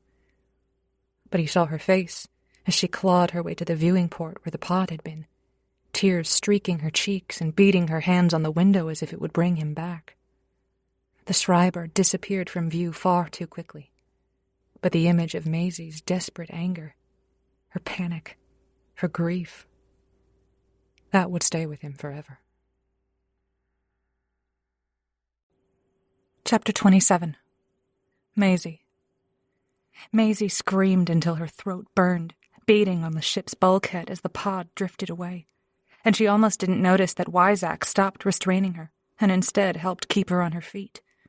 The pirates all looked stunned, most with pale orange scales as they stared at their captain and where the escape pod had been. Faros wore only an impassive mask, his cheek and eye swelling from what must have been a fight, and faced her as if nothing had happened. Why did you leave sickbay? She stared at him in disbelief, and used one of the tricks she'd learned to escape the Galaxo sickbay after the doors kept malfunctioning to open the locked door and slide into the corridor, just in time to see the pirates manhandling Frrar into the escape pod. When she couldn't speak, Faros reached for her arm. Maisie lashed out and took Wyzak by surprise, so she slipped free enough to slam both of her fists into Frrar's chest and throat and face. At least that time the captain noticed the blows, grunting as he fended her off, but Maisie wasn't about to stop until she made him bleed. He'd killed his brother. Killed Frrar in the worst way imaginable. Consigned him to a slow, lonely death in a tiny capsule as it sped through empty, empty space. Alone. Suffocating one breath at a time. With no radio or hope for rescue. "You heartless bastard! You cowardly sand snake! I hate you! I hate you!" She threw in some of the vilest curses she'd learned from being on the Galaxos, gratified when the Zaravians all blinked in surprise. Wyzak finally caught her around the waist and hauled her back, though Maisie thought he'd taken his time to let her wail on the captain a little. Frrar, a little more battered and bloody, didn't look impressed. "Put her back in sickbay." "No!" Maisie snapped. She kicked out at Frrar and elbowed Wyzak, wanting them all to know she wasn't going to stand by meekly anymore. Not another damn second. "I'm going back to my quarters. Farrell is stable and will be fine. I don't want to see your fucking face ever again. I'll return to sickbay when you're not there. Get the hell away from me." "You're in no position to make demands," he said, and for once he sounded tired. "Your son is still sick," Maisie said as coldly as she could manage. She hoped he didn't test her resolve, because she couldn't punish Farrell for having a complete bastard as a father. "And so far, I am the only one on this ship that can keep him alive long enough to reach that hospital. And I'm the only one who can find the cure once we get there. So, actually, I'm in a pretty damn good position to make demands." Frrar shook his head, eyes flat. "You wouldn't let him die." "You're not going to take that chance," she hissed. Wyzak's grip tightened on her arms until Maisie knew she'd be bruised from shoulder to wrist. "Are you? You just killed my mate, you son of a bitch. You just killed your brother. Heartless piece of trash. Get away from me." A muscle ticked in his jaw for an eternity before he glanced at Wyzak. "Put her in her quarters. Lock the doors and post a guard. We arrive at the hospital in 30 minutes. Make sure she's ready to go." Maisie clenched her jaw until a headache ignited behind her eyes. She didn't know if Frrar was her mate, or even what that meant or felt like, but the raw wound in her heart from his tormented death left her with only half her soul. Half her heart, half her courage. She didn't realize how much she needed him to give her courage until he wasn't there. She could stand on her own, had been doing so for years, but it was really nice to have someone else to lean against for once. Even if he had no sense of adventure and liked checklists way too much. She hiccuped, and a slight sob escaped as she drooped in Wyzak's grip, and he hauled her to her quarters. The door to Frrar's room was still ajar. She couldn't look at it without her guts twisting in desperate, disbelieving panic. It couldn't have been just that morning that they'd lain tangled together in his bed.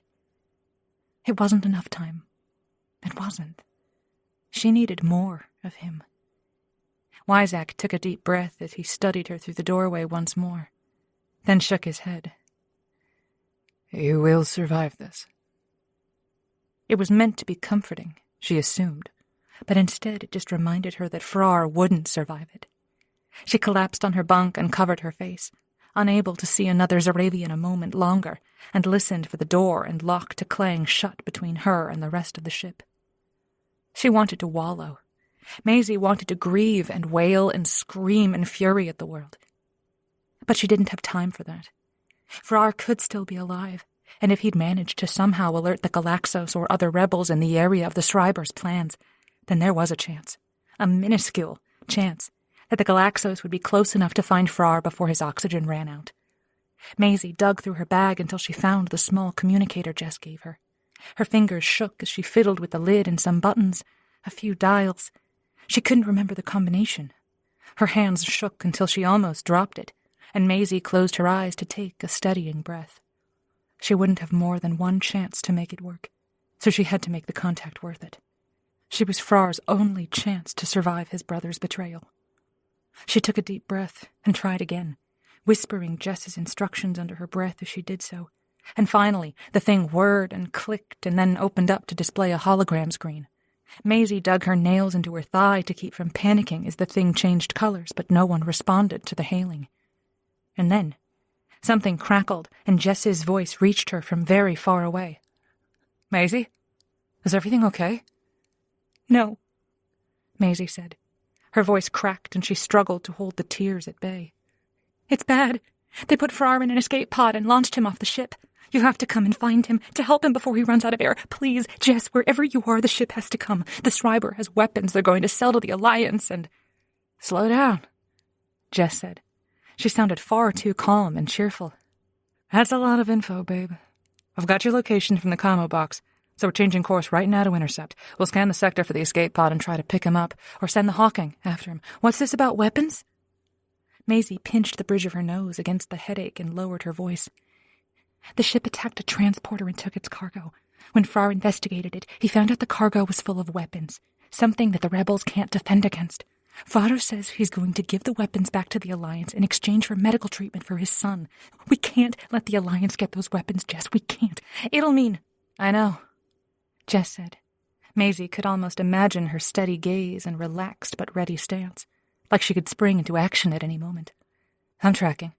Trazak is alerting the rest of the rebels. Do you know where the Schreiber is headed? Maybe we can... What the hell are you doing? Maisie froze. She hadn't even heard the door open since she'd been so focused on Jess's voice.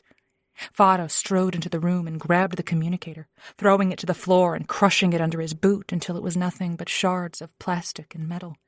The captain grabbed her arm and yanked her to her feet. Who are you talking to? Where did you get that device? I alerted the Galaxos, she said. Maisie swung her free arm at him. They're coming for you, along with the rest of the rebellion. They know about the weapons and the hospital and everything. You're so screwed. They're going to find Frrar and he'll kill you for what you did. Frrar grabbed the back of her neck and marched her out of the room and down to sickbay once more. You don't know what you're doing, little earther. You have no idea what you're dealing with here. I meant to apologize to you, to tell you I regretted my actions, but what would be the use in pretending you have a drop of sense in that ridiculous soft head of yours? You'll regret this, Maisie said. It wasn't even a threat anymore. It was the truth. The future. As close to guaranteed as she knew. You'll pay for this, and it'll haunt you the rest of your days. Then I'd better make it worth it, Frrar said. He checked something on his arm, where a comms packet showed him something, then headed for the door. We'll be at the hospital shortly. You'd better hold up your end of the bargain, Earther, or you'll follow Frrar into space. She picked up a regeneration pod and hurled it at his retreating back. Somehow he ducked in enough time that it missed his head, but at least it clipped his shoulder and made the jackass flinch. The Zaravian disappeared and the door locked once more. She leaned against one of the beds as she stared at the repaired and locked panel that had allowed her first escape. She sank slowly to the floor as hopelessness began to creep over her. She could save Farrell.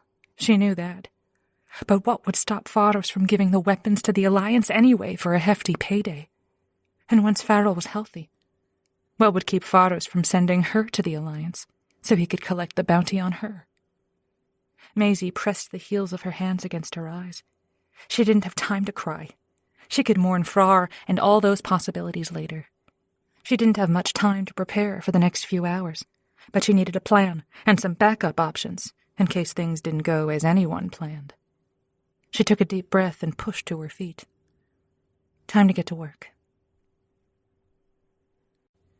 Chapter 28. Frrar. Frrar controlled his breathing, even as desperation drove him to suck in great gulps of air. He activated beacons and tried the makeshift radio he rigged up from various signaling devices on the pod, but to no avail. Nothing else moved in space around him as the pod sped into nowhere. Even the controls for steering and slowing the pod had been disabled. He closed his eyes as the air in the pod grew thinner, and time ticked away. He worried about Maisie, alone on the Schreiber and at his brother's mercy, and hoped she would be able to signal the Galaxo somehow. He'd almost gotten there in the engineering bay before Frrar showed up. Frar's lungs burned, and his heart beat faster. Escape pods weren't meant to be occupied for so long. He didn't have much time. Frrar used the clicker and a small transmitter to signal a message into the stars, so at least someone, somewhere might pick up his story and his feelings for Maisie. He regretted not telling her how he felt sooner, not bringing her food when they were on the Galaxos and he saw her clearly for the first time. She'd been so enchanting, so delicate but strong, and he'd taken his time, plotted out a strategy for wooing her and eventually making her his. He had a checklist for it, a flowchart, the same as he used for an engineering problem. He shook his head at his own stupidity. She wasn't an engineering problem. She wasn't any kind of problem to be solved.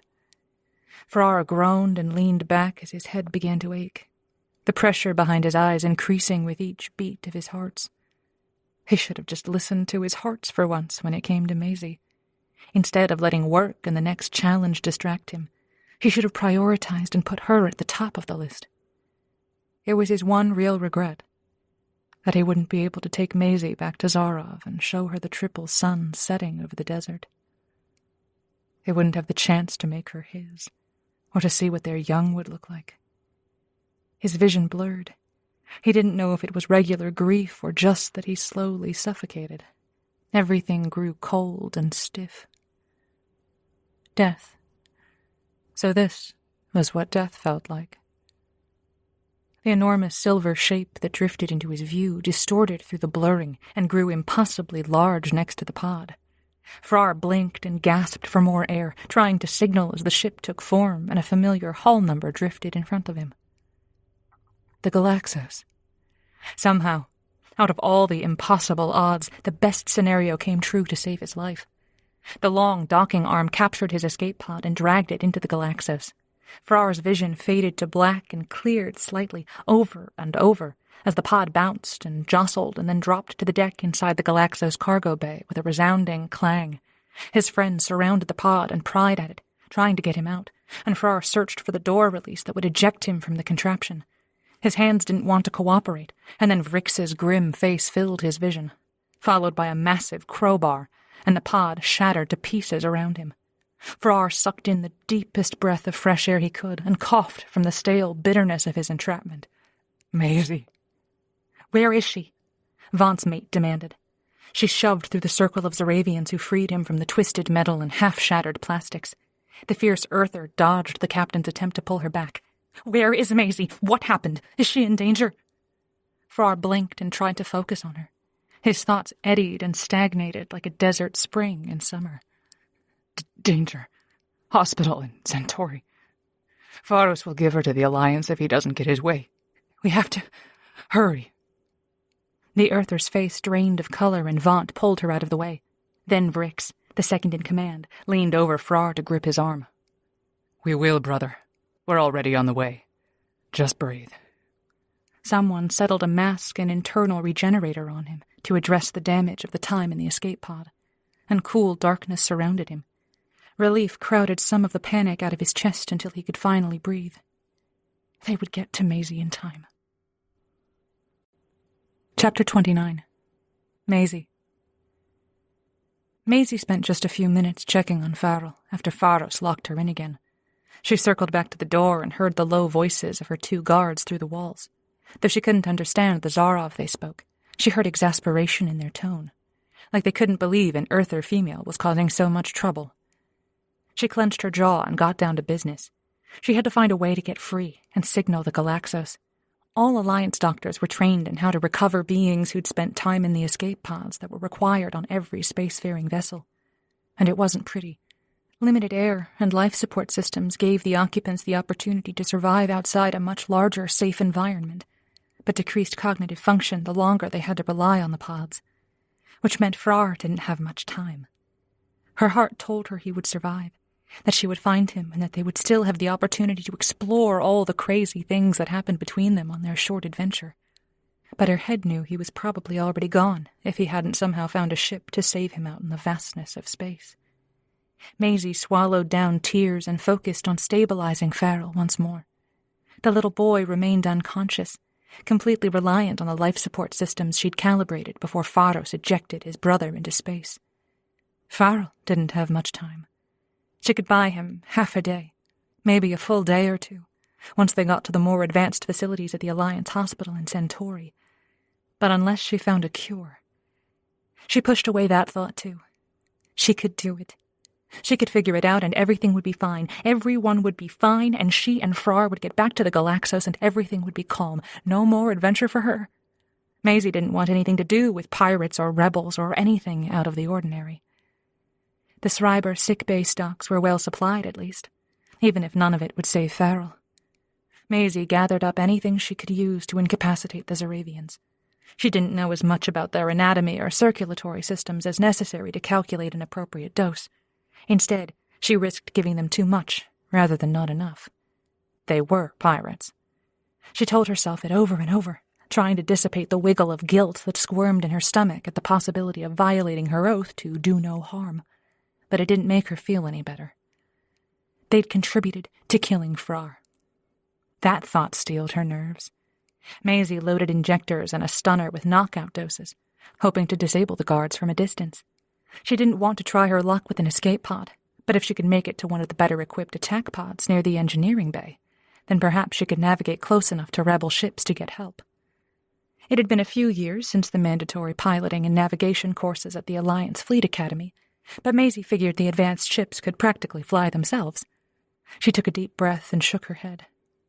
She must have lost her damn mind. The only warning that someone approached was the click of the locks disengaging and the soft sliding of the doors.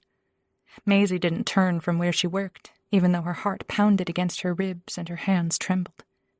She couldn't really explain what she was doing, not to anyone with half a brain and some experience with medical equipment, but at least she didn't have to look incredibly suspicious by jumping in alarm and trying to hide it. She hoped it was anyone but Faros. But the captain spoke very quietly and calmly as he walked into sickbay and placed a tray of food on the counter next to her. "Have you calmed down?" Maisie clenched her jaw. Clearly Faros didn't know much about women, since telling her to calm down was the very last damn way to get her to calm down. She didn't speak, and instead kept piling up doses of a serum that would temporarily paralyze the target. Faros leaned against the counter and tried to see her face. His arms crossed over his chest, and the scales in his arms adjusted as he tensed his muscles. "You would understand what I'm doing if you had children, Maisie. You would know.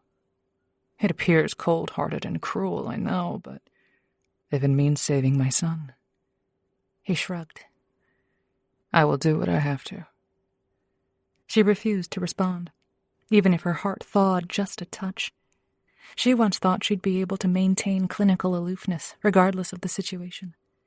Then she went out into space and had to start treating people she knew and cared about, and victims of all kinds of cruelty. Farrell deserved to live, and the Alliance doctors should have done the right thing to save his life the first time Faros asked for their help. But they hadn't, and so the rest of them were left to pick up the pieces and search for solutions. Saving a child in front of her still felt like a priority over the less concrete risks to the rest of the rebellion, even if she knew what the consequences would be of handing those weapons over to the Alliance. Maisie shook her head, more for her own thoughts than anything Faros said, but the captain interpreted it his own way. Faros didn't move or look away. "It'll work out, you'll see. Farrell will be fine once we get the treatment, and we will be able to start over far away from the Alliance and the rebellion. Whatever happens between the factions will be no concern of ours." Maisie's hand stilled from filling another stunner with knockout serum. He kept saying, "we." What in Kepler's universe did he think was going on? Did he imagine some future with her? She shook her head more. "There's no we. No, ours." Maisie, he said quietly, and reached for her hand. Maisie jerked away, arms close to her chest, but Faros didn't let her retreat far. He managed to capture her wrist and hold her, though he didn't drag her closer to the immense wall of his body. "There's an easy solution to this. You care for my son. I can see it in the way you treat him. And he cares for you. He smiles when he sees you, laughs with you." Her vision blurred. She did care for Farrell, even after just a handful of days being around him, The little boy was sweet-spirited and kind and funny, even with such a rough start in life and not sharing the same language. He was easy to fall in love with, even though his father was a jerk and out of his mind. When she remained silent, Pharos drew her a little closer. "Give him a family, Maisie. I will take you as my mate, and he will be your son. We can start a new life far from here in a quiet place and a peaceful planet. There are many new colonies that need doctors and ship captains. We would never deal with the Alliance ever again. They could not find you or attempt to arrest you. I would protect you with my life. I could give you a good life, Maisie." A good life. Security. A peaceful, quiet existence far from everything and everyone she knew. But not love. Not passion or excitement or that tremble of agonizing anticipation in her stomach like she felt with Frrar. Frrar. Pharos killed him in the name of saving his son. The pirate had already said he would do anything to save his child, and she had no reason to believe that he would keep his word about safeguarding her or whatever life they built if some other challenge arose. She didn't actually consider going anywhere with Pharos, not after what he'd done. She pulled out of his grip. He let her retreat, but he didn't step back. Maisie turned her attention back to the supplies on the counter. "You killed my mate. I've no interest in being yours." The pirate tensed. "He wasn't your mate. Arthurs don't have mates." "How would you know?" She shook her head and swallowed the burn of grief in her throat. "You killed him. I will uphold my end of the bargain and do my best to save your son if you get us to the hospital. But after that, I never want to see you again." "You would give up an easy life, a safe life with me, to take your chances with a bunch of rebels and criminals? With the Alliance searching for you and bounty hunters chasing after you? That's what you want?" "I don't want easy," she snapped. Her hands trembled even though she spoke the absolute, unvarnished truth. Maisie hadn't realized it until that moment, but she meant every word. "I want real. I want to be someone's first choice, someone's first priority. And I would never be that with you, even if I wanted to be with you. Which I don't. You killed Frrar. You sent him off to a slow, lonely death. Your own brother. Your own brother." She was shouting by the end of it, and nearly stabbed him with a needle full of paralysis serum. Pharos didn't budge. "You don't understand." "No, I don't. I'll never understand how you could do that." Her voice broke and her vision blurred. She stared down at the instruments in front of her, even though she couldn't see them, and refused to even acknowledge Pharos as he lingered next to her. "Someday you will," he said quietly. "But do as you like. The offer stands. You'll change your mind." "Get us to the hospital," she said. "I'll save your son. Then you'll take the weapons back to the rebels. And I never want to see you again." Frrar shrugged and stepped back. "We'll see." He was almost to the door when he added, "We'll be in Centauri soon. Prepare Farrell for transport to the hospital. Do not try anything stupid, Maisie. There are consequences for the choices we make, and I do not want you to end up in more trouble." Then he was gone. Maisie clenched her hands into fists and resolutely packed a small bag with all the devices she'd prepared. The moment they were at the hospital and she could treat Farrell, she'd make her move. Chapter 30. Frrar. Frrar woke in a sickbay, and for a brief, shining moment thought he was back under Maisie's care, somewhere safe. Then Mrax leaned over him and breathed a stinky sigh of relief right in his face. "You woke up. Thank the suns." Frrar turned his face away and tried to shove Mrax back. "You smell worse than a hog mount. What's going on? Where are we?" "Searching for your brother's ship," Mrax said. He retreated and picked up a scanner to wave over Frar's head. "And waiting for you to wake up to explain what the hell happened." "We have to get to an Alliance hospital," Frrar said. He tried to sit up as the room spun around him, but Mrax threw an arm across his chest and shoved him back to the bed. Frrar bared his teeth. "Pharos is taking Maisie and his son there. If she can't help his son, he's going to bring the Alliance over and give them the weapons so they will. We can't waste any time looking for the Schreiber. They'll be at the closest Alliance hospital. They might be there already. Mrax grunted and kept him pinned despite how Frrar thrashed. Vaunt and Vrix are on their way to get the details. Just calm down. You're not recovered from being in that damn pod, and you'll cause yourself further damage if you don't lie back and let me do my job. Frrar would have argued and flailed more, his only thought being on finding Maisie, but Vaunt walked in with the security chief behind him and turned a grim expression on the engineer. Explain what happened. Talk fast. Yeah, before his mate chews her way out of their quarters and gets her to beat it out of you. Vrix muttered, though he coughed to disguise it when Vaunt gave him a dirty look. Frrar concentrated on relaying the details of the past few days as quickly as possible to them both, knowing they wasted time talking while Maisie was in danger. And your brother intends to give these undefeatable weapons to the Alliance in exchange for a cure for his son. Vaunt's scales rattled in irritation. Betraying the rebellion, and you, and our race. Frrar nodded, then slowly sat as Mrax finally waved that he could get up. Vrix folded his arms over his broad chest. Some rebels found the transporter and escorts adrift. None of the crew would reveal what happened, nor what their cargo was. So this tracks with illegal arms trading and purchasing by the Alliance. Now that we know the culprit, there will be criminal charges against them. Doesn't bother me, Frrar growled. The bastard sent me adrift instead of killing me with his hands like a true warrior. I hope he rots on a prison planet. Vaunt nodded, then took a deep breath and clapped him on the shoulder. I'm glad we found you, brother. If the Earther had not managed to signal Trazak's mate, we would not have known where to start looking. Frrar gripped the edge of the mattress as he stared at the captain. She... what? Trazak's mate gave her a communicator. She managed to contact Trazak's mate and tell her what happened to you before she was interrupted. It sounded like Faros found her, then destroyed the communicator. We were able to identify the coordinates from which she transmitted and start scanning from there. Vrix didn't blink. Your mate is bold, Frrar. His mate. Frrar didn't want to play games, but he didn't want to claim rights that were not his.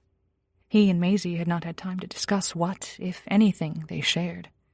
Even though the need to protect and cherish her burned hot and furious in his chest, the Earther had her own mind and might feel differently. We have not discussed that yet. She may not. Look at yourself, brother, Vrix said.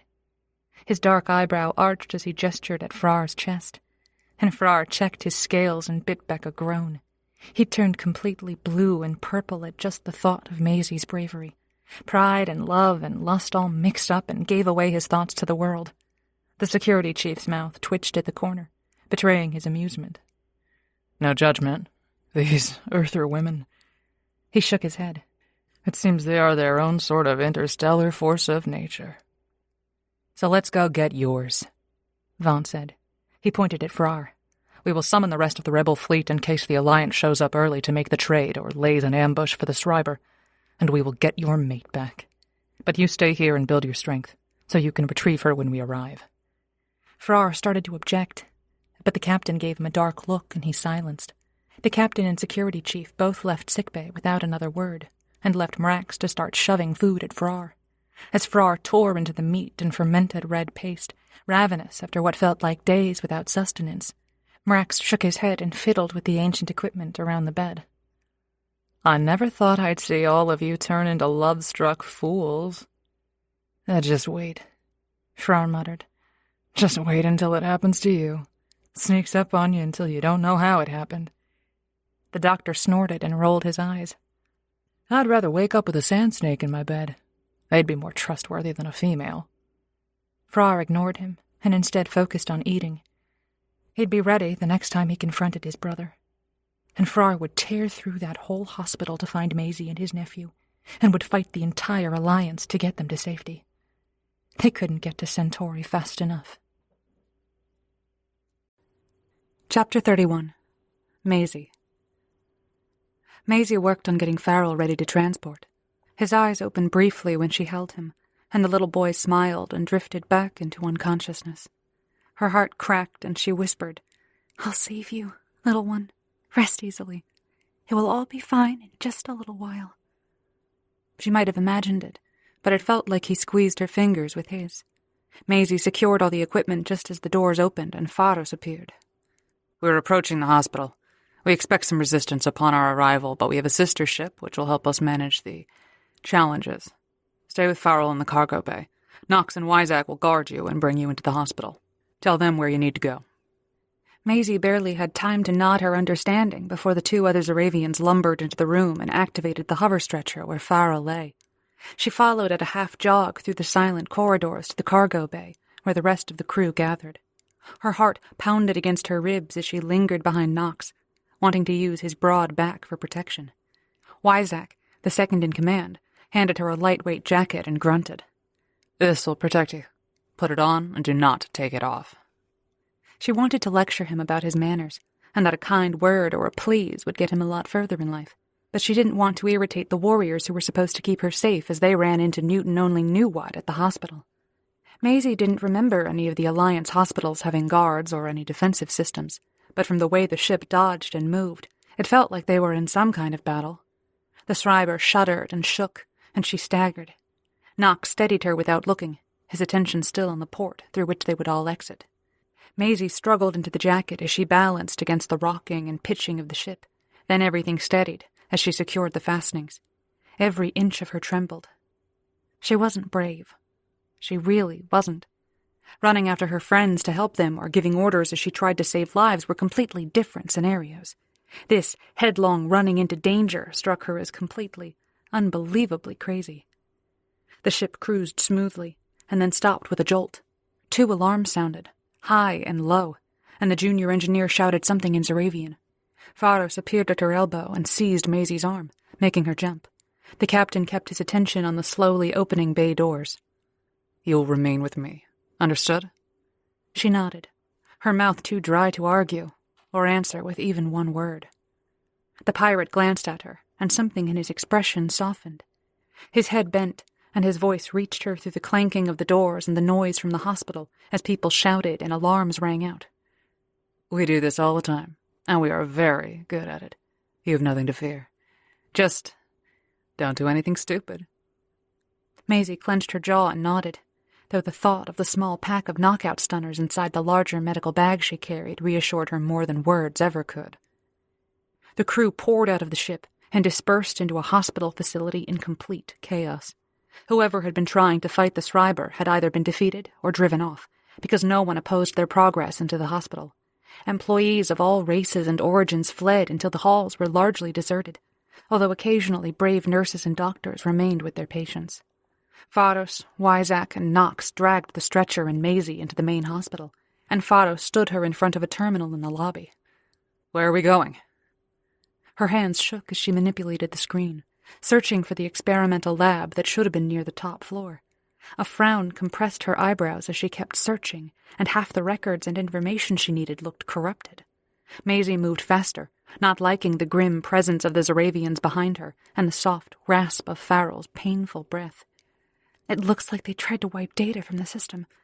I think it's the top floor, east wing, near the exhaust and ventilation rooms. Good.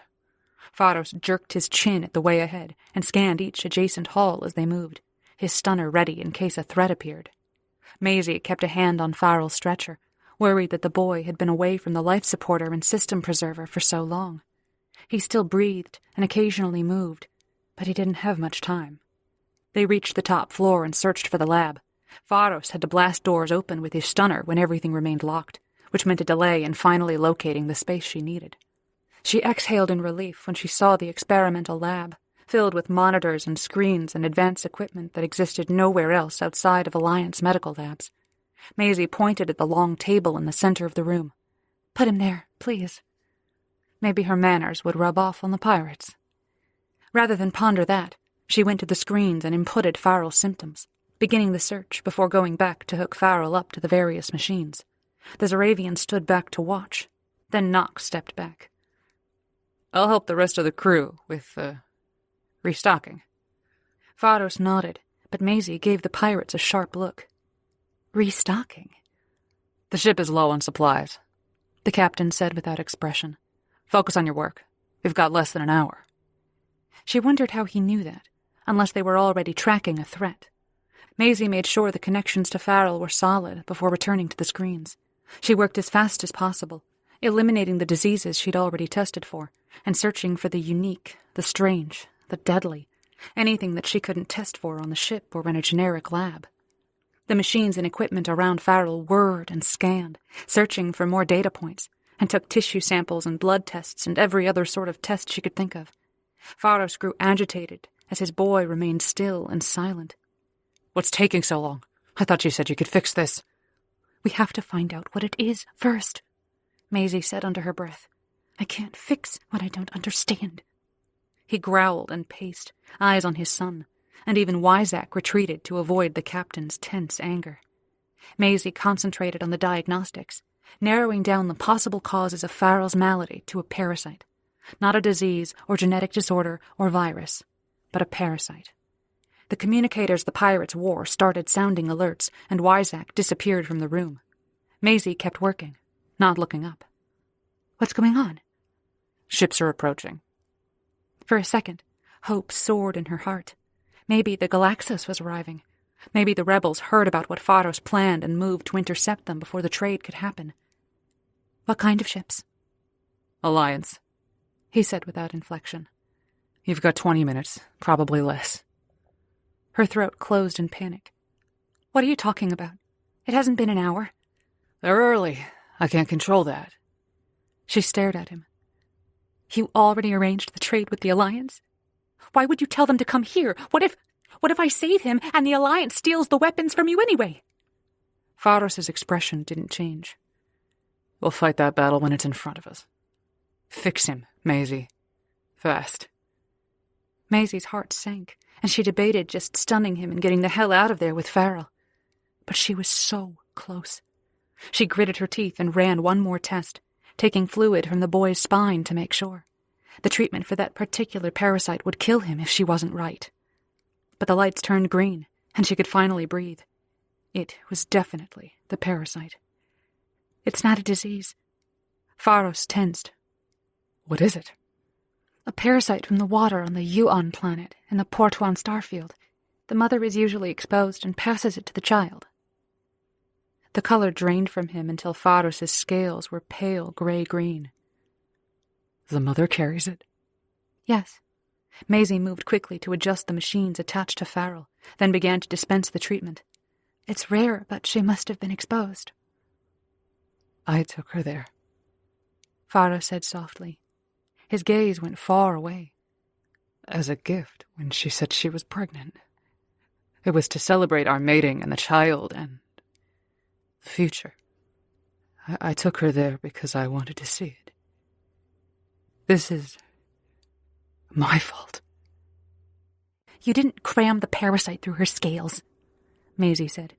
Her irritation got the better of her as she snapped at him, completely running out of sympathy for the pirate's mood. Now call your pals and tell them to get rid of the Alliance ships. How long for the cure to work? Maisie kept her attention on Frrar, hoping to see signs of improvement immediately. I don't know. It has to kill the parasites and expel them from his body, then process the junk they left behind. It could take hours. Once he gets the full dose, we can leave, and I'll monitor him on the ship. Pharos used his communicator to call to his men, and a flurry of Zaravian words filled the room. Maisie held her breath as the antidote to the parasite infestation drained into Farrell's tiny body. She prayed it worked quickly, and she wouldn't be spotted by the Alliance agents that were no doubt already in the hospital. 2 pirate ships wouldn't be able to hold off a fleet destroyer, or even a couple of smaller fleet ships. More would be on the way, no doubt, as soon as they learned what the Schreiber carried, or that she was in the hospital, since Maisie had a major bounty on her head for the role they'd all played in killing the captain who'd sold them to the Zaravians. She clenched her jaw. And Maisie had called the Galaxos to help, which would bring the entire crew and all of her friends, all of them declared traitors and criminals, right into the Alliance's clutches. She squeezed her eyes shut and hoped for the first time that the Galaxos wouldn't show up to rescue her. Chapter 32. Frrar. The Galaxos approached from the opposite side of the hospital from where the Schreiber and another ship had docked. A dozen other rebel ships patrolled the area to keep an eye out for more pirates and to prevent the Schreiber from flying off with the weapons. Frrar clenched his jaw as he stood on the bridge next to Vaunt, scowling at the viewing screen that showed their approach to the hospital. Maisie was in there somewhere, in danger, possibly scared, working hard to save herself and his nephew. The second pirate ship hovered and tried to engage the Galaxos, firing its weapons with enough power that it might have disabled the ship if Vaunt hadn't expected something like that and engaged the shields. The communicators buzzed and chirped as another rebel ship swooped down to intervene and chase off the pirates, leaving the Schreiber alone. When they found a place to dock, Frrar headed for the loading bay without a second thought. He'd find Maisie. That was his only priority. That, and kill his brother if he could find the coward. Fricks also waited in the loading bay as one of the junior engineers engaged the hook and ramp so they could deboard the ship and start looking for Maisie. The security chief reached out to catch his shoulder. I'll go with you. I can handle. I'm going with you. Vrix repeated with more force. I won't get between you and your brother, or you and your mate. Frar's eyes narrowed as he looked at his friend. Then why? Because the captain ordered it. Vrix looked about ready to growl more, but stilled when a cheerful voice invaded the grim room. He means because he can't stay away from an opportunity to kick someone's ass. Cecily Griggs, the Earther security chief, sauntered in the bay wearing her uniform and armor, and carrying enough weapons for a full arsenal. Isn't that right, baby? Vrix's expression darkened. I told you to stay. You tell me all kind of things that I ignore. Griggs patted his shoulder but looked at Frrar. And Maisie is somewhere in that hospital, and I'll be damned if you all get to go charging after her and leave us behind. Us? Vrix said. He groaned as Jess Barnes, the mysterious Earther with the checkered past, appeared. Trazak, her mate, was nowhere to be seen. Frrar folded his arms over his chest, not liking the idea of having more Earthers to look after in the middle of all the chaos the pirates had no doubt unleashed on the hospital. We aren't going to be there long. We just need to... Then there's no reason for us to stay behind, Barnes said evenly. Is there? Where's your mate? Vrix demanded. The Earther's face turned dark and very, very cold. I beg your fucking pardon? Frrar didn't want to be there for the end of that argument, particularly as Griggs folded her arms over her chest and tapped her boot in agitation, and so as soon as the doors opened wide enough for the ramp to deploy, he split. He brought a locator with him, in case they needed to use the transporter, but he couldn't waste another second listening to the others argue. Someone shouted at him in Earther, but Frrar didn't slow. He dodged a pirate lookout and stunned the warrior, sprinting to avoid a few others who attempted to reboard the Schreiber with boxes and pallets of supplies. Frar's boots slid on the smooth floor inside the hotel lobby, and each floor he hit, as he climbed stairs and searched for Maisie. He could follow her scent, the intoxicating aroma of her hair and soap, and managed to reach the top floor before pure instinct took over. He felt her there. His communicator beeped, and then Vaunt snapped. Alliance ships are incoming. Get out of there immediately. Not yet, he said. Not without Maisie. He disabled the communicator so the captain wouldn't order him back, and shouldered aside the door that separated him from Maisie's voice. He surprised them all in the middle of a fancy lab filled with machines he didn't understand, but would have loved to take apart. Pharos looked at him and started to speak, raising his arm, and Frrar fired a stunner at him without hesitating. It was only after Pharos dropped to the ground that Frrar realized his brother hadn't been raising a weapon at him. He felt zero remorse. We have to leave. Alliance ships are here, and... He froze when he saw Maisie's face. She clapped her hands over her mouth, and her eyes turned into huge moons as she looked at him. Tears tracked down her face and over her hands. His heart beat unevenly, out of sync, as he wondered what had upset her. Surely she didn't care that he'd shot his brother. What's wrong? I thought you were dead, she whispered, and launched across the room to throw her arms around his neck. I thought I'd lost you. Frrar growled and held her tight to his chest, closing his eyes as he buried his face in her hair. I couldn't leave you behind. She felt so soft and delicate in his arms, even more so than before. He took a deep breath and managed to release her. We can't wait. We need to get out of here. Maisie nodded and wiped at her cheeks, starting to unhook Farrell from all the machines. Yes, the Alliance is almost here, and they're expecting the weapons. But he wasn't going to hand them over, Frrar. He wasn't. I saved Farrell. He's going to be fine. We have to get the Alliance away from the Schreiber. We have a plan, Frrar said. He went to the door and peered out to make sure no Alliance agents had appeared to threaten them. The Galaxos is here, and Don't leave Pharos, she said quietly. Frrar looked back at her. You're kidding. No, Maisie said.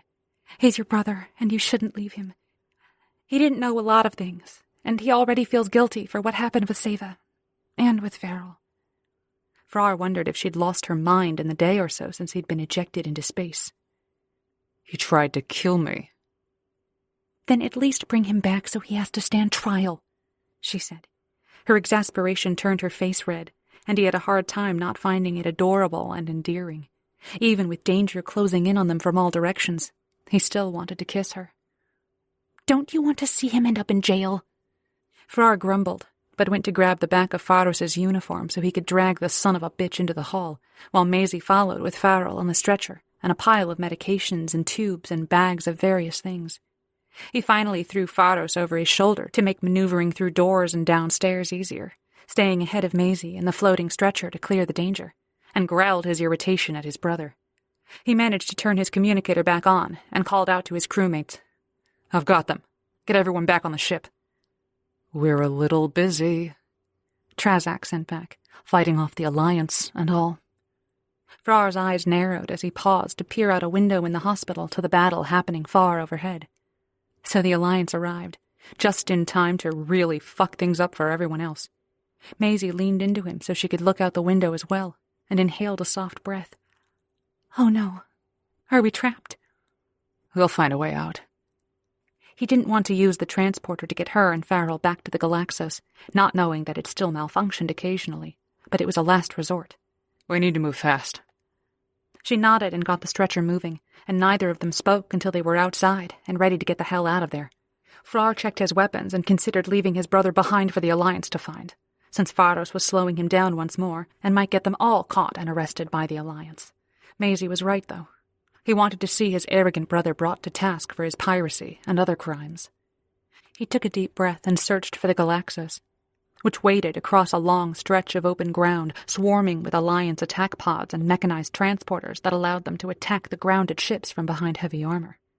It was too far. They'd never make it. Which meant the Schreiber was their only option. 2 pirates raced toward the ship, almost unopposed, and Frrar figured they'd have to do the same. The crew would let him on board if he brought Pharos and Farrell along. Or so he hoped. Chapter 33. Maisie. She knew he was crazy when Frrar said they had to run to the Schreiber instead of the Galaxos, and even though she stared at him in disbelief, he didn't blink. She wanted to argue, but there definitely wasn't time for that. She just hoped none of them got hurt on the mad dash through the uneven ground to where the Schreiber's ramp waited. Frrar squeezed her hand and maneuvered Farrell so he could lay Pharos onto the floating stretcher as well. You run first, and I'll push this behind you. Just focus on getting to the ship. We'll both push the stretcher, she said. He wanted to object, but she fixed him with a dark look. I'm not letting you die out here because you're stubborn. We can both push the stretcher. He gritted his teeth until the muscles in his jaw jumped, then grudgingly nodded. Fast. Fast, she agreed. And before she could stop to think about how freaking crazy it was to race out into the open where people were battling with stunners and other weapons, she ran. Frrar took most of the weight of the stretcher, and thank Einstein it was a hover stretcher, but she still helped steer and maneuver the unwieldy thing as they dodged the Alliance mechs and ships overhead. She really didn't like that kind of adventure. She didn't want to ever see another battle again, nor have anyone shooting stunners at her. Maisie fished around in her bag for the knockout stunner she'd prepared with the paralysis serum and started firing back. Sometimes being afraid wasn't enough. You just had to do things anyway, and she wasn't about to sacrifice Farrell or Frrar, or even Pharos, to the Alliance just because her knees were knocking and she thought she might pee herself in panic. The Alliance soldiers hesitated before they attacked after Maisie started dropping their compatriots like flies, since the paralysis serum just had to detonate near them instead of hitting them to have an effect. Frrar grunted something that sounded like, "Good girl." But Maisie ignored it and concentrated on putting one foot in front of the other as her thighs burned. She definitely needed to hit the gym. If the Schreiber had a gym. They pelted toward the ramp just as pirates began to raise it, and Maisie shouted to get their attention. Knox hesitated, but Wyzak tried to haul the ramp up faster. Then Maisie shouted, "We have Pharos!" The pirates squinted at them, as if they suspected she lied. Then Knox dodged down the ramp and raced toward them. Frrar slowed, but Maisie dragged him on. Knox shoved Frrar out of the way and took the stretcher, shouting at them, Run! Go! Knox raced off with both Pharos and Farrell, and Maisie struggled to catch up. Frrar slung his arm around her waist and hauled her up against his side, carrying her, and sprinted as the Alliance agents closed in behind them. His boots thudded on the ramp, and he nearly threw Maisie into the ship as he stumbled. Shut the ramp. Wyzak growled but hit the levers and the ramp retracted, the doors sliding shut against a hail of fire from the Alliance. Maisie sobbed for breath, bracing her hands on her knees, and blinked dark spots from her vision. She managed to croak, "Who's flying this bucket of bolts?" Before the pirates could answer, Frrar stepped forward. I'm the captain now. Everyone to stations. Knox, help get Maisie and Farrell to the sick bay so she could treat him. Leave Pharos here as well. I shot him, and she needs to patch him up. Maisie started to object, to characterize Pharos's wounds a different way so the pirates wouldn't kill Frrar, but the crew watched Frrar for a long moment before dispersing into the ship. She stared, dumbstruck, and tried to keep up as Knox began to move the stretcher deeper into the ship. The whole ship shuddered and then lifted. Maisie braced herself against the wall as she nearly tripped on Knox's heels.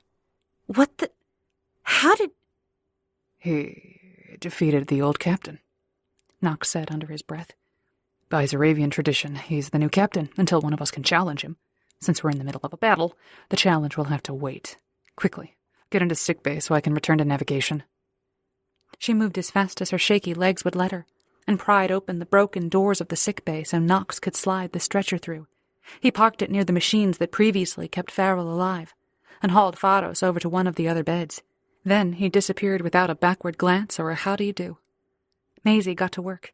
There wasn't a second to waste. Farrell had a bit more color in his face, but his breathing sounded uneven.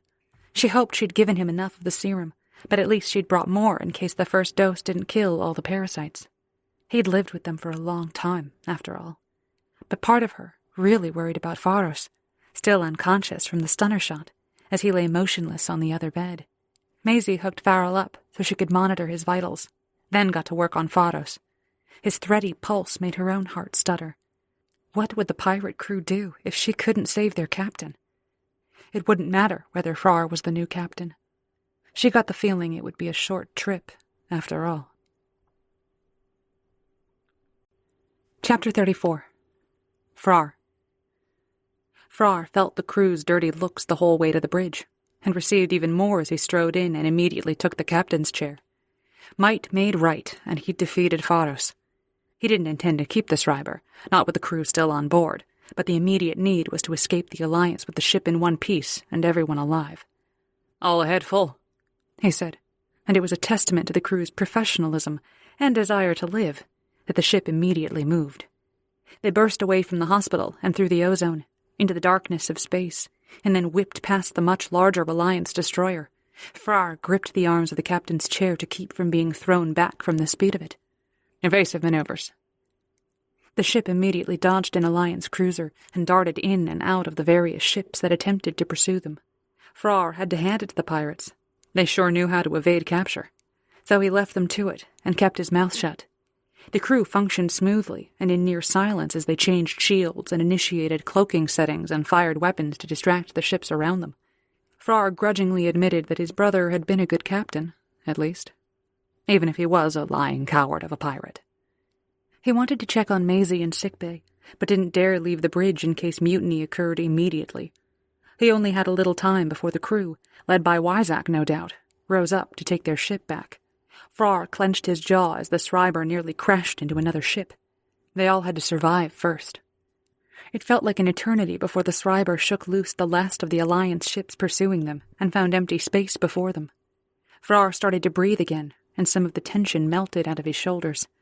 Thank the suns. Captain? One of the crew said. He leaned over the navigation screen and took a deep breath. We have an Anomaly? What kind of anomaly? Ships? A lot of ships? Approaching from... everywhere? Frrar got up and strode over so he could study the navigation terminal himself. But the warrior was correct. Small blips in space moved toward them from almost every direction. He took a deep breath and almost ordered them to take evasive maneuvers again, so they would at least go out fighting, when an alarm sounded and a familiar voice boomed onto the bridge through the universal communicator. Pirate ship Schreiber, this is the rebel ship Galaxos. Prepare to be boarded. Vaunt. Frrar wanted to laugh with relief. He gestured for the warrior handling communications to hand him the microphone, and cleared his throat before he spoke. Rebel ship Galaxos. This is Captain Frrar of the rebel ship Schreiber. It's good to hear from you.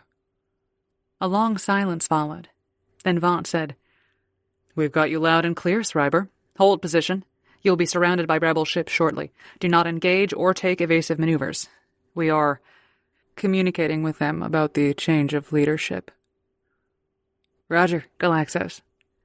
Frrar kept a tight grip on the communicator as some of the ships grew visible on the viewing screen. The crew tensed all around him, and Wyzak stepped forward. They'll arrest or kill us. This is a trap. Vaunt won't sacrifice us to the rebels, Frrar said. He knew his captain wouldn't intend for them to end up at the mercy of the rebels.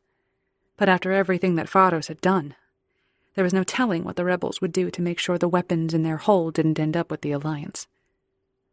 We wait. If we need to evade, we will. Not with half the damn rebellion around us, Wyzak snapped. Damn it, I challenge you as captain, Frrar pulled his stunner and pressed it into Wyzak's throat as the other warrior advanced on him. He kept his voice calm and his grip on the communicator steady. I must have misheard you. Surely you didn't intend to challenge me in the middle of a battle. Wyzak's eyes flashed silver, and his scales swirled with red and black. If you mean to make us sit here and wait for the hangman's noose to tighten around us. No hangman's noose, Frrar said. But if we flee now, the rebels will not wait to hear our side of the story. They will destroy the ship and the weapons, and we'll all die in the process. None of the crew spoke, so he went on with the explanation, instead of giving orders like he wanted. This can all be explained. Pharos may take the blame, but the crew will not be punished for following orders. Stand down. I will handle this. I will see you to the other side. Then I will hand the ship back to you in exchange for the weapons and safe passage for myself and Maisie. Understood? He hated echoing his brother, but it came out regardless of how he meant to change his tone. Wyzak scowled at him for a very long time. Then his head jerked in a nod. He turned on his heel and barked orders at the rest of the crew, and everyone retreated from what they'd been doing in an effort to evade the rebel ships. Frrar turned back to the viewing screen as the Galaxos appeared in front of them, taking up the position that would be most likely to destroy the Schreiber with a direct hit. It helped Frrar breathe a little more to know that Vaunt kept the rest of the ships from immediately attempting to destroy them. The navigator cleared his throat. 20 ships surrounding us. Any more incoming? Frrar really hoped 20 was it. Otherwise, they had a better chance of surviving a hogmot attack than getting out of there alive. No, just the 20. The kid's voice curled dryly at the end, since clearly no more were needed. Frrar shot him a dark look, but resisted the urge to retort, since a captain wouldn't sink to that level. He raised the communicator instead. All ships in hailing distance, this is Captain Frrar of the rebel ship Schreiber. The previous captain, Pharos, was incapacitated departing Centauri. I am in command of this ship. We have the cargo you're looking for, and will offload it at a rebel base. Silence followed for a long time. He got the feeling Vaunt probably argued with the rest of the ships who wanted to just destroy the Schreiber. He didn't know how much to give away, but decided it couldn't hurt to add a few useful details. This is the Schreiber. The cargo is valuable and will be of the greatest use in your efforts. We will navigate to the location of your choosing. He left it there and kept his attention on the viewing screen. He wouldn't beg. The crew shifted uneasily behind him, and Frrar braced for an outburst or something disastrous. Just when he felt like yelling into the silence to break the tension, the communicator crackled again, and Vaunt spoke. We're sending you the coordinates, Schreiber. Follow no less than 3 ship lengths behind us at core speed 3. No faster. Else we will assume you have deviated from the agreement and intend to evade. Is that understood? Understood, Galaxos. Frrar nodded to the navigator to lay in the coordinates, and stood back as the rest of the crew prepared the ship to follow the Galaxos in close proximity. He took a deep breath and looked around the bridge. He'd never wanted to be a captain, but sitting in the captain's chair and giving the orders, instead of taking them, felt strangely liberating and powerful. Perhaps he would get his own ship and get into trade or transport or something. Create a nice, quiet life for himself and Maisie. As if his thoughts summoned her, a soft voice murmured through the internal ship comm system. "Frrar, you should get to sickbay." Her voice sounded almost normal. Perhaps anyone else would not have heard the tension and the slight quaver at the end. But he knew. He heard it. She was afraid. Frrar tensed as he looked at the crew. He'd left Pharos there in sickbay with her. What if the old captain decided to get his revenge on Frrar for taking over the ship by hurting Maisie? He growled, and Wyzak folded his arms over his chest. "We will not mutiny until this exchange is done. I will hold you to your word that you will leave after the weapons are gone. Go to your mate, without fear that we will attempt escape." Frrar nodded once more and strode off the bridge, ready to battle. Chapter 35. Maisie. Maisie breathed easier when Farrell started looking better and began moving around, but Pharos remained on the verge of death. The stunner must have been set to kill, so even though Pharos only winged his brother, it was still enough to perhaps kill Pharos. She didn't want the pirate to die before making peace with his brother, or for Frrar to lose his brother without hearing Pharos' side of the story. Despite what Pharos had done, she cared enough about him to want him to find peace, and to make sure his son was well cared for by Frrar. And her. So she called Frrar on the bridge and asked him to get to sickbay. She sat next to the bed where Pharos lay still and quiet, though his eyes opened just a slit when she touched his head. Maisie leaned close to murmur, "Frrar is on his way. You should talk to him." "He's the one who shot me," Pharos wheezed. "You set him adrift in space," she said. The pirate closed his eyes. "Fair point." Maisie adjusted one of the wound recovery pods and then increased the settings on the life support system. She just couldn't get his hearts to beat together strongly enough to support him. She was still fiddling with the dials when Pharos' fingers reached for hers. "How's my boy?" "He's doing much better," she said. Her attention drifted to where Farrell lay on his side, studying his father, and snuggled with a small toy animal she assumed was a hogmount or some other terrifying Zaravian animal. "He's awake and sitting up. It'll be a few days before he fully recovers, but he's on his way." "Good." Pharos sighed and his face relaxed, and for a heart-stopping moment, she feared he'd given up and passed away. But a heartbeat later, he squeezed her hand. "Thank you for saving him." "You should thank me for saving you, you big jerk." Maisie cranked up a new regenerator and placed it over the stunner wound. "And you're going to be fine. Hold on. Fight for this." The corner of his mouth twitched in something close to a smile. "I think Frrar might have done me in this time. Fitting payback, I suppose." Maisie shook her head, trying to banish the burn in her sinuses that heralded more tears. She hadn't cried so much through all of medical school and the Fleet Academy as she had in the past week or so. "No, your son needs you. So does your brother, even if he doesn't realize it yet." Pharos' smile grew just a touch. The doors stuttered open, and Frrar shoved his way through, scales red with fury. "What's he done now? Are you okay?" Maisie blocked him from immediately strangling his brother and tried not to fall dead from shock that Frrar let her walk him back. She dropped her voice as she rested her palms against his chest, feeling his heart's pound even through his uniform. "Listen to me. I don't know if I can save him. The stunner affected some of his internal organs, and right now the regenerators aren't working like they should. You need to talk to him." Frrar looked down at her as if she'd grown a second head. "You want me to do what?" "Talk to him," she murmured. She went up on her toes and brushed her lips against his, not knowing how else to get him to focus and calm down. "Please, I don't want you to regret missing this opportunity. His hands gripped her waist and he pulled her closer, but at least the red faded from his scales. I can think of many other things I'd rather be doing. Maisie flushed and extricated herself from his embrace. That won't be happening until you've settled the rest of your business. Frrar scowled at her for a long moment, clearly ready to drag her off to their quarters for a repeat of the previous day's sweaty workout session, then heaved an irritated sigh and went to stand over his brother. So you're dying? Maisie smacked her forehead because she was too far away to smack him. Insensitive jerk. The least he could do was pretend to care. But Pharos grunted. Apparently, you win. The silence stretched until Maisie shouldered her way into the conversation, exasperated beyond measure. Okay, since you two have the emotional sense of a couple of hogmouth, I'll do this for you. Frrar, Pharos didn't know that Seva shouldn't get pregnant. He didn't mean for it to happen, and she didn't tell him even when she got pregnant. She knew the risks. She could have told him, and she could have done something to save her own life. But she didn't. Maybe she wanted that child enough to risk herself. Frrar growled just a touch as she started talking, though it had faded by the time she finished. But still they said nothing. Maisie squeezed Frar's hand and barreled on, reaching for Pharos's hand as well. And Pharos, tell him what you need him to know.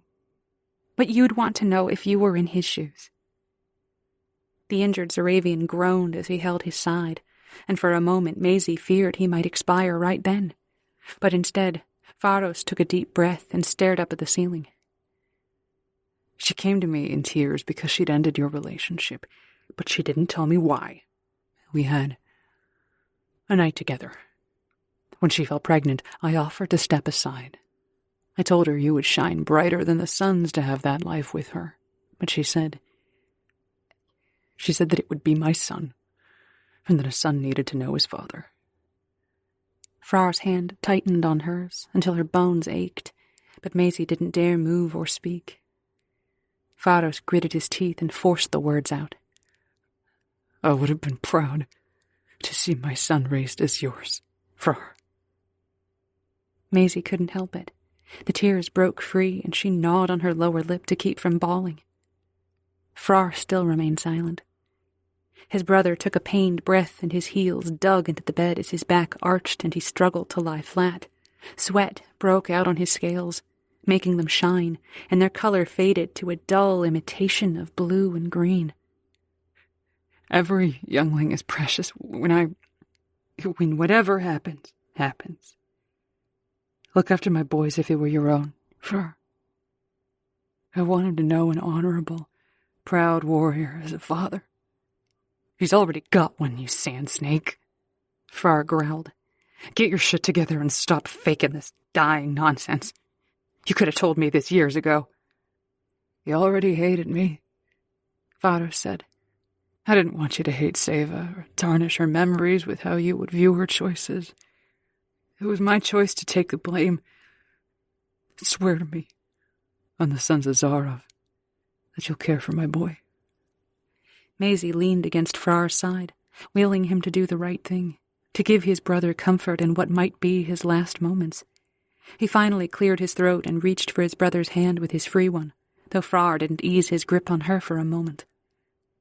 If you give up, then yes, my mate and I will raise your boy into a strong warrior. A good man. It wasn't the time to get into semantics, though Maisie's heart jumped to hear Frrar call her his mate.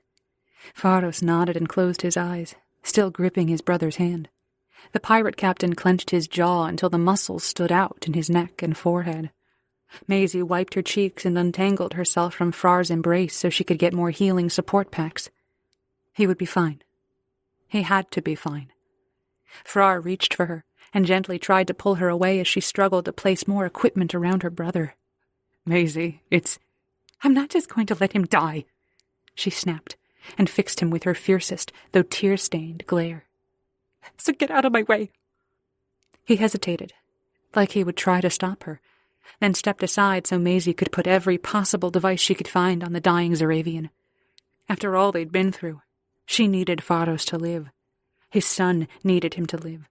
He wasn't a bad guy. He'd just gone a little crazy with the need to save his child. She couldn't entirely understand. But someday she knew she might, just like he'd told her. She wiped away more tears and turned the settings on the packs up past every recommended dosage and power level. He had to survive. Chapter 36. Frrar. Frrar's heart ached as he watched Maisie struggle to save Pharos, even when it became clear his brother had made his peace with the universe and prepared to meet his end with some kind of dignity. He wanted to take her away so she wouldn't witness it, but he didn't want to miss his brother's last breath, and not for all the reasons he once thought he would. He wished they had more time, and that it hadn't taken dying to get his brother to confess the truth of what happened so many years earlier. It didn't make Frrar regret the choices Seva made, though he might not have understood at the time. He still loved her.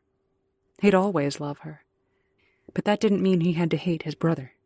He'd still kick Pharos' ass for lying and having a fling with his girlfriend only a few days after she broke up with Frrar, but that could wait until Pharos was back to full strength.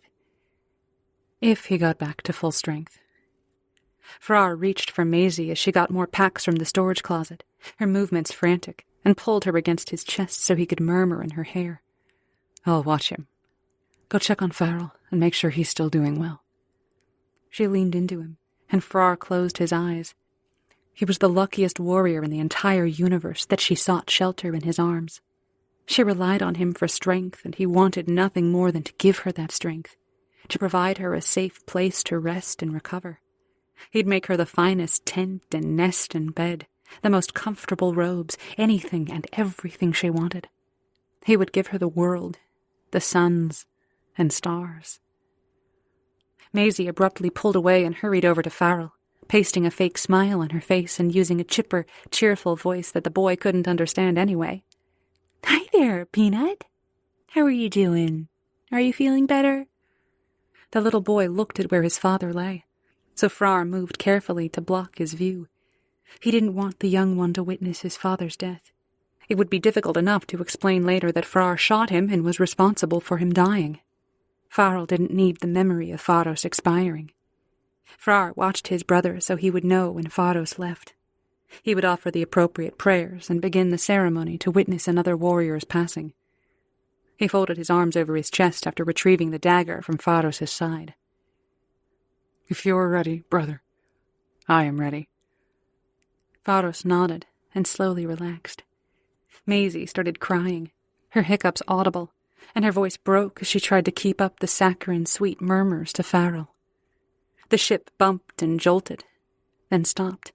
Frrar steadied himself on the bed and waited for the inevitable. When it came, he wasn't prepared. The doors to the sickbay were forced open once more, and a horde of rebel security officers filled the room. They didn't hesitate to push him out of the way so they could seize the bed where Pharos lay. Maisie launched at the security officers. "You can't! Stop that! He's ill! You shouldn't move him anywhere! How dare— Stop that!" Frrar grabbed her around the middle to drag her out of harm's way, as the security officers wouldn't hesitate to arrest her too. She fought like a hogmot, clawing at his arms and shrieking at the security officers until even the impassive aliens looked back with some concern. At least Frrar wasn't the only one impressed with the Earther's fierceness and commitment to her patience.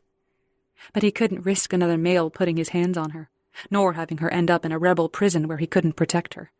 He held her against his chest until her feet dangled above the floor and murmured in her ear, "You've done what you could.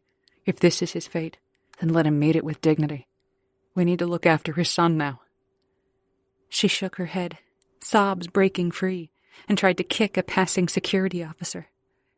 "They're beasts. They can't just take him away. They can't just—" Frrar turned away, so she wouldn't see as the security officers dumped Pharos unceremoniously on a hover stretcher and dragged him away. She cried harder, and his hearts broke for her. He held her tighter and tried to get her to focus on Farrell as the little guy's eyes widened with fear and concern as his father was taken. Frrar walked her closer to the stretcher where Farrell waited. "Let's make sure Farrell's still doing well. Focus on him, Maisie. We'll work out the rest of what's going on in a moment. We can't deal with the rebels just yet." If she asked him, he would have charged after the security officers and tried to free his brother. if she'd asked. But he knew she wouldn't. Maisie started to go limp, but the moment Farrell held his arms out to her, wanting to be picked up, she snapped into a protective doctor role, or a protective mother role. He didn't let himself hope that she already felt that maternal, but it was a thing of beauty either way. Maisie wiped her cheeks and picked up the child, cuddling him to her shoulder. "There we go, baby. Are you feeling better?" Frrar translated for them, keeping his voice calm and steady, and eventually guided Maisie to a comfortable chair so she could sit and hold Farrell in her lap. She still cried every now and then, the tears dropping steadily down her cheeks, until Farrell carefully touched the moisture with the tips of his fingers. Maisie smiled at him and murmured something else that Frrar missed. He finally started to relax as Maisie did, all of her focus on Farrell, and he began to consider whether to recall the crew so he could figure out what to do with them and how much he could protect them from being detained by the rebels. Before he could decide, more figures filled the corridor outside sickbay, and voices intruded in the quiet space they'd managed to establish around Farrell. Frrar tensed, ready to do battle to protect Maisie and the youngling, but relaxed when he saw Layla, Griggs, and Jess shove their way through the broken doors. He was less excited to see Vaunt and Vrix as they started to follow, but they stopped when they heard his growl and saw Maisie and the child seated next to him. The Zeravians retreated, calling that they would deal with the crew, and left the Earthers to rush in to check on Maisie. She looked too exhausted to deal with more bullshit pestering from her friends, but Maisie surprised him once more. Without moving from her chair, she started issuing orders. "Layla, get me the blue pack from the bag on the floor next to the stretcher. Honey, we need to get back to the Galaxos before—" "I'm not moving, Farrell," Maisie said firmly. "And this sick bay is more advanced than the Galaxos. The crew here is fine. They won't bother us." Griggs shook her head. "The rebel security officers are going to seize the ship. They have to—" "Nonsense," Maisie said. She didn't blink or even hesitate. "They can offload the cargo. But this isn't Pharos' ship anymore. Frrar took command, and it's his ship. The crew were following orders. The rebels already have Pharos in custody. He's the one they wanted. Make sure they know that." Griggs blinked, sharing a look with the other two Earthers, then reached for Maisie's arm. "They're not interested in hearing that, Maisie. We have to—" Maisie's voice sharpened enough that Frrar didn't even consider siding with her friends. He didn't want to end up on the doctor's bad side. "We have to save this child's life. You're the security officer, Cece. Go talk to them and explain the situation. We brought them the weapons at great peril to ourselves, and the crew assisted in that mission. We prevented Pharos from giving those weapons to the Alliance, so the rebels should damn well thank us for what we did. They're not seizing the ship, and I'm not leaving this sickbay. Understood?" He had to cough and look away, covering his mouth with his hand to keep from laughing out loud at the Earthers' expressions.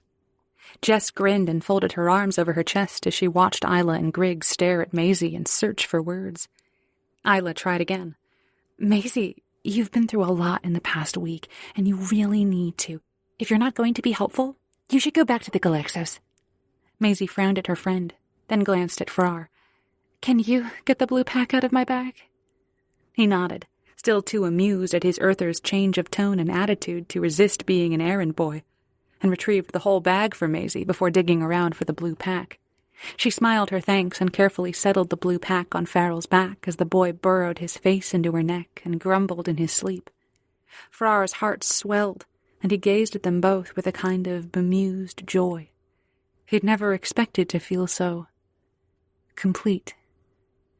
He didn't even mind that Jess grinned and punched his shoulder. "You old softy. Look at you, turning all purple." Frrar eyed her sideways and tilted his head at the door. "Maybe you should get these troublemakers out of here before they get Maisie riled up." Which just made Maisie watch him through narrowed eyes, as if she expected him to side with the other Earthers. Jess folded her arms over her chest and leaned against the counter as Griggs and Layla spluttered and searched for a response. The relaxed Earther just shrugged and watched the chaos unfold with an unrestrained amusement. "Nah, I'm just here to help Maisie with whatever she needs." "Where's your mate?" Frrar asked. "Get Vaunt and Vrix back in here to keep their mates out of trouble." Which just earned him glares from all three of the other Earthers. Frrar couldn't hide his smile and squeezed Maisie's shoulder. "We're not leaving the Schreiber. If you want to help, then stay. If you're trying to convince Maisie to do something she doesn't want to do, you should leave. Immediately. You're not going to tell me what to do, Isla snapped. You don't know what Maisie should do. You don't get to tell me what to do anymore, Maisie said. She managed to remain calm and keep her voice low, no doubt so she wouldn't disturb Farrell. I'm done with taking orders. I'm the doctor on the Schreiber, and my mate is the captain. So we're just fine staying here until we sort out where this ship is going with the rebels. Jess grinned even more. Congratulations, Maisie. You want me to watch the kiddo while you guys go take care of business? Frrar was really starting to like Trazak's mate, but Maisie wasn't nearly as amused. You're killing me, Jess. Can you please get serious and find some kind of food? I'm starving, and I'm obviously not getting up anytime soon. And this guy, she jerked her thumb in Frar's direction, won't be letting me go anywhere anyway. Jess pulled a protein supplement from her pocket and tossed it to Maisie, who managed to catch it out of the air with her free hand. There you go, babe. You'd better get your mate in line before he starts believing he's in charge. Maisie sighed, then ripped the package open with her teeth. I know. Frar's eyes narrowed as he looked between the two women. What the hell did they mean? Start believing he was in charge. Of course he was in charge. This is nuts, Griggs said. She shook her head and ran her hands through her hair. Maisie, we need to get out of here. The Alliance might be tracking us, and the rebels are definitely pissed at the entire Schreiber crew and everyone who violated the neutrality agreement at the hospital. It is dangerous for us to stay here. Bring the kid with you. Frrar tensed at the Earther's tone. Frix's mate generally made demands instead of asking questions, and her brazen, pushy attitude didn't sit well with Frrar when it was directed at Maisie. He wasn't going to let her push Maisie around. Jess glanced at him and cleared her throat. Okay, you two, enough. Let's get moving. We can fetch Marax and see if he knows more about Zaravian kiddos and fixing them up. And we can dig up better grub for Maisie, too. When the two Earthers began to object, Jess not so gently gripped their shoulders and hauled them toward the door with a few muttered words.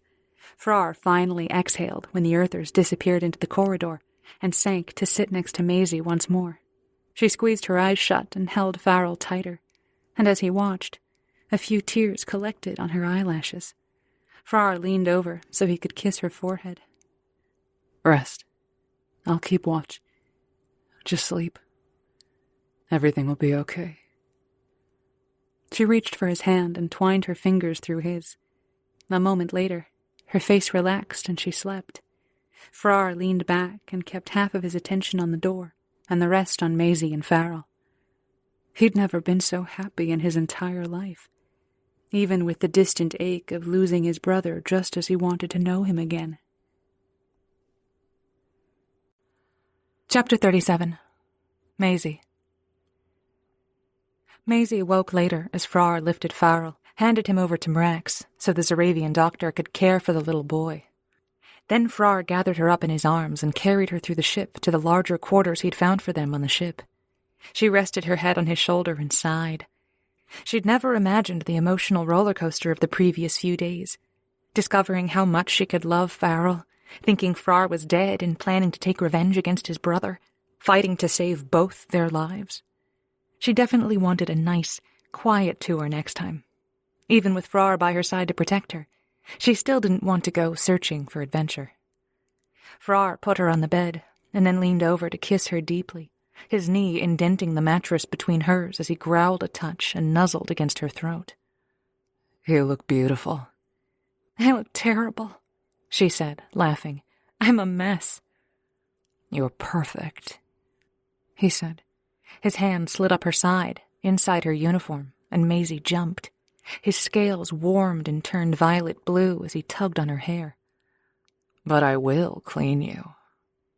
Before she could ask what he meant, he kissed her again and then carried her into the rather small bathroom with the even smaller shower. Maisie squealed as Frrar stripped down and then tore off her uniform to throw out the door. Hot water crashed down on her as he spun the dials, and Maisie sucked in a breath as they both grew slick and slippery. Frrar growled more, and his scales turned brilliant purple as he poured soap on his hands and pulled her close to his chest. She closed her eyes and arched her back as he worked his fingers into her hair, and then spread the soap down her shoulders and around to her breasts. Maisie sighed and braced her hands on his chest. His impressive cock rose between them and pressed into her stomach. Maisie reached down to touch him and let the suds sliding down his scales make it easier to stroke his length. Frrar's hands grew bolder, his grip stronger, in response. He squeezed her ass and lifted her to press against the wall of the shower, holding the backs of her thighs to keep her out of the water, and the steam made it harder to breathe. Maisie stroked him again, rewarded with a slow thrust of his hips, and his mouth descended on her breasts. She moaned as his tongue teased her nipples and his teeth grazed the sensitive skin every time he sucked her breast into his mouth. His scales heated against her and flared, the spikes on his shoulders rising in response as she stroked him harder, faster. Frrar snarled and kept working her breasts, though one of his hands slid along her inner thigh and his rough thumb pressed against her clit. Maisie squeezed him harder in response and gasped, her head tilting back against the wall as need boiled low in her stomach. She wanted more of him. All of him. But he didn't slide his fingers into her, despite how she moved her hips, and instead kept up the insistent massage against the beat of nerves that made her whole body shudder. She gasped and moaned and forgot about holding his cock entirely so she could grind her hips against his hand. Frrar chuckled and tested his teeth against her shoulder. "That's right. Let me hear you." Maisie moaned more and tried to wrap her legs around his waist so she could impale herself on his hard length. She needed more. "Please, Frrar, I need more." He growled and slid his long fingers deep into her, hard and fast, and Maisie jerked and held onto his spikes with the last piece of sanity she had, which just spun Frrar into more of a frenzy.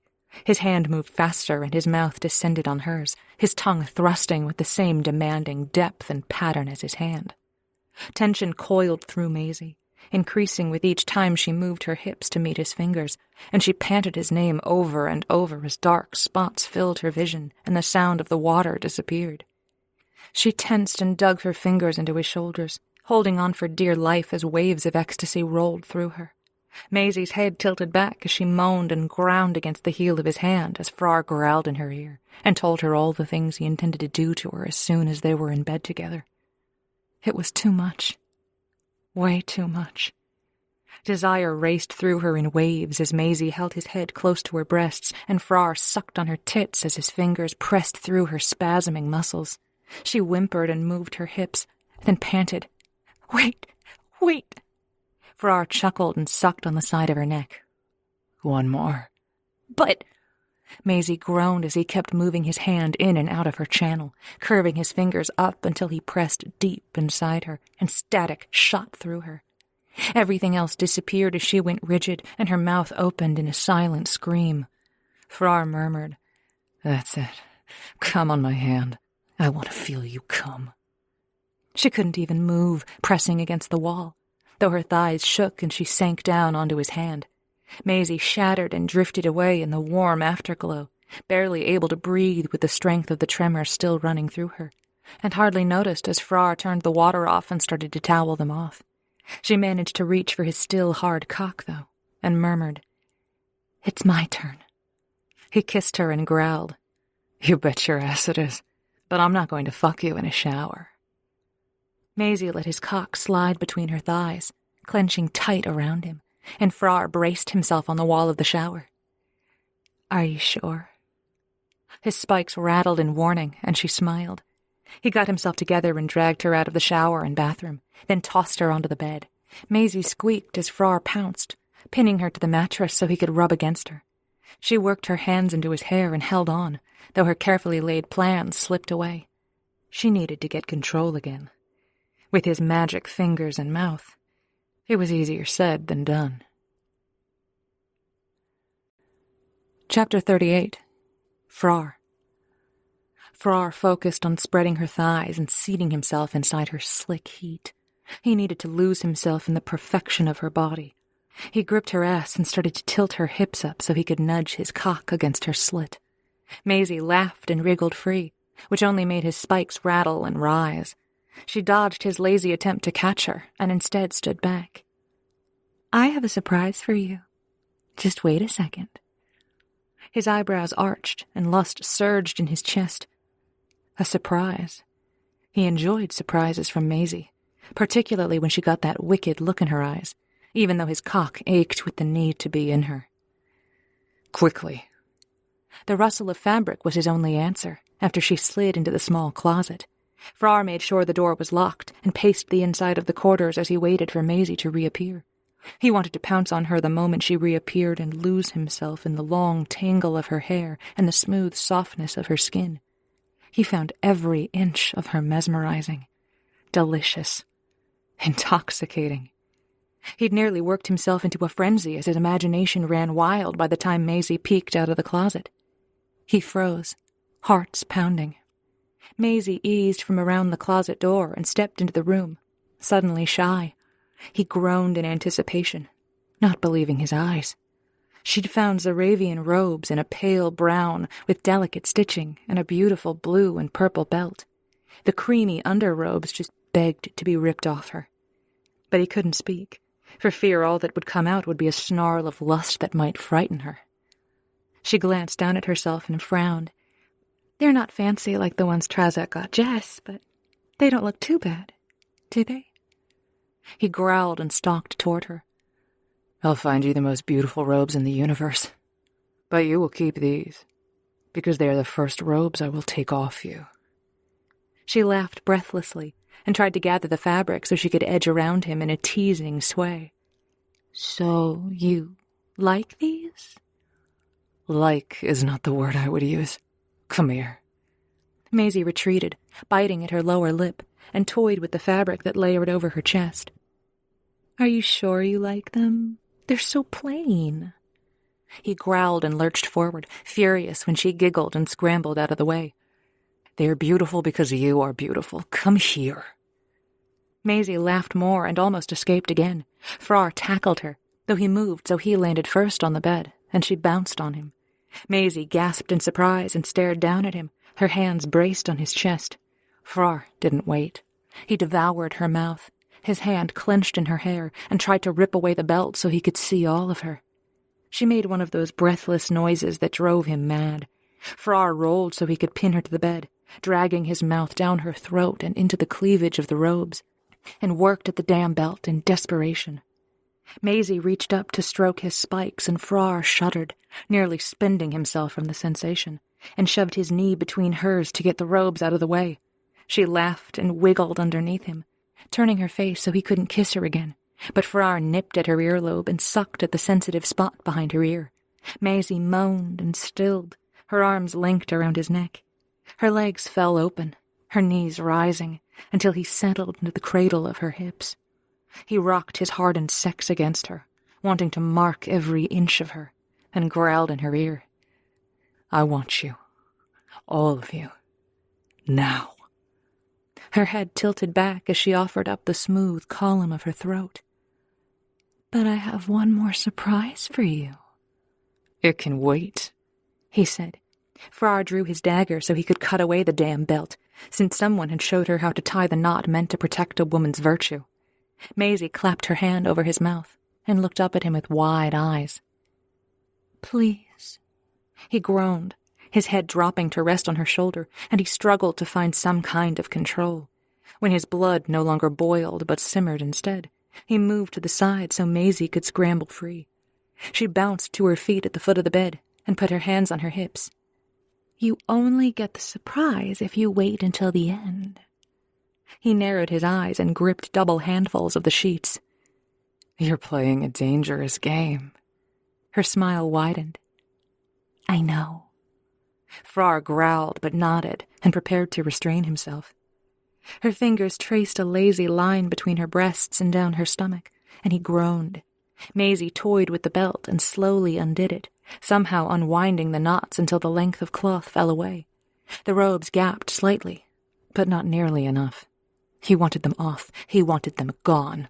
A distant memory. The shower hadn't been enough for him. He needed to see the smooth expanse of her skin.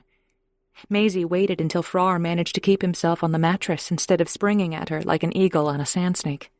Her smile turned lazy and her eyes half closed, and she shrugged one shoulder out of the robes so he could see the delicate, bare skin from her neck down to her upper back.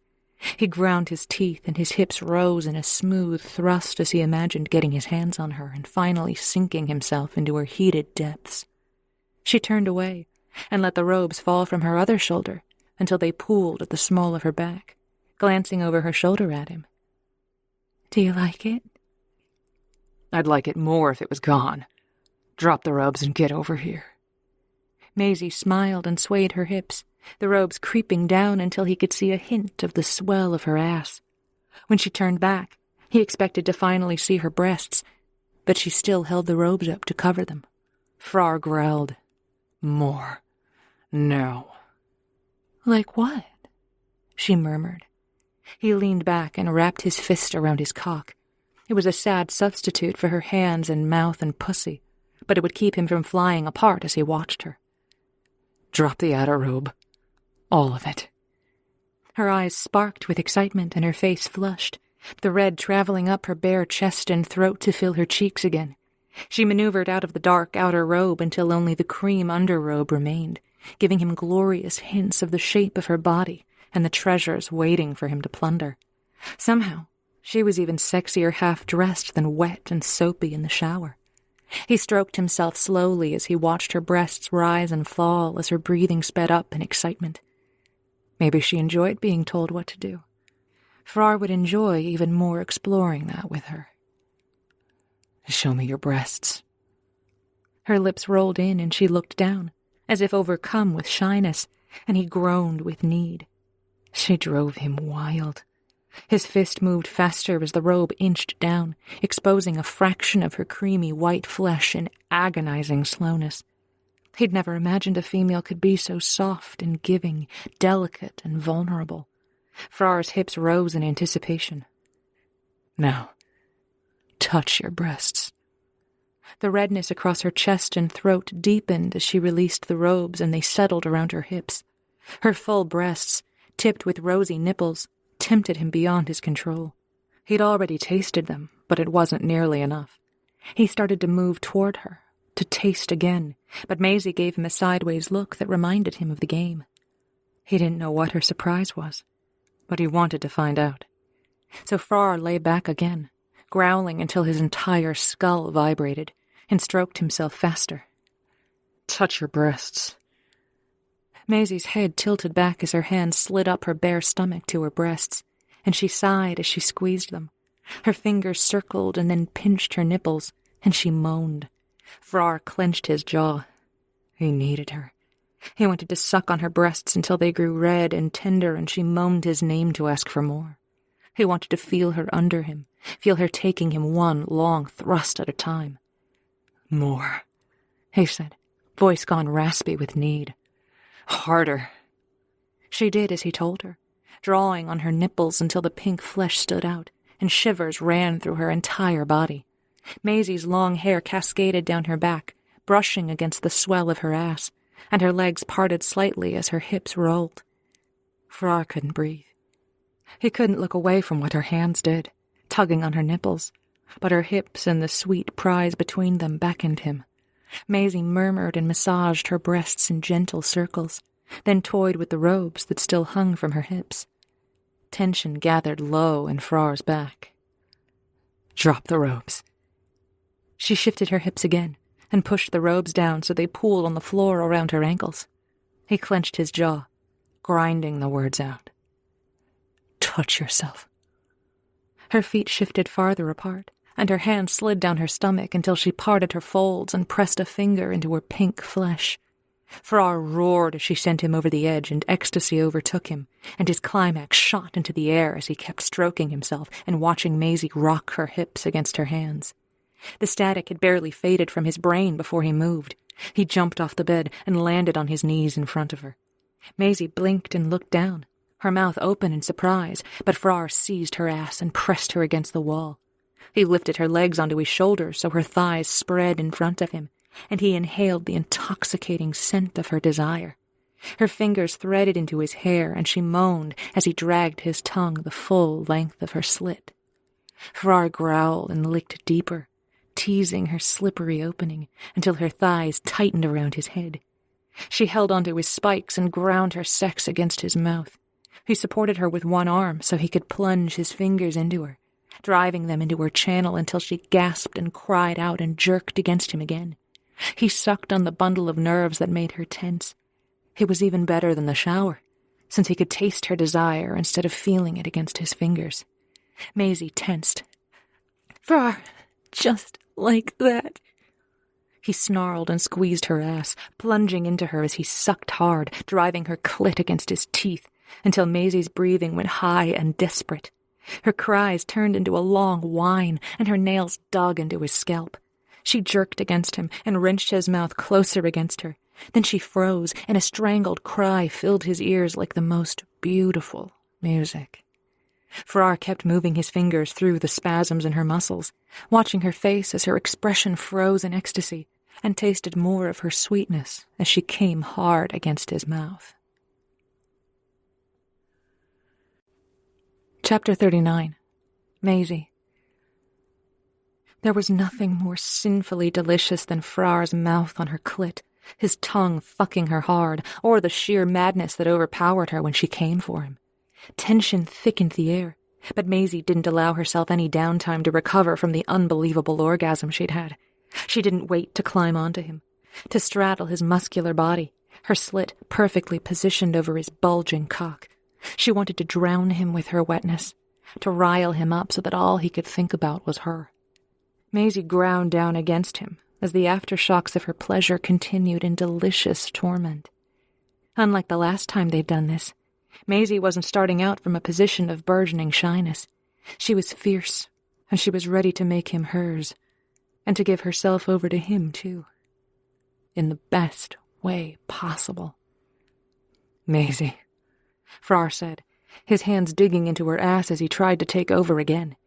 Maisie shook her head and smiled, enjoying the view from the top, as well as the upper hand. After all, she'd already had her release. If they were going to play a game of chicken to see who would hold off the longest in the quest for control, well, she was confident she was in the lead. "I'm going to have my way with you," she teased as she pressed her slit against his shaft and rocked back and forth slowly, deliberately. "You're impossible," Frrar said, but he didn't try to flip them over so he could take the lead. His shoulders bulged and the spikes rattled, tearing into the sheets of the bed. "Move faster, Maisie. Now." Nothing made Maisie feel more powerful than having him under her, holding off what he wanted so she could take what she needed. He needed her desperately. He planned to take her, and yet he was willing to wait. She saw it in his calculating gaze, saw the assessment in his eyes. Frrar waited, under her spell. Maisie lifted her body, her hips hovering just over his cock. The mere suggestion of their touch sent Frar's body as rigid as a board under her, from his cock all the way up to his spikes. Maisie didn't think and grabbed the spikes to steady herself, but a low, tormented groan clued her into the spikes' other purpose. She smiled and stroked the long spikes. Frrar grabbed her hips as he thrust up, trying to enter her, as he cursed and groaned, and the spikes seemed to elongate and thicken in her hands. Maisie kept stroking his spikes, then taking her own pleasure despite Frar's desperate efforts to plunge deep into her. She was so close. Her head fell back as she rode him in the hard line of his cock. Frrar gripped her waist and squeezed her breasts. Once again, their eyes locked. Maisie's breathing turned shallow. She couldn't handle the craving another second. She needed him. The closer her sex got to his, the more she wanted to throw away any pretense of building up to a hot fuck and simply keep grinding down on him until another earth-shattering climax. Her thighs shook with the effort of hovering over him, so she gave up. Her body dropped and she sat on his cock outright. Even though she'd just climaxed and her body ached for his cock stretched her out in a deliciously tight fit. "Yes," Frrar grunted. "Finally." Maisie gripped his spikes in an echo of how her body clenched around him and started to ride her mate, sliding up and down along his thick length. She closed her eyes and basked in the ecstasy that rose in her chest, spilling toward all of her extremities in a delicious tingle. Frar's hand pressed between her legs, caressing her clit to the same rhythm as she fucked him. Maisie gave in to the sensations, letting the pleasure spread like fire. She needed him so badly it terrified her. She'd finally found a place for herself in the universe, next to him. And all of that would disappear if she ever lost him. If he ever went away, she could lose everything. The hitch in her breathing turned his scales from a blue-violet swirl to a violet-red tinged with worry. He held her waist and murmured, "Easy, babe." Maisie shook her head and tried to find her rhythm again. Frrar growled and sat up, wrapping his arms around her to hold her close as they remained connected. Maisie released his spikes and rested her head on his shoulder as she also slid her arms around his neck. She pressed tight against him as his body replaced the devilish work of his hand on her clit. "I need you," she whispered. "Don't ever leave." "Never," Frrar said. "Never." She moaned into his ear, softly at first, like she shared a secret. They moved slowly together as he plunged still deeper into her. It only seemed to make Frrar go crazier in his lust, because he leaned away from her for a second and placed his hands on her waist. It didn't take long until the madness swirled up between them again, and the moment of uncertainty faded from Maisie's thoughts. It was right. They were right. Before she could finish any complex thoughts, though, Frrar caught her waist and lifted her up and drove her down onto his body. Maisie plunged down onto his cock with the force of his grip, groaning and leaning back, over and over. She savored his rough manhandling, the immediacy of the friction between their bodies, of the sweat trickling down his face and hers. Without taking her eyes off of him, she clamped down on him and dug her nails into his shoulders. Her legs started to spasm, closely followed by her pussy. "More. I need more of you," she whispered. Frrar drilled into her, his thrusts growing faster with each heartbeat. Every time he was balls deep inside her, she rubbed her pussy on his abdomen, inching closer and closer to her release. "You're mine," he snarled. He clutched her and she clutched him, eyes tightly shut. "And you are mine." As her body collapsed in a universe-shattering orgasm, Maisie's breathing turned shallow. Frrar groaned and spent himself deep into her. The entire room spun around them. She could only feel him, hear him, smell him. It was sensory overload, and it was all she wanted. She panted and let her eyes half close as the last waves of ecstasy faded away. Frrar grumbled and drew her into the curve of his body, holding her close. Maisie dozed, content with the warmth of his scales and arm under her head, and smiled sleepily as he kept stroking her hip. Frrar kissed the back of her neck, moving her wet hair out of the way. "Out of this whole universe, I never dreamed I would find someone like you." Maisie bit her lip and held onto the arm he draped over her side. "I never imagined someone like you." "Be my mate. Forever. Stay with me. Travel the stars at my side. Bear my young." His scales rattled and his mouth left a heated trail along her shoulder. "The first time I saw you hold my nephew, all I could think of was you carrying my young. Your stomach swelling, your breasts heavy with milk. That glow." Maisie shivered in anticipation as his cock hardened once more and pressed against her ass. Frrar's hand slid down between her thighs, and he started to tease her once more. "That's what you've been thinking about?" "I can't stop." Frrar shoved his knee between hers so he could lift her upper leg a bit and make more of her available for his fingers and cock. "I want to fuck you in every possible position until I know you're filled with my seed." Maisie laughed breathlessly and pressed her ass back against him, hoping he would slide into the right spot. "Oh, really?" He growled and abruptly rolled her onto her hands and knees so he could hold her hips and rear up behind her. Maisie held onto the mattress and buried her moans in the pillows. She didn't know about the whole filled with his seed bit, but she wouldn't mind figuring out what positions were on his checklist and adding some of her own favorites. They had time to figure out what worked and what really worked. He hadn't said anything about going back to Zarov, but he damn well wanted her to be his mate, and that was enough for Maisie. They could figure out the rest of it once they got to the end of his checklist, and based on the enthusiasm as Frrar dragged her hips back against him and pounded into her so deep and rough he drove the air from her lungs, It was a long checklist to get through. She smiled and reached down so she could touch herself and his cock at the same time, and Frrar cursed as his thrusts grew erratic. Maisie relaxed and closed her eyes as she anticipated the benefits of being with someone who really focused on precision and practice. She was the luckiest girl in the universe. Epilogue. A few days later, Maisie followed Frrar into the rebel base in a large building that could have been some kind of administration center or prison or Feynman only knew what. He'd been busy dealing with the Schreiber crew and ship, figuring out what they were going to do, while also negotiating with the rebels over how much responsibility the crew bore for Pharos' actions. Violet, the judge advocate formerly of the Argo and currently serving on the Galaxos, had been helping them with the finer points of intergalactic law. Not that the rebels seemed particularly impressed with her Alliance credentials and calm appraisal of legal statutes. Maisie spent most of her time in sickbay with Farrell and Mrax, learning different ways of treating Zaravian maladies, and helped with Farrell's slow but steady recovery. She'd been amazed at how quickly the little boy regained his balance and mobility. And his appetite.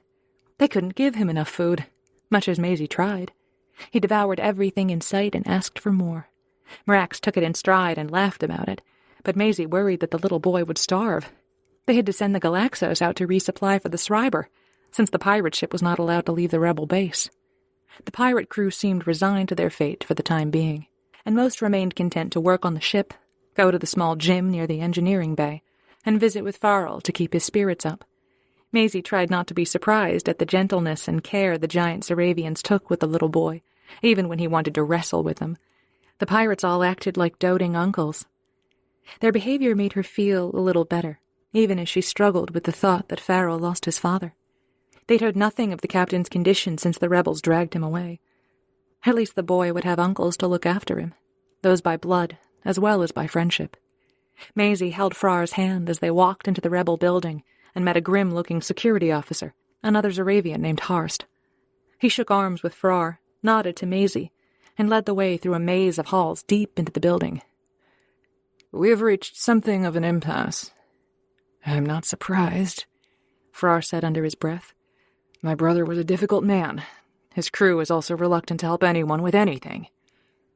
"It's not the crew giving us trouble." Harst paused next to a heavily guarded door, unlocked it, and leaned inside, gesturing for them to follow.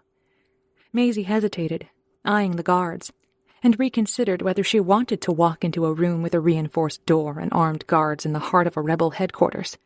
It seemed like a poor choice, even without her recent history serving on a pirate ship. But Frrar chuckled and tugged her hand to drag her inside, and she found herself in what looked like a makeshift hospital room. And resting on a bare-bones cot in the center, chained to rails, was Pharos. Her jaw dropped as she stared at him. "You're alive!" "Everyone is so surprised by that," the pirate captain said. He managed half a smile, though it was clear he remained weak. "It is mostly due to your efforts, Doc." Harst remained near the door, irritation turning his scales red and orange. "It would have been more convenient for all of us if you'd let him die." "Maybe not convenient for everyone," Pharos managed to wheeze. Maisie gave the security officer a dirty look. "He's not that bad." "He wanted to destroy the rebellion." "No," Maisie said. "He wanted to save his son." Frrar looped his arm around her waist and squeezed her gently, murmuring something about not arguing with the security personnel or giving them more reasons to prosecute Pharos. She clenched her jaw against another retort and instead edged closer to Pharos' bedside. "How do you feel? Are you recovering?" "Slowly," Pharos said. "Painfully. I rather prefer your ministrations than the butchers they have on staff here." Frrar snorted, but didn't release Maisie. "You'll be fine. Toughen up, warrior." His brother winced slightly as he moved in the bed, attempting to adjust how the chains pulled at his arms, and didn't bother responding to his brother. "How's my son doing?" "Getting stronger," Maisie said. She smiled with relief. At least she had good news to share. "He's eating everything in sight, and his balance is coming back. He's running circles around Mrax and most of your crew." The pirate captain exhaled in relief and relaxed. Good. That's all I need to know. Harst cleared his throat and tilted his head at the door, wanting them to leave, but Maisie remained by the bed. Are you sure there's nothing you need? We're waiting for news on the trial, and after that, we can come up with a plan to make sure you're exonerated. Frrar started to smile, even with his eyes closed. Except we all know that won't happen. It will, she said firmly. She had to retain that hope. She loved looking after Farrell, but the boy deserved to be with his father, and she wasn't entirely certain she could mother a Zaravian boy. Not just yet. The thought of mothering Frar's child brought heat to her cheeks, though she searched for a distraction. He still insisted on filling her with his seed at every possible moment and in every possible way, until Maisie started to think she'd end up pregnant before anyone else on the ship. It must. Then I'll need a hell of a lawyer, Frrar said. One silver eye cracked open to study her, a hint of amusement in the lines at the corner. Know any? Maisie opened her mouth to say something about hiring the best legal team in the galaxy, then hesitated. Another thought occurred to her, and she started to smile. Violet had always loved a challenge. Seeing the straight-laced and precise lawyer try to deal with Faros's freewheeling, piratical ways would make the trial into some serious entertainment. Actually, I do. I'll leave her name with the guards and have her check in as soon as we get the dates on the first trial. Faros grunted and seemed to pass out, and as Frrar tugged her out of the room, Maisie started grinning. Maybe Violet needed a little adventure, too. Frrar didn't know what Maisie was thinking, suggesting Violet as Faros's lawyer, since he'd never imagined the Alliance-trained judge-advocate would have anything to do with defending a pirate. But he just shook his head and guided her back to the Schreiber. It wasn't any of his business what Maisie had planned for her friend and Faros, though he made a mental note to figure it out so there wouldn't be any repercussions for her. He didn't want Maisie at the trial, for fear too many others would take note of her presence and maybe take an interest. She was his to protect, and he took that obligation seriously. Although every time they started to talk about going back to Zarov and having the mating ceremony, they descended into furious lovemaking. He couldn't control himself around her. A single look over her shoulder or a flick of her hair and his cock took over his brain. He didn't even care that the rest of the Galaxos crew found it hilarious that he was so taken with Maisie. As long as they stayed out of his way when he wanted to drag her back to his room, he didn't give a shit. Maisie checked in on Farrell, who slept soundly after a morning of tormenting Mrax, and the giant Zaravian warrior had passed out on one of the hospital beds, snoring loudly enough to drown out Farrell's little wheezes. Frrar shook his head as Maisie murmured, I'll just check one. He's fine. Frrar knew that if she went into sickbay, she'd never leave. They needed to talk, and maybe more, since the ship was quiet and no one else stirred. What did you mean about the lawyer and staying for the trial? We should get back to the Galaxos and get on with our lives. I want to take you back to Zarov and show you the triple suns at dawn. We can have the mating ceremony and... She leaned against his side as they walked down the narrow corridor. Violet is the best lawyer I've ever met. If anyone can free your brother, or at least keep the rebels from executing him, she can. And I thought we would stay on the Schreiber for a while, to make sure Farrell is well. The sickbay on the Galaxos isn't advanced enough to treat him if he takes ill again. Frrar grumbled as he opened the door to the larger quarters they shared. He'd taken the captain's quarters after packing up Faros's things and putting them in storage. Even though Frrar didn't intend to remain captain, he wanted enough room for Maisie and him to stay in the same place, and share the same bed. He could hardly control himself the moment they were alone and the door closed behind them. He reached for her waist and the fasteners on her uniform, trying to pull her into bed. She laughed and twisted away, sitting across the room. Slow down or we won't actually talk. We should stay on the Schreiber, at least until we know when the trial is. Since the crew can't leave, you can't leave them without a captain. He grumbled and stripped off his uniform so he was ready to take her the moment she was done talking. Fine. We can stay on the Schreiber. Come over here. And after your brother is free and can take his ship back, we can go wherever you want. Back to Zarov for a bit, maybe. Maisie fiddled with the fasteners on her uniform and his attention snapped to her fingers. Back to Zarov, he repeated. The mating ceremony, of course. And then we'll travel, she murmured. Another fastener slipped free. Frrar growled and sat forward, ready to tackle her. Anywhere you want. I want to be on a rebel ship, Maisie said. I want to see the universe and make it better. Make up for what I did helping the Alliance. Anywhere and everywhere you want, Frrar said. He gestured at her to get closer. Come here. Still, Maisie held back, wandering just out of his reach. And you'll go with me? Of course. She smiled and sauntered closer. Maybe we can stop at one of the markets so we can get some fancy robes. Then you can practice taking them off. And she squeaked as he grabbed her and hauled her into bed. Then Maisie giggled and wrestled with him just enough that his scales rattled with lust and his hunting instinct took over. He growled and pinned her down, lost in her eyes as Maisie gazed up at him. He was well and truly caught. After a sweaty eternity of exploring more of each other, Frrar dozed in bed as Maisie curled into his side and rested her head on his chest. She loved listening to his heart's beat, the strange thump-thump, so different from hers. She traced the edges of some of his scales, and a smile drifted over his face as he caught her hand and laced their fingers together.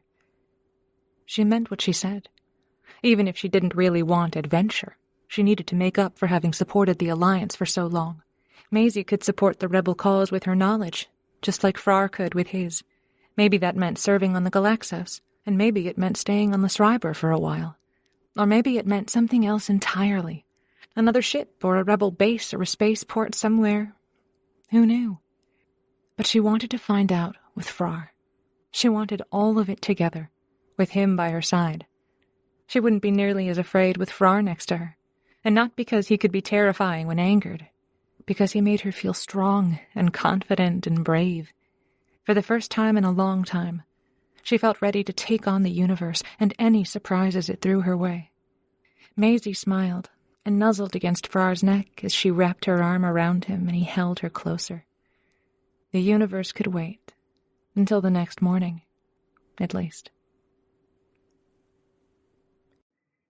This has been Frrar, Galaxos Crew Book 4, by Layla Nash and Juno Wells.